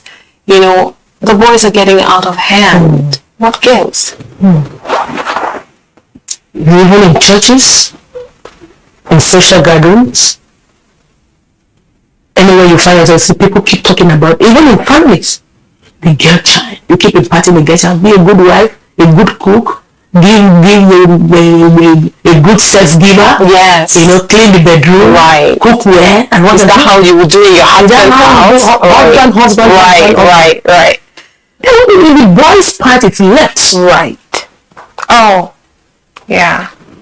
Now we have a lot of a bunch of irresponsible boys on the streets. Right. And people take advantage of their ignorance. Because mostly in the family, they don't tutor or train the male child. They give more attention to you don't teach your son how to be a responsible husband, how to be there with the wife, how to provide for homes. Isn't them getting married and still acting money in that? How can you have a son who is married and you're not actually putting their bills? Your son should be responsible enough to take care of his wife and responsibility. Nice. But you don't teach your son how to make money. You just teach them how to be on top of the situation. Right. How can you stand on top? How can you stand on top when the foundation is wrong? Yes. You will definitely fall. Right. And after that, you said the woman want to take over. The woman want to do. The woman is here. Yeah. When the man is confused, the woman will take over. Right. Anytime you find such trouble in the family, and the man, you don't need to introduce yourself. Because the woman should know that you are the man. Yeah. It's not all about money. I keep telling people that this thing is not all about money. You know, I consider marriage or relationship, a good relationship would be like, have you ever seen Coke and Fanta? Please, after now you can go and try it. Right. You know, mix up Coke and Fanta in a container. Okay. You will see the potency of Coke and the potency of Fanta. Nobody is struggling with one another. They know their space and place. Really? Yeah. Fanta, you can see Fanta, you can see the potency of Fanta. You can see Coke at work. Really? And it cannot be separated. Tell me what happens when you mix? When you mix them, you can never deceive. that will separate Coke and Fanta has not yet been discovered. Nothing can separate it. So it means that what happens to the man also should be happening to the woman. Whatever you're going through, I should be feeling it. Whatever I am going through, my husband should be feeling it. So we'll be able to help our children stand. Right. So now you said something about the boy child. Yes. He's not told what to do, how to be responsible, how to make money, and that affects the marriage. That affects even before marriage. That affects. He's just told. You said something about he's just told to be the head. To be the head. How do you be the head without being equipped? Yes. Oh yeah. We pay their school fees, pay them to school. They come back, no values added. So what tips do you have? Let's say we have viewers who are watching, young adults or teenagers or whoever, or even mature men who don't know little things. What tips would you give them to be better men from a woman's standpoint? A man should not be on his bed by this hour. What time do you wake up? Do you read? When you study and you open yourself to information and knowledge, you expand. Don't be satisfied with the four corners of your mansion. Right. Your 2-bedroom flat, your 4-bedroom flat. No, life is more than that. I want to encourage you to come out of the box. And grow every day. Come out of the box. There's something happening there. If not, the outside world will swallow you up. Right. Life is bigger and wider, more dangerous and also more beautiful than you can ever imagine. Right. So choose your lane. Right. So as children, this boy child, girl child, you said something about your kids tell you, listen, mommy, and then you're taken aback and you said, I'm the mom. But when they start raising their voices, you calm down. It means that you are listening. Or you're hearing them say, they're agitated at that point when they're raising their voices. But I hear you also saying that you hear them out, because you said something about they know what they want. It might not necessarily be what you want. Exactly. And you have to hear them out. So are parents really listening, talking and listening to their children? Most parents are not doing that. When my children were young, I don't allow them out. If for any reason my child have the privilege to visit a neighbor, when they come back, I take out time to listen to their conversation because they learn fast. So their conversation and the statement that comes out of their mouth determine whether we allow them to visit you next time. Nice. Yes, because it is easy for them to borrow a strange language than the one that they're used to. They imitate fast. Yeah. So now, I'm it's good to be friendly, but I don't easily make friends. Okay. Because I love my space. Even though I'm open to knowledge, I want information, I want to learn more. But if I visit and there's nothing valuable for me, I don't think I should come back. So I listen to my children to know where are they coming from. Right. This heat, this conversation, this thought, this sudden change, is it that it's growing or is diminishing? Right. Is there maybe something wrong? Or what is thinking or will add value to him? So I would take out time to ponder on what they say. So you are listening, you are watching. I know the countenance of my children. Right. I know when they are happy. All of them. Yes. Remind us how many kids you have so that you have five children. I'm the mother of 2, but God took one. I have 3 of my children in waiting. The 4th one is entering 100 level. My last daughter just celebrated her 10th birthday June last year, so she's on her way to a level. Wow. And she can speak very well. She's so intelligent because I open them to information. Sometimes I take my sons out. Show me the most beautiful girl there. Nice. So they can talk to you. They can talk to me. They're not a tiger, they can talk to me at any time. I'm their regular customer. The number 1 customer of their life, and it's me. Love it. So they can listen to me. Even in their school, they know me specially. I go to attend to them. Once I discover that their note is not complete, I get back to the school. When they mark their script and it's not writing, no. Last week I was in the school for mathematics and I said, no, this is not it, this is not it. And the teacher we had a good time and we were able to sort out things. Yes, I love it because personally with my mom, I can tell her everything. I can tell her anything at any point in time. We would talk about, even when I was coming up, anything. And it actually made me love her. And out of respect and love for her, I behaved myself. Because she let me do what like what you're saying now. Now, for the parents who are listening and now hearing us, because viewers always come back with questions.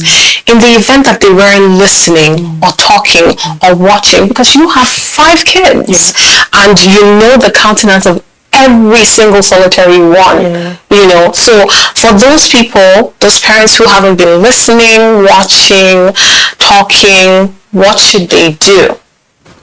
Please learn to listen to your children. Yes. These are your future. The children is your life, your number one investment in your family, your children. Give them the necessary information that they need, expose them to the right thing. I witnessed a place whereby, a mother was sending the child to go and listen to what is happening somewhere. And a place where people are rioting. Say, come, we'll go and listen and come and talk. You can imagine that. That's a very, very educated woman. Sending her son to go and listen to what is happening in the neighboring listen so that he can bring report. I dare not send my child to do that. Once there is any trouble outside, lock them in. It's not your business. Learn to mind your business. Teach your children to mind their business. Supervise them. Speak to them. Love them. My children, I told them, in case I'm not there tomorrow, nobody knows. Even though I'm not going to die now. I told my sons, I said, there's this thing called prostate cancer in men. So at this age, start going to the hospital to check. For you girl, this is how I teach them sex education. It's nothing. So at what age is it right to teach sex education for both genders? As early as possible. What do you mean? Your children have their phones. And sometimes even on my phone, sometimes I just see 2 naked people making love. What about if I'm not that my child bump into such thing? What would be my explanation? I will tell them this is love making, it is meant for daddy and mommy. Nice. It's not for a boy. Anybody that touches your private part is your personal property. God gave them to you, and nobody is permitted to touch it. Don't touch me. I told my little girl, you can't touch her. I told my son, if you have a friend, bring them down. They are my friends. So I relate to their girlfriend. I'm not saying the girlfriend that they sleep around with. Sometimes they could be attracted to the opposite sex. You are a boy. Why not girls? No. Sometimes there are some certain information that you need that it only is women that will give to you. There are some men that their wealth is tied to women. Allow them be. Have proper understanding. Don't be too possessive. Say, if my husband, don't go. If you want to be my husband, say, I feel like going for a weekend. I pack his bag and arrange it. Go. If you say I'm coming back tomorrow, I say, stay 2 days extra. What? Stay 2 days extra. I'm sorry, what? Stay 2 days extra. So you're telling me, you're encouraging me. I'm encouraging you to go out there and have a new environment. Come get correct vibes and come back. Oh my God. I pray for you. Father, lead him aright. Protect him. Guide him. Oh wow. Help him. We need help. I have to ask you though. I have to ask you, and this might be a little touchy, but we're very real on this show. Very real. So do you say that out of trust for your husband, or do you say that because you're praying? Honestly, Madam Counselor. Because you're a woman, you know what I mean. Prayer is the foundation of every good thing. Prayer number 1. My attitude, understanding the place of my husband and his office. I have the understanding of what it does, and I know that it needs space. Okay. So I have more knowledge, so I can see the plot. Nice. So as a result of that. I love that. Yeah. So coming back, that was a distraction. Okay. When we come back, we'll talk more about the children and what you said about, letting them know that their private parts are private. And I'll tell you a bit of the encounter that I had. Okay. We'll be right back, viewers. Stay tuned.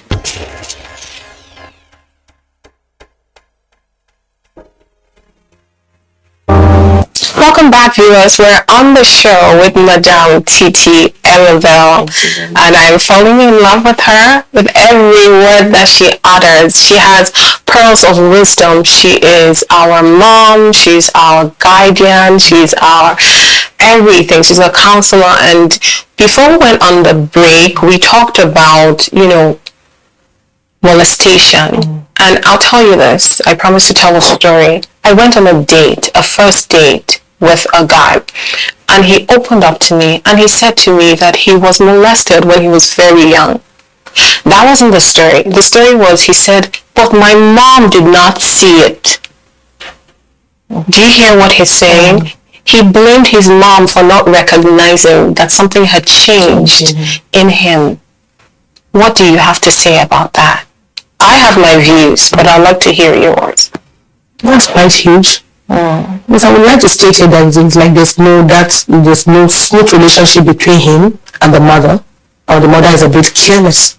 It speaks to what you said about watching the countenance of your children. Psychologically, you know that there's something wrong somewhere. Right. The way they talk, their body language, their face, and everything. So you need to look at it. It was crazy because he kept saying, but my mom, he was not even worried about the molestation or abuse. He kept saying, but my mom. And it was a first date. But you could have just opened up conversation with the mother. I honestly feel like at that age, he was young. He was telling me something that happened when he was a kid. He was young. He expected that she would know that there was something wrong, that the countenance had changed, and probe and ask questions. Are you sick? Yeah. Is anything wrong? Yeah. So it is on the parent to say, what's wrong? What's going on? Talk to me. Talk to me. After all, even in love relationships, when we see that our partner seems a little different, we care. And even if they say, oh, I'm okay, and they pretend and try to be, we care. Yes. So, yes, we're not blaming the mom, we're not blaming the parents, but we're saying probe, ask more questions, because it's impressive when you say that you talk to your boy children about, is she pretty? You're saying this so that they're comfortable enough. Yes, to be free. So that they can communicate with me, so they can be free in case there's anybody in their life or there's anybody talking to them. Sometimes there's anybody talking to them, they let me know. Mommy, that's my friend. I said, really? Bring her, let me see her. Okay. So we get on. How are you? Hi. That's mommy. Who's your father? Right. Where do you work? Right. Where are you from? Right. How old are you? What do you do? What's your passion? Right. So one of my sons are embarrassing me. Mommy, why are you talking to my friend? I said, if anything should happen to your friend here in my house, I'll be arrested. Right. So I must know where they're coming from. Right. And I need to talk to them first to feel more how intelligent they are. Oh my God. You are involved as a parent. Yes. That's what you're saying. The problem is we're out of time, but not out of content. So would you come back? And you will come back, right? Okay, so because we want to talk more about the boy child and the girl child. We want to know what to do, what not to do. We want to know how to be cognizant of our children. We want to know how to treat them better so that it translates to a better society. It starts from the family, right? Yes. So what do you have for us to say goodbye? Well, it's a privilege talking to the world right now. I'm quite privileged to be here to have this opportunity to speak out. And I want to encourage every parent to please have some respect for their children. I'm not going to bow to them. Respect them, make them your friends. These are your family. First and first, they are your first investment. There's nothing that if you go out there looking for the world, you come back home and meet your trouble. If your bed is not properly made, you will not like it. Make sure you are in good time with your children, communicate with them, allow them to express themselves. Stop lying to them. Don't gossip in their presence. Stop making love in their presence. Stop kissing your husband too much in their presence. Let them know why and when. Nice. For the children out there, talk to your parents. They are there for you and not against you. Whatever will not pull you up is wrong. That's our show. Goodbye.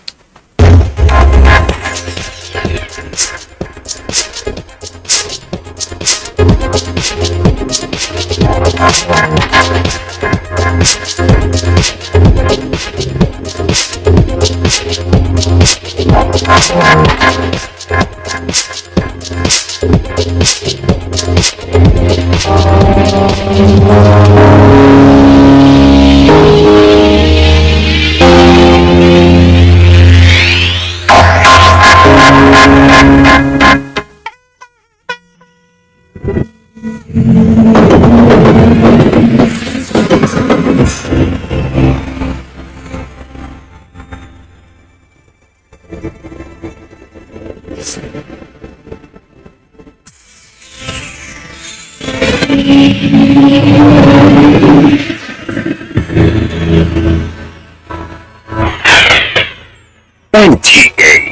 you can't ignore it.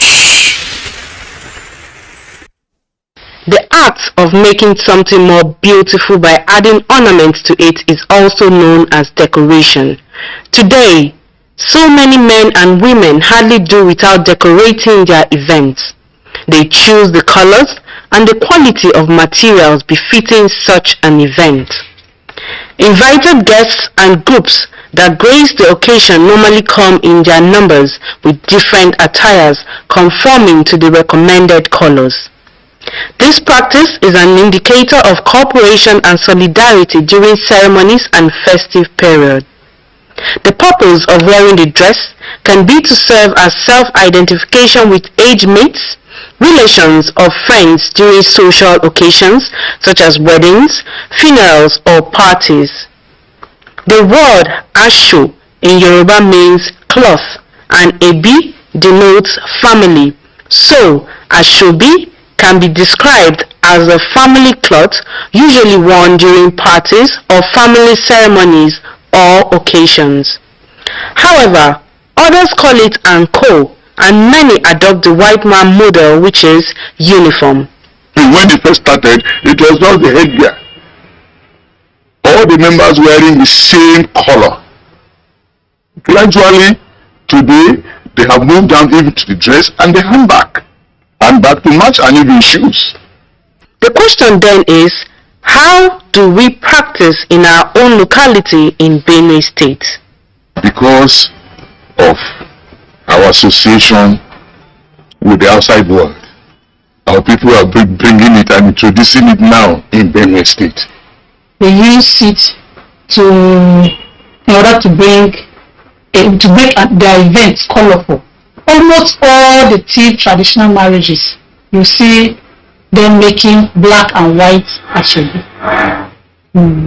So for the Idomas, it's red and black. Then the Igede is blue and black on their traditional marriages, and even on their white weddings, they use black and white. How do you feel when your event is accentuated with different colorful attires? So much excited because I will know that at least I have a group. I will people that have identified with me on my day. I will be so excited, so joyous anytime I know that yes. To me, so everybody will know that yes, this is he belongs to them, so it makes you happy. What happens if the guests come with attires whose colors do not correspond with those recommended? It is not as if it is a must that you must wear Ashobi. It's not for everybody. So if the chief celebrant sees somebody who is not into that attire, why will he or she not welcome the person? There are factors that will people from supporting that way. Some people that they don't have the money to afford the material. So it could be that they don't like wearing same clothes with so many people. Inasmuch as decoration is aesthetic to an event, people whose attires do not conform with the color of the day should be free to partake in the merry-making or identify with others wearing the same uniform. After all, the essence of attending any party is just to celebrate with others and have a nice time. So, next time you're going out for that occasion, the choice is yours. Stay with the crowd or have your own unique identity. Information is power. Everyone wants power. So feel powerful with the NTA News Mobile app, the one-stop information center. Real news at your fingertip. Be the first to report.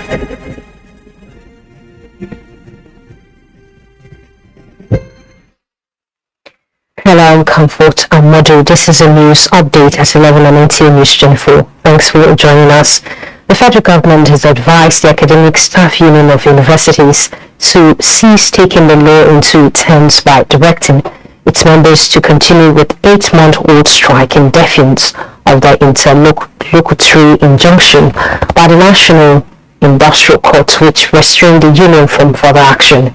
A statement from the Minister of Labour and Employment, Dr. Chris Ngige, said a new directive by ASU exhorting its members to continue with the action is unwarranted lawlessness, noting that the federal government is strongly frowning at this.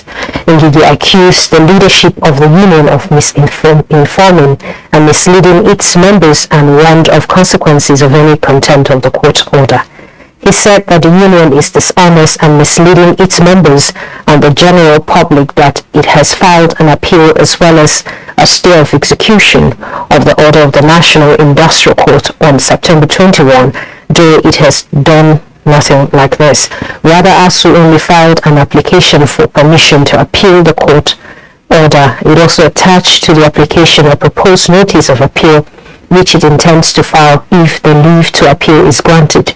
The application for the stay of execution is one of this moment has not even been listed for hearing from. The statement also denied reports that the minister walked out of the meeting between the House of Representatives and ASU last Thursday, saying the minister left the meeting to attend other pressing matters with the permission of the Speaker of the House of Representatives, Femi Gbajabiamila. Kaduna State Governor Nasir Ahmed El-Rufai has condemned the extrajudicial killings of two headers in Birnin Gwari for alleged involvement in banditry.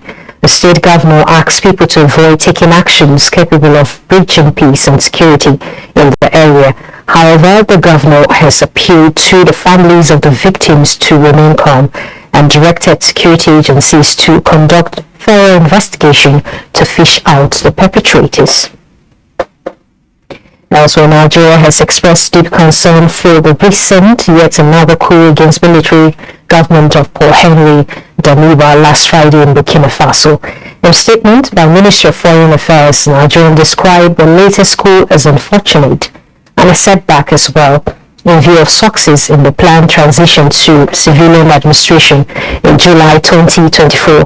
The federal government therefore said it is fully in support of the ECOWAS and African Union on their decision for the newly unconstitutional government in Burkina Faso to revert to the earlier transition plan to democratic rule in that country. And that concludes the news update at this hour. Join us later by 1 for more updates. And Comfort Amadu.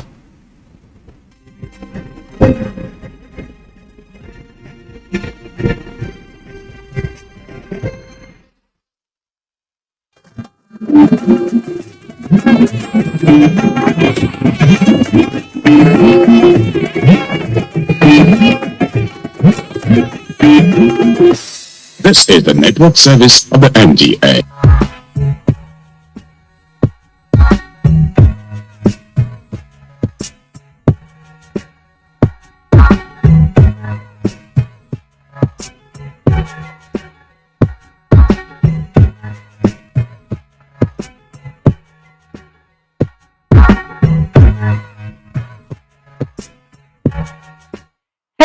Welcome.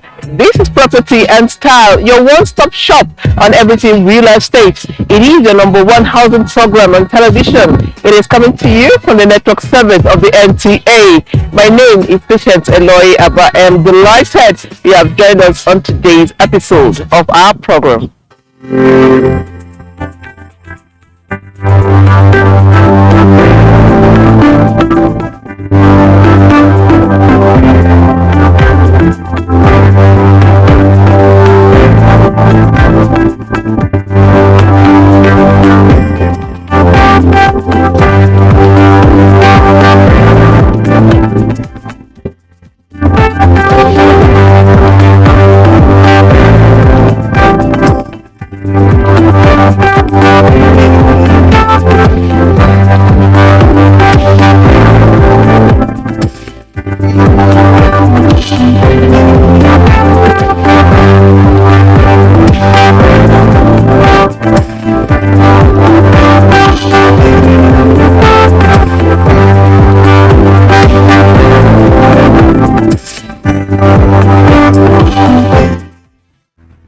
NTA Properties Investment Company Limited, a subsidiary of the Nigerian Television Authority, specializes in creating comfort in all areas of life, such as real estate investment, that is, land, houses, and office spaces, mass leasing, savings and loan scheme, and so much more.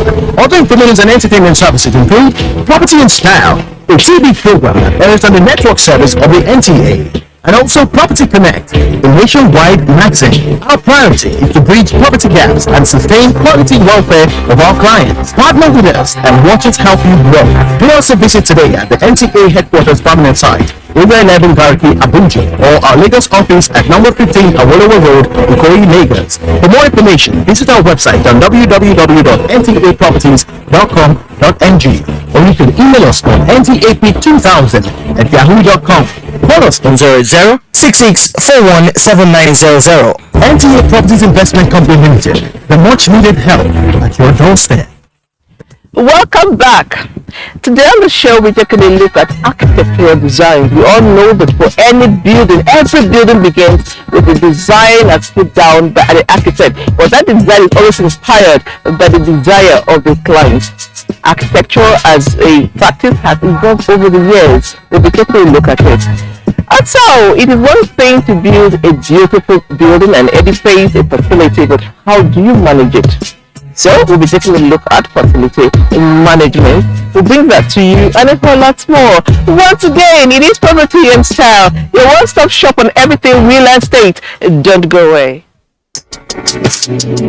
Question of the day.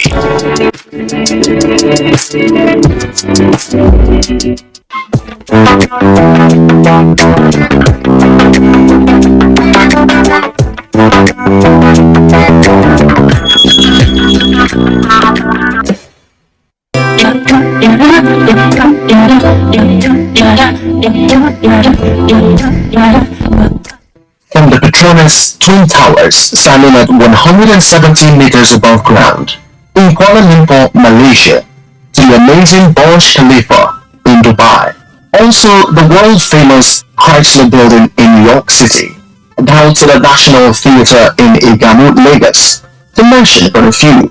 What all these buildings have in common is design. Over the years, buildings and structures have become tourist attraction and monuments and have a significant place in the socio-economic life of its location. According to the definition as defined by Architects Registration Council of Nigeria, Caption A19, Acts, Laws of the Federation of Nigeria 2004, architecture means the art and science in theory and practice of design, erection, commissioning, maintenance and management, and coordination of all allied professional inputs thereto, buildings or parts thereof, and the layout and master plan of such buildings or group of buildings forming a comprehensive institution, establishment or neighborhood, as well as any other organized space enclosed or opened required for human and other activities. An architectural or building design is therefore defined as the art and science of designing buildings and non-building structures represented in a drawing format.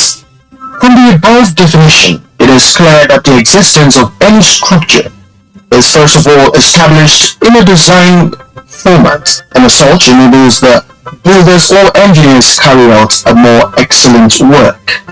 It is therefore safe to say that the beauty and elegance of any building structure is duly credited to the creativity of the architectural design. Some of these designs can come in form of a ship, a car, an aircraft, and just about any concept one could think of. The urbanization of any community or environment is largely attributed to the aesthetics of the building structures found in that area. Some add to the rise in the value of properties around that environment, hence the term gentrification. In order to learn more and understand the processes involved in designing a house, Property and Style visited a renowned architect. Architect Ibrahim Abdullahi Haruna has designed and handled so many successful projects in and around Nigeria. Let's meet our guest. My name is Ibrahim Abdullahi Haruna. Like you know, an architect, hail from Kano City. had my early education in Ghana and Zaria. After then I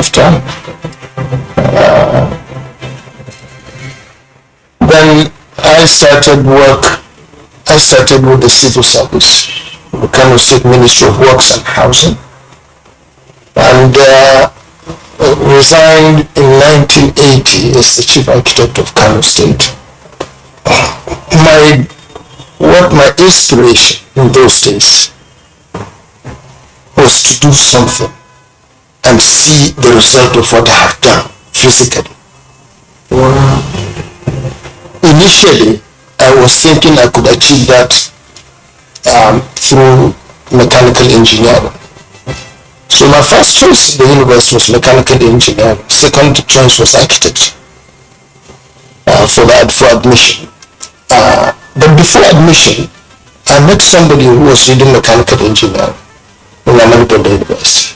He congratulated me for making my higher school certificate, and he asked me what was I going to do in the university. I said to him, mechanical engineering first choice, architecture second choice. So he was excited. He said, why did you choose mechanical engineering? Well, how did you come about mechanical? I said, my interest in life is what I want to see myself doing is when I finish, when I graduate, from the sound of an engine, I should be able to say whether that engine is healthy or not. If it is not healthy, what is wrong with it? Or what will be done to put it right? That was my perception as a young man. He said, honestly, you won't do that if you read a degree in mechanical engineering. He said, you will do that only when you go to a polytechnic. But in the university, it's more of the theory of engineering. And I was disappointed when he said to me, even their lecturers do take their cars to roadside mechanics. So I said, surely this is not what I want to do. He said, you would have done, I said, what about architecture? He said, yeah, architecture from level 2, from part 2, part 3, you may be able to design a small building and see it built. So I said, that is it. So I quickly wrote the university and said, I want to change. And that time it was no big deal, and I was able to swap to architecture. Any successful design is a product of the architect and the client. It has never been a one-man show. Because the architect starts with a brief from the client. Brief in the sense, what does the client want? Or what is the objective of the project itself? What is it supposed to do? What service is it supposed to give? What kind of environment do you want to create within the enclosed space?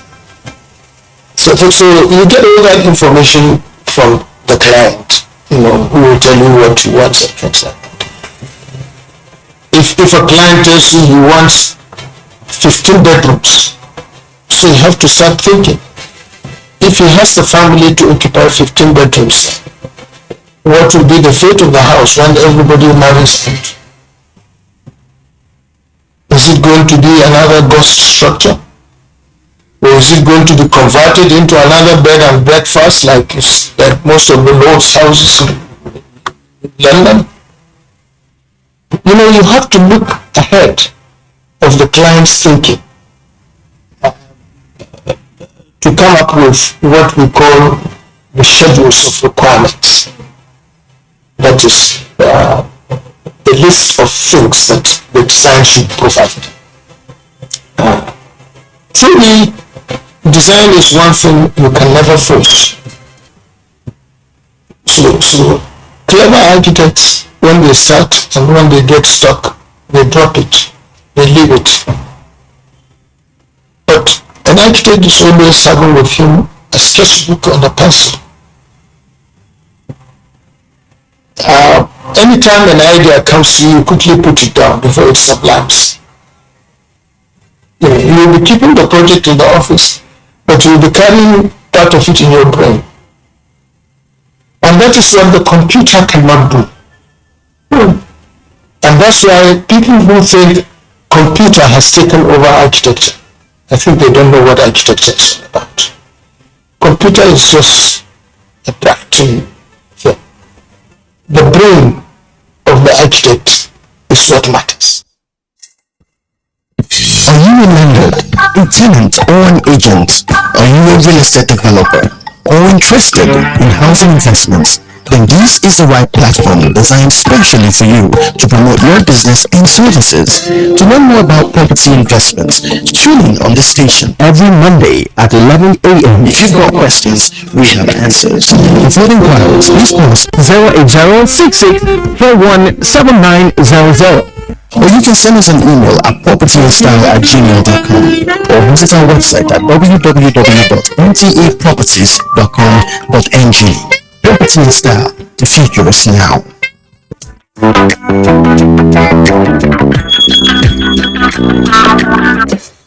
Facility management or facilities management is a professional management discipline focused upon the efficient and effective delivery of support services for the organizations that it serves. The International Standard Organization defines facility management as the organizational function which integrates people, place, and process within the built environment with the purpose of improving the quality of life of people and the productivity of the core business. In Nigeria, the practice of facility management is fast on the rise, but mostly with big organizations and a few government facilities.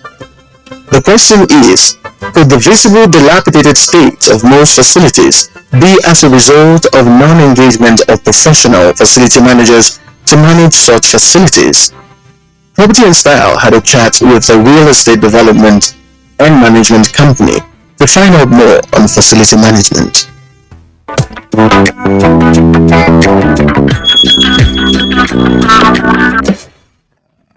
Facility management basically is putting into place those facilities that makes up the estates.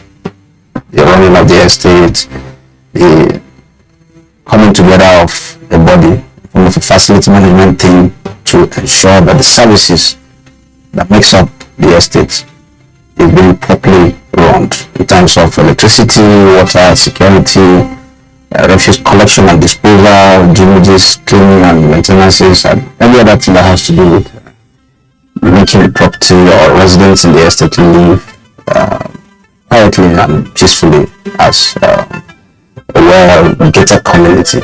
So that is basically what facility management entails.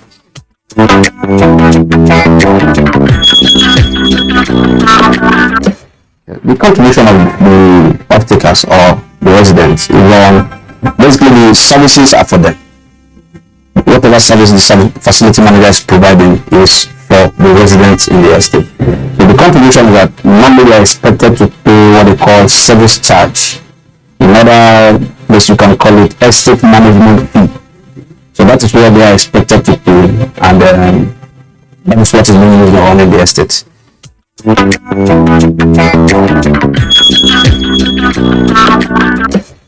Facility management is one of the most difficult jobs you can think of doing, because when you interact with people, different kinds of people, house owners, residents, and the rest of them. Basically, most of the people who live in the estates are not house owners. You can find maybe less than 20% of the real house owners living in the estate, and then maybe around 70 to 80% of them are tenants. So it's not always easy to coordinate them in keeping with the rules of the estate. In terms of maybe one of the challenges you can face is getting people to get standard refuse bin for proper disposal of refuse. You can find out that not every resident still have that. So it's not always easy managing people, but then as facility managers, it is our job to continue to dialogue, negotiate, and sometimes enforce estate rules to ensure that proper compliance is being done.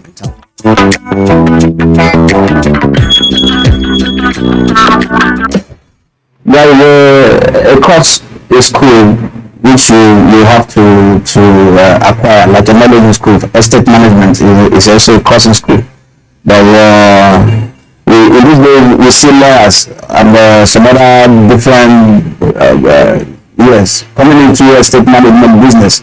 But for you to effectively manage an estate, it sometimes doesn't just boil down to you having that educational qualification. You need to have a proper public relationship with people you're managing. You need to have the experience. You need to have the zeal, the will to do the job, because one of the basic things that is required in every job is determination. You need to have the determination. Sometimes you meet very annoying people, but as the job entails, public relations is one of the key things you need to imbibe in estate management. But like the question, let me not away from the question. Facility management is a course you need to study, and then when you are a facility manager, the job becomes much easier, because in it you already know the basics of what facility management is all about. Lawyers should refrain themselves from property management, except where during litigation they can come in during litigation.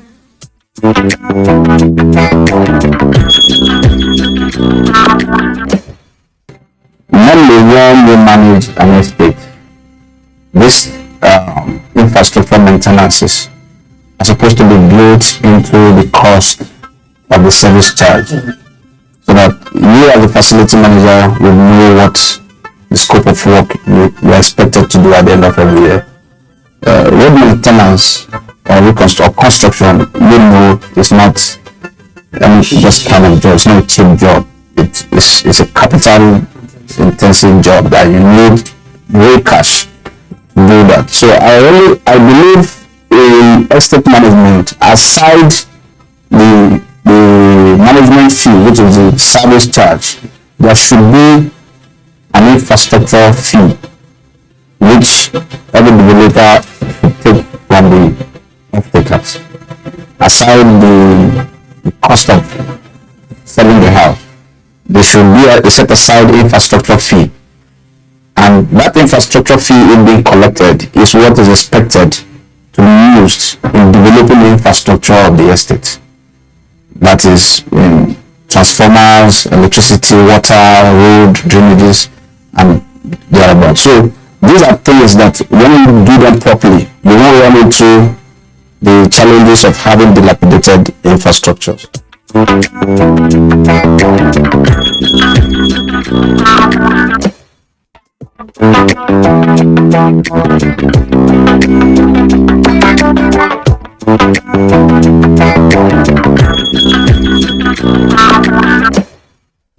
Flower is the part of a plant that is often brightly colored.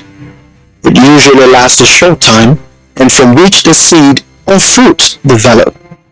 Examples of such include the lily, holly, jasmine, poppy, rose, amongst others. Flowers bring natural beauty to all living spaces by creating texture and balance. A room can be transformed into an environment that comforts and welcomes. Ornamental plants can be used in the home to beautify the surroundings.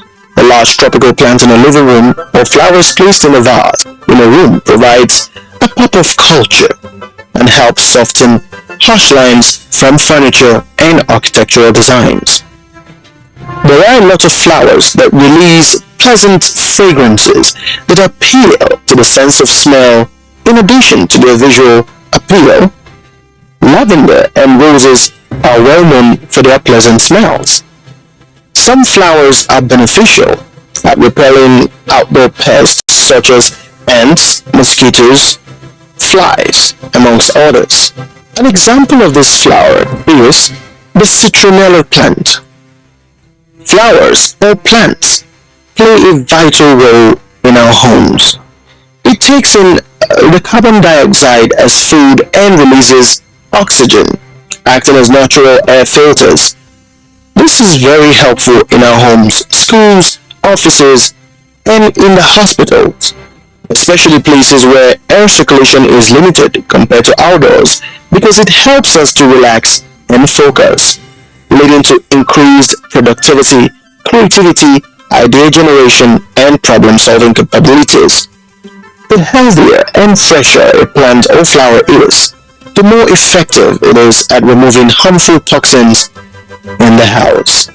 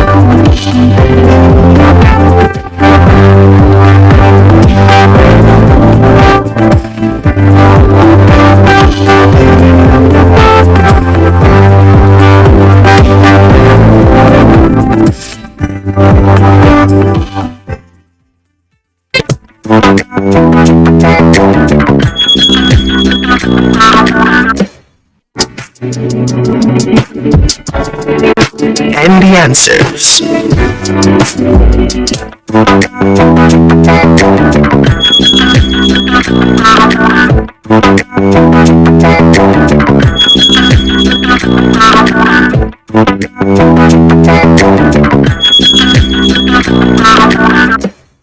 Thank you for staying with us. We've come to the end of today's episode of Property and Style. And like I always say, honestly, I cannot overemphasize it. The need for us to do business with a professional. I mean, it's all win when you work with a professional. Until come away next week, God bless you, God bless us, God Almighty bless Nigeria. Goodbye.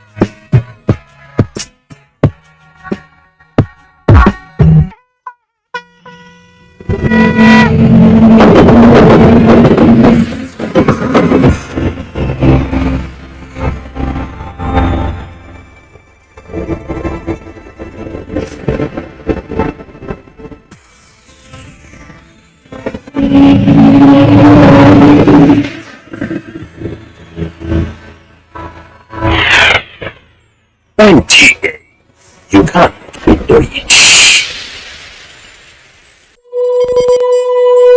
The struggle for independence had been a long and tough one. Our founding fathers and compatriots sacrificed their comfort and even shed their blood. We cannot at this point in history afford to spirit away their sacrifices for immediate but temporary gains of today. Let us emphasize what unites and not what divides us. Working for the unity of purpose with a stronger vision for a better tomorrow. NTA, growing with the nation. No matter where you come from, no matter your religion, we are one. Let's live together. Let's not fight in each other. Let us live as one. It doesn't matter where you come from. Your tribe or religion, man, woman or child. It doesn't matter who you are. Nigerian first. No matter where you come from, no matter your religion, we are one. Let's live together. can we develop? We're always in crisis. Families have long reputation, young free. No matter all differences, show some understanding. No matter where you run, no matter your religion, we are one. Let's stay together.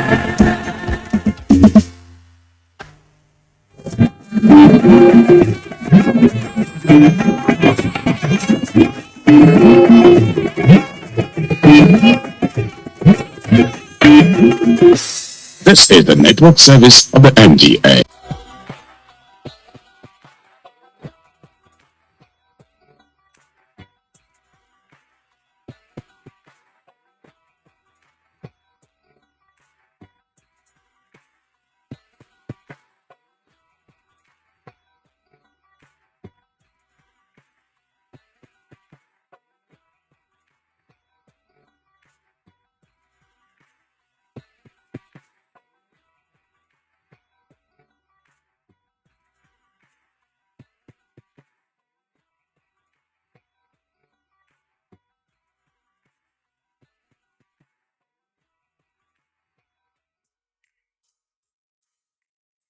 Hello and welcome to another exciting edition of Visual Impressions on NTA. I am Umar Mohammed. Impasto came into existence in the 17th century when painters such as Rembrandt, Franz Hals and Diego Velázquez used it skillfully and minutely to work impastos to depict lines and wrinkled skins or the sparkle of elaborately crafted armor and rich jewelry. But today, a lot of artists and painters are craftily using it to work on their paintings. One of such artists is Ajene. His painting has a depth feel which makes it look three-dimensional. Please, let's all take a look. Ajene Isegbe, a multidimensional visual artist who studied sculpture at the prestigious Ahmadu Bello University, Zaria. Upon his graduation in 1984, he went into full-time studio practice and has been actively painting till date. He has also been commissioned for several works of art within and outside the shores of Nigeria. He has participated in a number of exhibitions. He recently held his first solo exhibition at Third Pyramid Art Center with the theme Time and Chance, with over 80 pieces of sculptures, paintings and drawings. Dene has really undergone a lot of metamorphosis from a sculptor to a multi-dimensional artist, where he has proven himself that he's a living legend. His portraitures are very unique, partially created with a particular technique called impasto, which he has used effectively in his portraits because of his sculptural background. He has this way of loading paints into his paintings, so it's an impasto technique. And also, he has been able to use primary colors effectively, absolutely. And with his curvilinear forms, he has been able to interpret some of his paintings very, very well. This is about protection of children and defense of child social life, child abuse. If you look at the rules that figures are carried, they are bigger than the size of the human figures in composition. And this is, again, a reflection of what we term as child abuse. And then the figures of the symbol of legal skill and all the symbols are for the defense of child's rights. Understand? So I try to use this painting to discourage, over-laboring and underage child. That is what this painting is all about. It is the thing, even the child is not showing because of fears of torture. You can see that they are all weeping. These are tears, they are not sweats. So it's an expression of pains and bitterness that children go through when they overlabor them. That is what I have expressed in this painting. And this painting was done quite some time, 2015. So I've been preserving it for a day like this, that it should be showcased for the public. This sculpture here is an expression of the feelings of the Chibok girls' mothers. That see the weeping face, see this curve here represent the veiling of the cultural costume of the people around that area, and then the eye looking downward is feeling so shy about the circumstances that she was exposed to from the experience of some of those girls who were virgin and taken away prematurely into unknown destinations. So the database is like an assault to women, giving title to themes of art. We try to be as versatile as possible. Let the title represent an interpretation of every individual who comes across a piece of art. I call this fiscal judgment because the generality of the judgment and the government explanation to people concerning the Chibok experience is very unsatisfactory to a lot of people. So this one now is not particularly a judge in a court per se, but it's a judgment of the conscience. That's what it represents. I wish to see the expression of his face is wearing the wig representing the law. The wig here represents the law. The frowning on the face is a decision that he has taken against his wish. That's why it is titled Fiscal Judgment.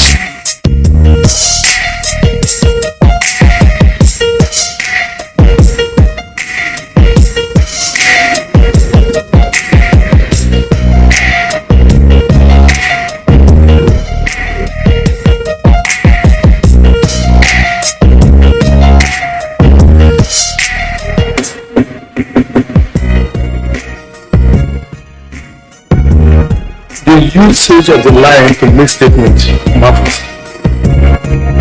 And I'm so happy for him. Because all we want to try to do is to pass a message. And that's what that is. The art that comes from the inner mind is different from the art of carrying somebody to put as drawn. For me, I don't look at those things as being creative. Because already the original person is being made by God. But like this your creativity, what comes to the mind, your thoughts, and the presentation of itself, the rendition is what I was doing. This is an expression of love. It is a direct opposition. When we see people coming together in embrace like this, it portrays either a reconciliation or an expression of love or unity. And it is reflective of what is every good-hearted desire to have the world united. So there is something that the popular music painting art I experimented. If you look at the surface of this painting, it has some kind of textures, and there is a kind of material that unifies all the colors, even though the colors are appearing faintly behind a very common brownish effect. It is to unify these colors in line with the theme of the painting. So the painting is simply unity, love, and togetherness.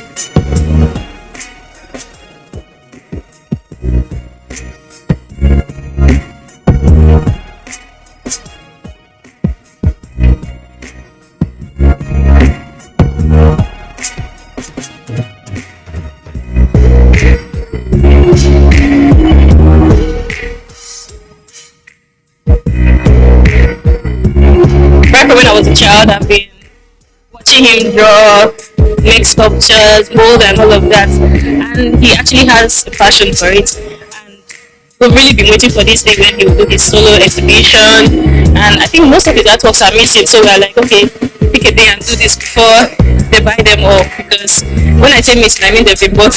Yeah, so yeah, we've been waiting for a day like this when he would showcase his work.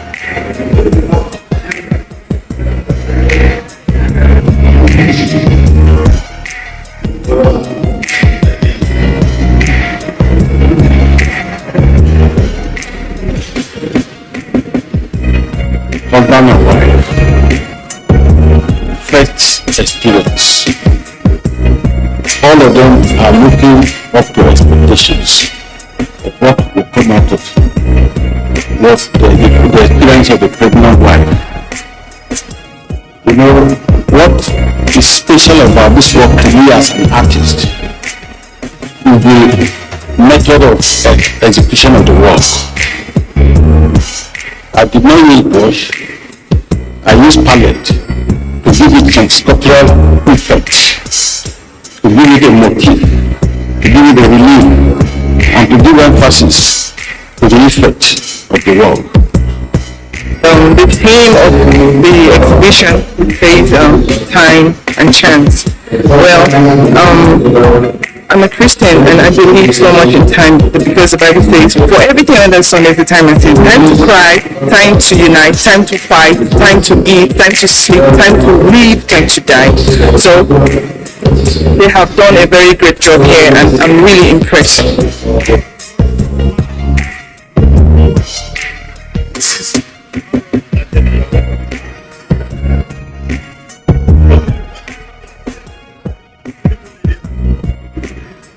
This painting here is about layout. This is the queen, and that is the king. All the figures in these compositions are entertainers, creating amusement and entertainment to adore the royalty. So it takes careful observation to see the activities of the figures that are using expressing this composition.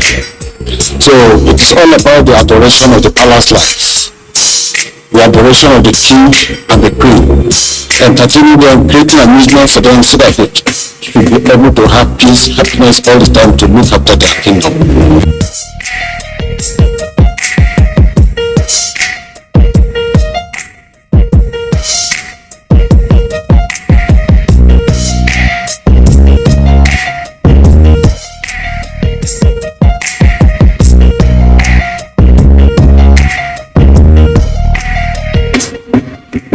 Mr. General worked the whole day. The work is so fantastic. You know, this work can meet an international exhibition.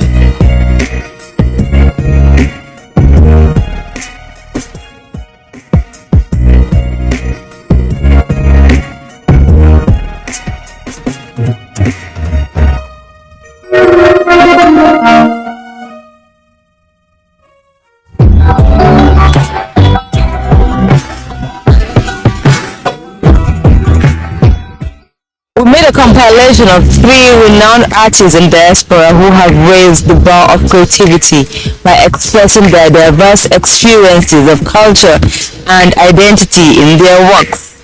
The trio are Yinka Shonibare, Osaranti Ehosa Henry, and Kaide Wiley. Please enjoy.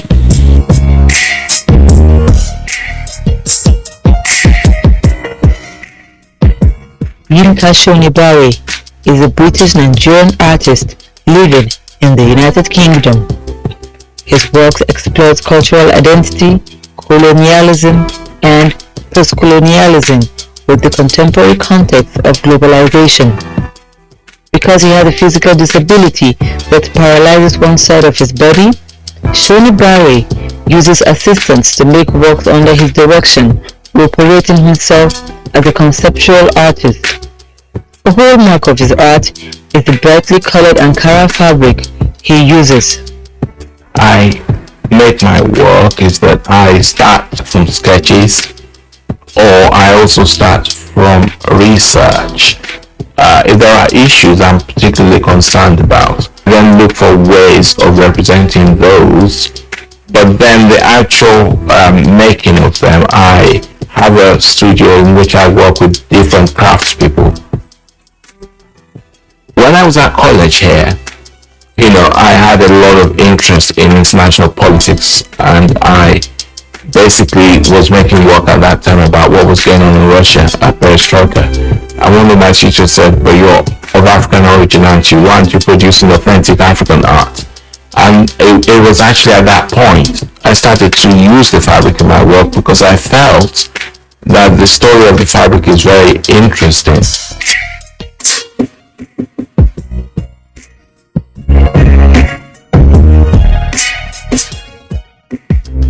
Osamuntin Ebusa Henry is a multiple award-winning artist who was born in Edo State. He trained at the famous art school, Auchi Polytechnic, Edo State.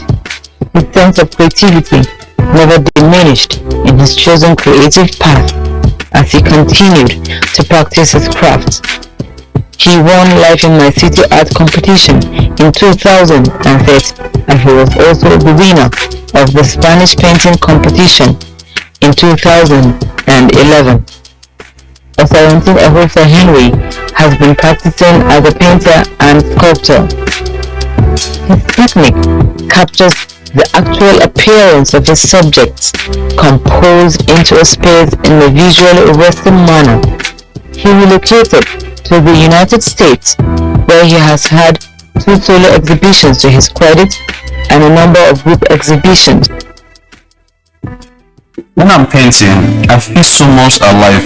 I feel as if I'm at the top of the world, because art is my life. It's my tradition. Apart from painting on canvas, I usually go into painting on wall, both interior and exterior. When I'm not painting, I listen to music, or I go outside for sightseeing to gather references. I get my inspiration from my day-to-day life that I normally come across and experience in my locality.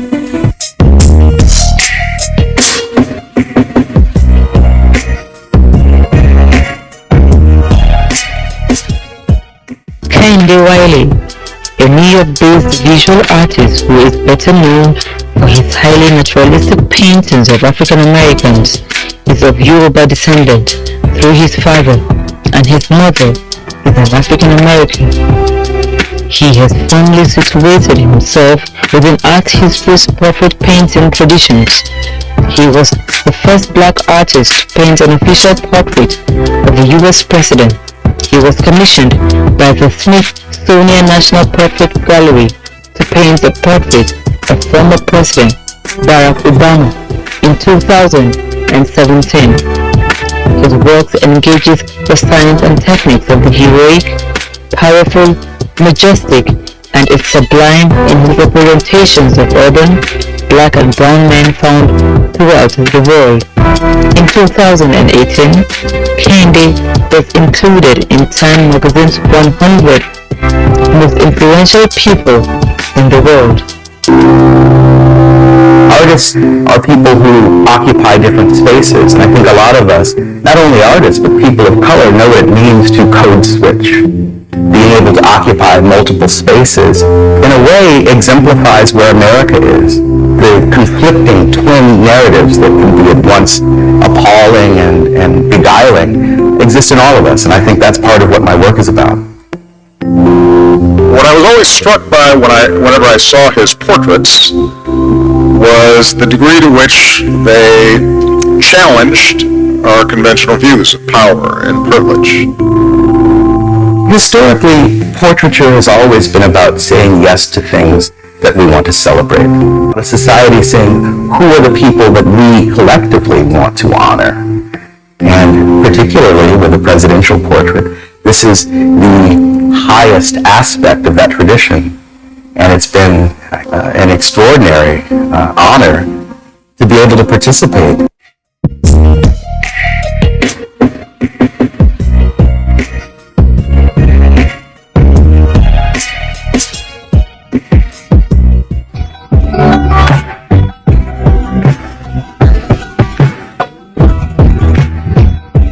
My name is Jonas Vaslaustein. I'm the co-owner of Nordic Hotels in Nigeria. I would like to endorse Visual Impressions. I think you should keep watching it. It's a fantastic program. Cheers to that.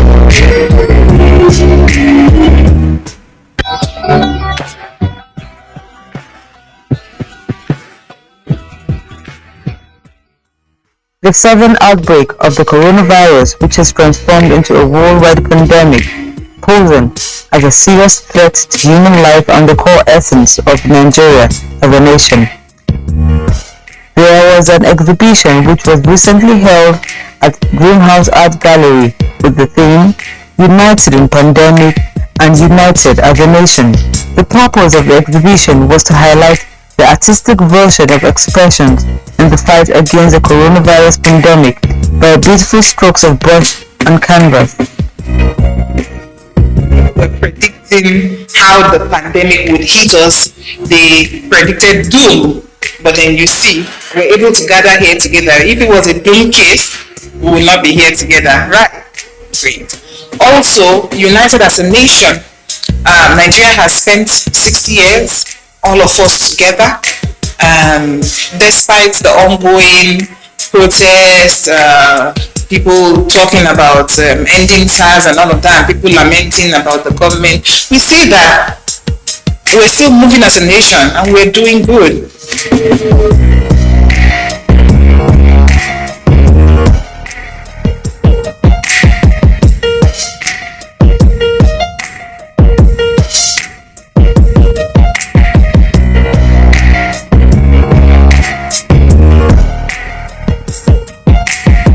Painting titled "Make a Move." You can see a young boy with a basket full of tomato.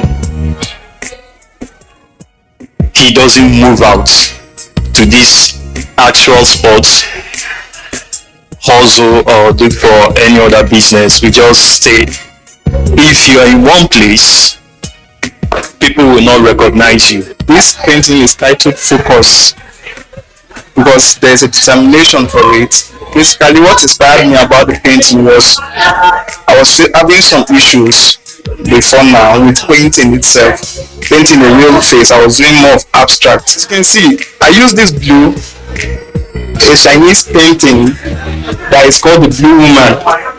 That was the first face with the same title, Focus. So I've stayed focused for long. Let me put it into reality. This thing I've been dreaming about, let me bring it out to the world. That's how come about the painting itself. In the painting, you can see a 1,000 notes, a face, and different hands. It all means the problem we are facing right now. Our youth, everybody are after money. The way and the level of pursuing money in Nigeria is out of hand. We commit so many crimes, evils, just to make money. And the worst part of it, our parents don't ask questions how we make that money. We all celebrate people who are rich. If you go to social media, they celebrate evil instead of good.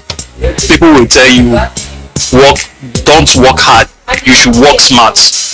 Does that mean in the next generation there is nothing like education? Since we don't work hard, we just come out of school, you join Yahoo or join all sorts of evil just to make money. So now, like the old saying that says in church, the money is the root of all evil. We are the people that create money. So how do we allow that small tiny paper to rule over us? The works here are very interesting, very colorful. There's actually, I haven't seen any work that I can connect with. I can connect virtually every work, but this one actually stands out because it's very vibrant, and the title as well, Fear of the Unknown. That's actually how the world is now today with the pandemic. In relation to the theme of the exhibition, Fear of the Unknown. So it's a very remarkable exhibition, very interesting works, real conversational art pieces, and the ambience as well is very relaxing, very homely, and it's an exhibition that I would like more people to come and see. But I saw one just at the entrance as we're coming in, and it was like the root of a tree that has been cut. And now the interesting thing wasn't that the tree was cut. The tree jumped out at whoever is looking at this, and it had a little shoot coming out. And I see that and I think, okay, this could be likened to Nigeria. Whatever has happened to us, there's always that ray of hope somewhere that there could always be a new beginning. There's hope for a better future. And when I saw that little shoot, you can miss it if you're looking at the painting, because you're looking at the roots that has been cut and the roots really looking at you, shooting out at you. So you may miss that little growth at the tip of that tree. And I thought it was absolutely amazing.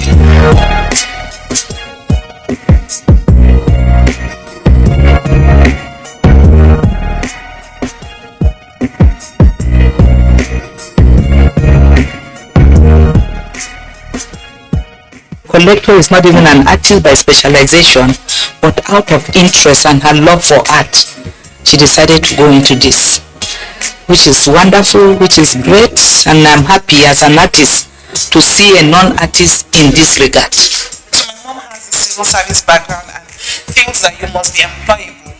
They are not of the school of thought that one can employ themselves, but you can't blame them. That generation, a lot of them were public servants, right? So she'll always be like, who is going to employ you? Nobody. How can you study finance in school? Where would they employ you? Nobody. No. And so my mom fueled quantity surveying for me, and that's when I went ahead to study in school. When they go with the idea that they want to study art, the parents will say, are you mad? We are talking of law, we are talking of anything to do with medical, doctors, we want medical, we want engineers, and you are talking of art, forgetting that without art you can't even read other subjects. So when you read art, you are opened and you can do better, you can see better. The artist is everywhere. You can see the creativity of the work that has been done. It's just ingenious, some of the materials that they have used to put some of this artwork together. It's really great, and we should encourage them. There's a lot to do, and all you have to do is allow your mind to roam around, create something. Some of the materials that have been created here, they are created from scratch. They're unique.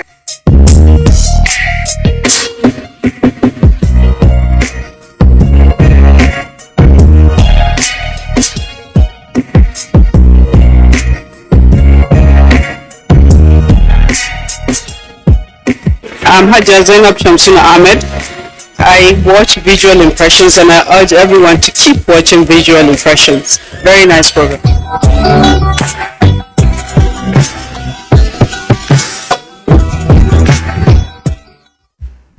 Those artists have effectively communicated to us aesthetically and purposefully too. I hope you enjoyed every bit of our outing today. So keep a date with us next week on the same station and at the same time. I am Omar Mohammed, and I'm going to say bye for now.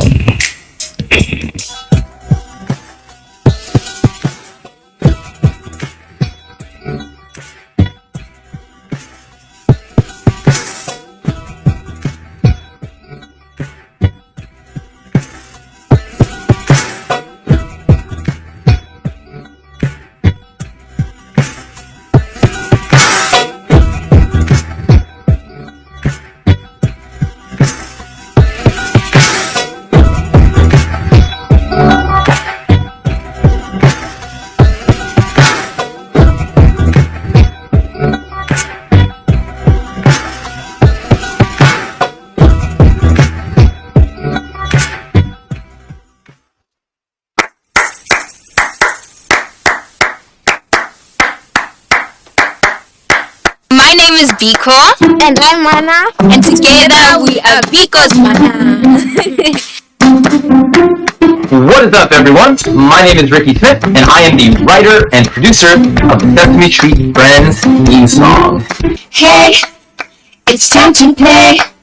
We're glad you came because we love to share. It's been so cool working with Biko and Mana on this project. They've been incredibly professional, and obviously they are so talented. We could not have found better people to sing this song. Hey, it's time to play. We're glad you came because we love to share. We can laugh and sing, do brand new things with new friends everywhere. Let's have some fun with everyone because we love to learn together, making you friends. Instead of history, friends.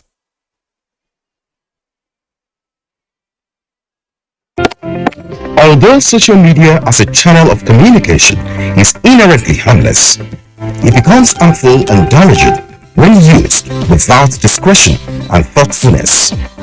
Bad social media users spread rumors and fake news without verification.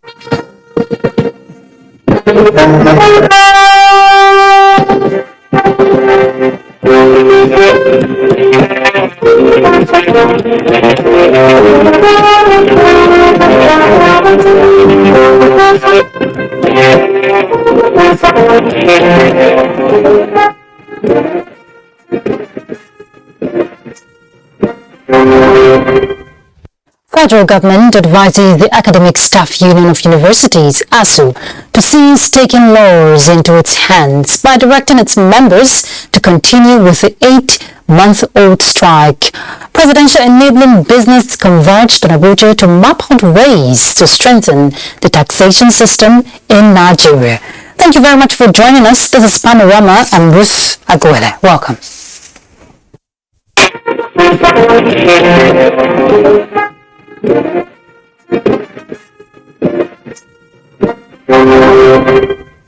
Remember, this news is being streamed live on our website. It's nta.ng/live, and all other of our social media handles displayed on the screen right now. Let's begin by telling you that the federal government has advised the Academic Staff Union of Universities, ASU, to cease taking laws into its hands by directing its members to continue with the 8-month-old strike in defiance of the interlocutory injunction by the National Industrial Court, which restrained the union from further action. In a statement, the Minister of Labour and Employment, Dr. Chris Ngige, said a new directive by ASU exhorting its members to continue with action is an unwarranted lawlessness, noting that the federal government strongly frowns at this. Ngige accused the leadership of the union of misinforming and misleading its members and warned of consequences of contempt of court order. He said the union is misleading its members and the general public that it has filed an appeal as well as a stay of execution of the order of National Industrial Court on September 21st, 2022. He added, and I quote, "Rather, ASU only filed an application for permission to appeal the order. It also attached to the application a proposed notice of appeal, which it intends to file if the leave of appeal is granted. The application for a stay of execution as of this moment has not even been listed for hearing. Where then is ASU coming from?" End of quote. The statement also denied reports that the minister walked out on the meeting between the House of Representatives and ASU last Thursday, 29th September 2022. It said the minister left the meeting to attend to other pressing matters with the permission of the Speaker of the House of Representatives after making his presentation. Nigeria has expressed deep concern for the recent yet another coup against military government of Paul Henry Damiba last Friday in Burkina Faso. In a statement by Ministry of Foreign Affairs, Nigeria described the latest coup as unfortunate and a setback in view of success in the planned transition to civilian administration in July 2024. The federal government therefore said it is fully in support of the ECOWAS and African Union on their decision for the nearly unconstitutional government in Burkina Faso to revert to the earlier transition plan to democratic rule in that country. In other news, ECOWAS Parliament at a seminar in Lomé is advocating early mechanisms to forestall likely interruptions of democratic processes and constitutional order as Nigeria, Sierra Leone and Liberia prepare for national elections. Recurrent breach of constitutional order through military coup is regaining currency in the West African sub-region. This trend is gathering momentum amidst the COVID crisis, climate change, conflicts, and dwindling economic fortunes in the region. At our seminar with the theme, Application of the Power of the Parliament in Light of the Restructuring of the ECOWAS Commission in Lomé, the capital city of Togo, members of the ECOWAS Parliament want countries to domesticate parliamentary decisions to promote regional growth and security. But in the case of the parliament, the People's Parliament, resolutions have not been in any way presented before the National Assembly in any form. If you pass resolutions and you just communicate to member state and there's no enforcing mechanism in place, I think there's something that is missing. The power that we have with us, we use those powers judiciously. Direct elections are relevant, they're important. Managing our own budget is important, it's relevant. But let us use the powers we have for now, then it will be easier for us to ask for more. The aim is for Parliament to remain sensitive to the challenges confronting regional integration, especially those brought upon West Africa by the global economic crisis and internal conflicts. Talk about peace and security, talking about economic growth, talking about the rest of the things that improve the life of the ordinary people. So I think our coordination will bring much more desired result to the sub-region. They see the upcoming democratic transition in some member states as opportunity to promote accountability in governance. And also that every access to power must be made through free, fair and transparent elections. In so doing, we are hopeful that all mechanisms will be worked out to allow the people to freely express their will through their votes and their voices be heard through a free press. The seminar is expected to move Parliament to seek greater competence to play its full role in the discharge of political and diplomatic duties. Olmenjie Fine Face, NTA News. In line with its non-kinetic operations, the Nigerian Army has constructed and donated a motorized borehole to Rinze community of Akwanga local government area in Nasarawa state to increase access to potable water supply. The Friends correspondent Ismail Musa reports. It's a dream come true for the people of Rinze in Akwanga West Development Area of Nasarawa State. A solar-powered industrial water borehole equipped with 20 kVA generator provided by the Nigerian Army is to increase access to water supply and improve sanitation. We've been longing to have this, and thank God today we have this drinking water, potable drinking water for our community. Kudos to them, we appreciate them, and great. Yes, we are enjoying what they are doing. The gesture is meant to foster civil-military relations in the community that lacks access to some social amenities. This community, through the leadership of Akwanga West Development Area, sought for assistance from the Nigerian Army for the provision of potable water. This faith for cordial relationship necessitated with immediate response to the request by the committee to realize the dreams of the conception and completion of this water project as part of corporate social responsibility in communities where we conduct military operations like natural state. The project is aimed at boosting confidence of host community in relation to army operations in the areas. From Akwanga in Nasarawa State, Ismail Musa, NTA News. The Post-Traumatic Stress Disorder Diagnostic Treatment Rehabilitation and Research Center project is set to commence in Abuja. The project, initiated by Defense and Police Officers' Wives Association, the POA, is to provide trauma support to soldiers and police officers impacted by war and conflicts. A statement by the POA President, Mrs. Vicky Amuli Irabo, the foundation stone laying of the project will be performed by the First Lady of Nigeria, Mrs. Aisha Buhari, and will be accompanied by Liberian Vice President Jirel Taylor and other leaders. Still in the spirit of the independence anniversary for Nigeria, like other countries of the world, Nigeria has several symbols created at varying moments in the historical life of the country. The national flag is one of such symbols, which was adopted during Nigeria's independence in 1960. Charity James in this report seeks to find out what people know about this symbol and its significance to the country. The national symbol is an object, sign, or emblem belonging to the nation, often characterized by federal integration and a state of colonial independence. Like other countries of the world, Nigeria has several symbols created at different moments in her history, with many of symbols depicting Nigeria's sovereignty and other meanings. How many Nigerians are aware of their country's symbols? We have the coat of arms, we have the national flag, and we have our national anthem. Our flag is our symbol. It represents Nigeria. The green stands for agriculture, and the white is for peace. National flag, we have green, white, and green. The Nigerian coat of arms, the Nigerian currency, the Nigerian flag.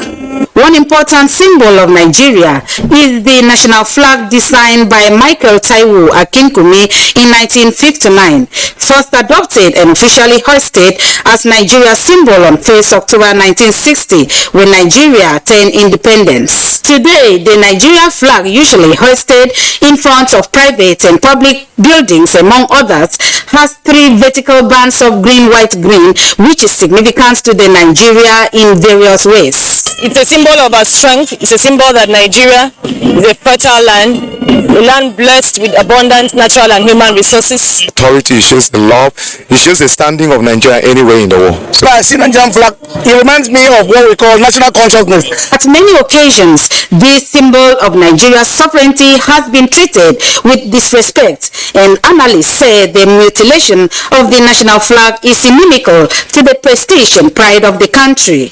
So if your perception is different, they would know how to treat the national flag. The way you view a thing determines how you respond to that thing. Flag is, you have to check on it and you have to change it from time to time. No particular flag will stand forever. Maintain it and know that that is your identity. We need to add value to this, and as we add value to this, others will also respect it. Some concerned Nigerians are, however, calling that clean Nigerian flags with the appropriate dimensions be hoisted as a pride of the Nigerian nation, while Nigerians obey the country's call to loyalty at all times. In Uyo, Charity James, NTA News. As part of efforts to grow the Nigerian economy and make it enviable, the Presidential Enabling Business, alongside some notable Nigerians, converged in Abuja to map out ways to strengthen the taxation system in Nigeria. Ominka Amarachukwu reports.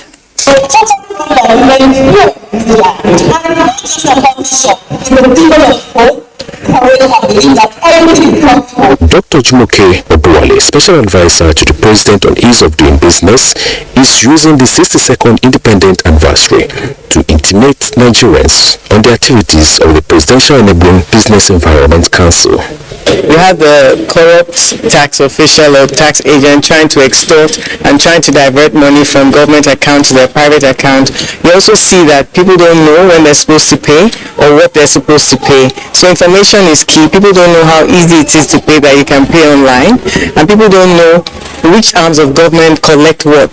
Sometimes when you're new in business, you don't know what state government collects, you don't know what federal government collects or local government. So those are all the elements that we're trying to put in. Citizens would understand their responsibility. There's nothing in life that it's a give and take. You expect something, you also have a responsibility. So together as citizens, we have a responsibility to this country, just as those who are in power. So as Yorubas would say, it takes two hands to make the hands clean. The event, which commemorates the nation's anniversary, is a reminder for Nigerians to be more productive.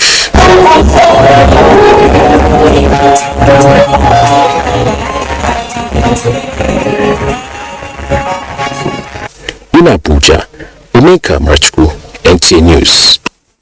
Well, in 62 years, you agree with me that Nigeria has grown its volume of import and export by removing major obstacles to boosting the economy, as seen in the case of Apapa, where there are constant initiatives aimed at eliminating impediments to the flow of business transactions.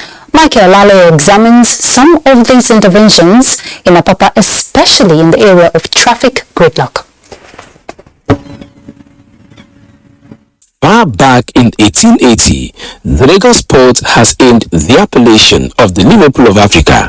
This is not just because of its dominance in maritime trade in the region, but majorly because it is the shortest route to the international waters.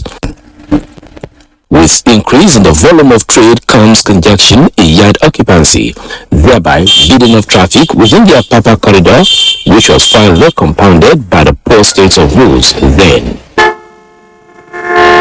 Apart from reducing government's revenue from the corridor by 6 trillion naira in 2019, according to the organized private sector, Nigeria started losing its volume of cargoes to neighboring West African countries. There's a syndicate making money from this problem, and until government gets to the root of it, nothing is going to work in Apapa. The zeal to change the tide has remained consistent, with the administration of President Muhammadu Buhari inaugurating various interventions. The first step was the constitution of a presidential task force team headed by Vice President Professor Yemi Osinbajo. The Federal Safety Corps on its part constituted a minimum safety standards for articulated vehicles plying the road. If we have the minimal standard coming in, then we don't expect frequent breakdown of trucks either within the port or along the corridor. So that will definitely ease congestion within the port. With the passing of the day comes new ideas on how best to free the ports for legitimate trade, which one of the strategies identified by the Nigerian Ports Authority is making the corridor inaccessible for trucks and individuals without genuine businesses. This led to the removal of shanties and putting in place of an electronic collar system known as ITO. We will keep automating that, we will keep tweaking the system until we get it perfect. We are likely to, create a second app. It's just to create competition and also give people alternative. While all of these are yielding results with businesses having a new lease of life, the federal government followed up with the setting up of the Free the Port Access Rules initiative, and the end is justifying the means by the testimonies. Now they do not allow any vehicle to park. No congestion, no delay, no anything. Everywhere is free. We are all happy about it. Now you can boast of loading a container in a day or in 24 hours and the goods is at the warehouse. The team has successfully opened up the Apapa trade corridor, while efforts are ongoing to ease Tinkan Island ports. In Lagos, Michael Olaleye, NTA News. Well, let's go on a break. We're back shortly. Please stay tuned. The more, the best and most efficient way to avoid getting infected is through regular hygienic and sanitary practices as well as social distancing. As individuals, we remain the greatest weapon to fight this pandemic. By washing our hands regularly with clean water and soap, disinfecting frequently used surfaces and areas, cutting into a tube or elbow, and strictly adhering to infection prevention control measures in health facilities, we can contain this virus.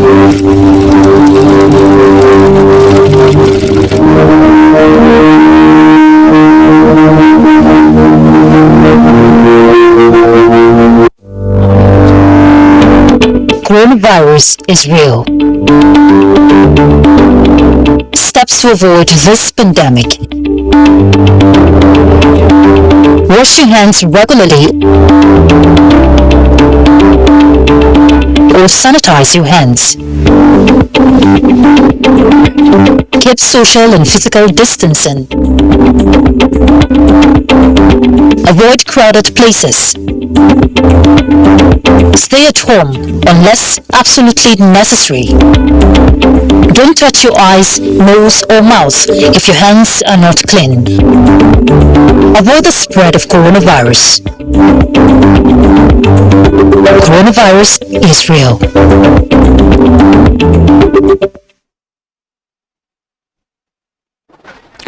Thanks for staying tuned. The Kaduna State Governor, Nasiru Ahmed El-Rufai, has condemned extrajudicial killings of two headers in Birnin Gwari for alleged involvement in banditry. The state governor asked people to avoid taking actions capable of breaching peace and security in the area. However, the governor has appealed to the families of the victims to remain calm and directed security agencies to conduct thorough investigation to fish out the perpetrators.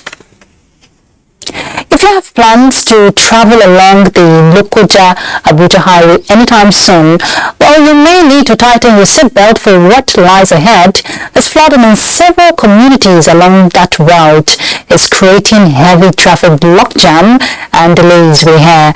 Incidentally, while the increase in the water level is wreaking havoc on impacted communities, with victims counting their losses, maritime workers and boat operators appear to be smiling to the bank. Francis Odojo reports on the many ironies of flooding in Kogi State and how it is clearly a story of different strokes for different folks. In recent times has been on the news, especially on the impact of flooding, with Lokoja, the Kogi State capital, being the epicenter. From Kogi Kotonkarifi to Lokoja, Basa, Ajokuta, down to Ofo, Igalamela, Odolu, Omala, Ida and Ibaji local government areas of Kogi State. The story is the same as flood victims continue to count their losses. Lokoja, the Kogi State capital, like any other riverine community, is a case of a town under water with massive devastation believed to be larger than 2012 disaster. Yet, the water level is still on the rise, spreading deeper into the hinterlands, submerging and destroying valuables on its path.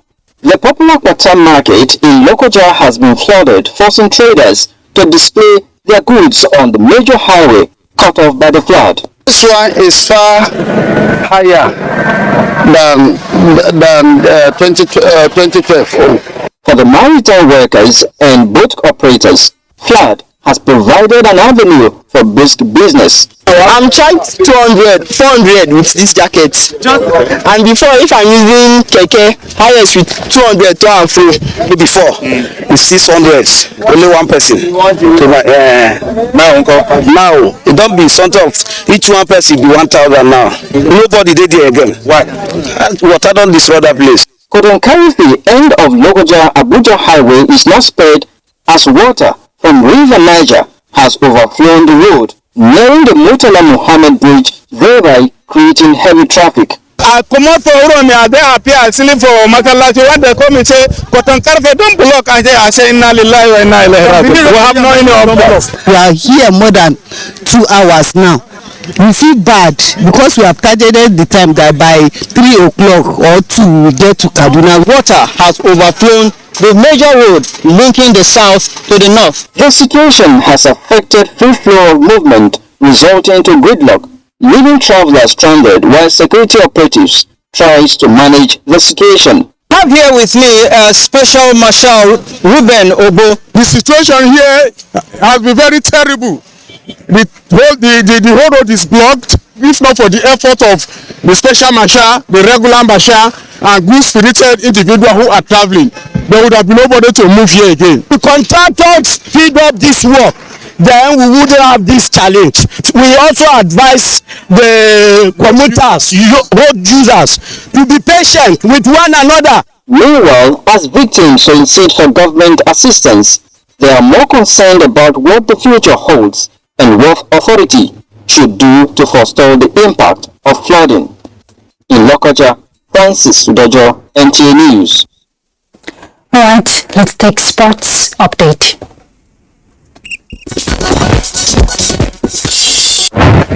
Former world number 1 Yera Wellington has emerged the winner of the Abuja National Open Scrabble Tournament, which was concluded on Sunday.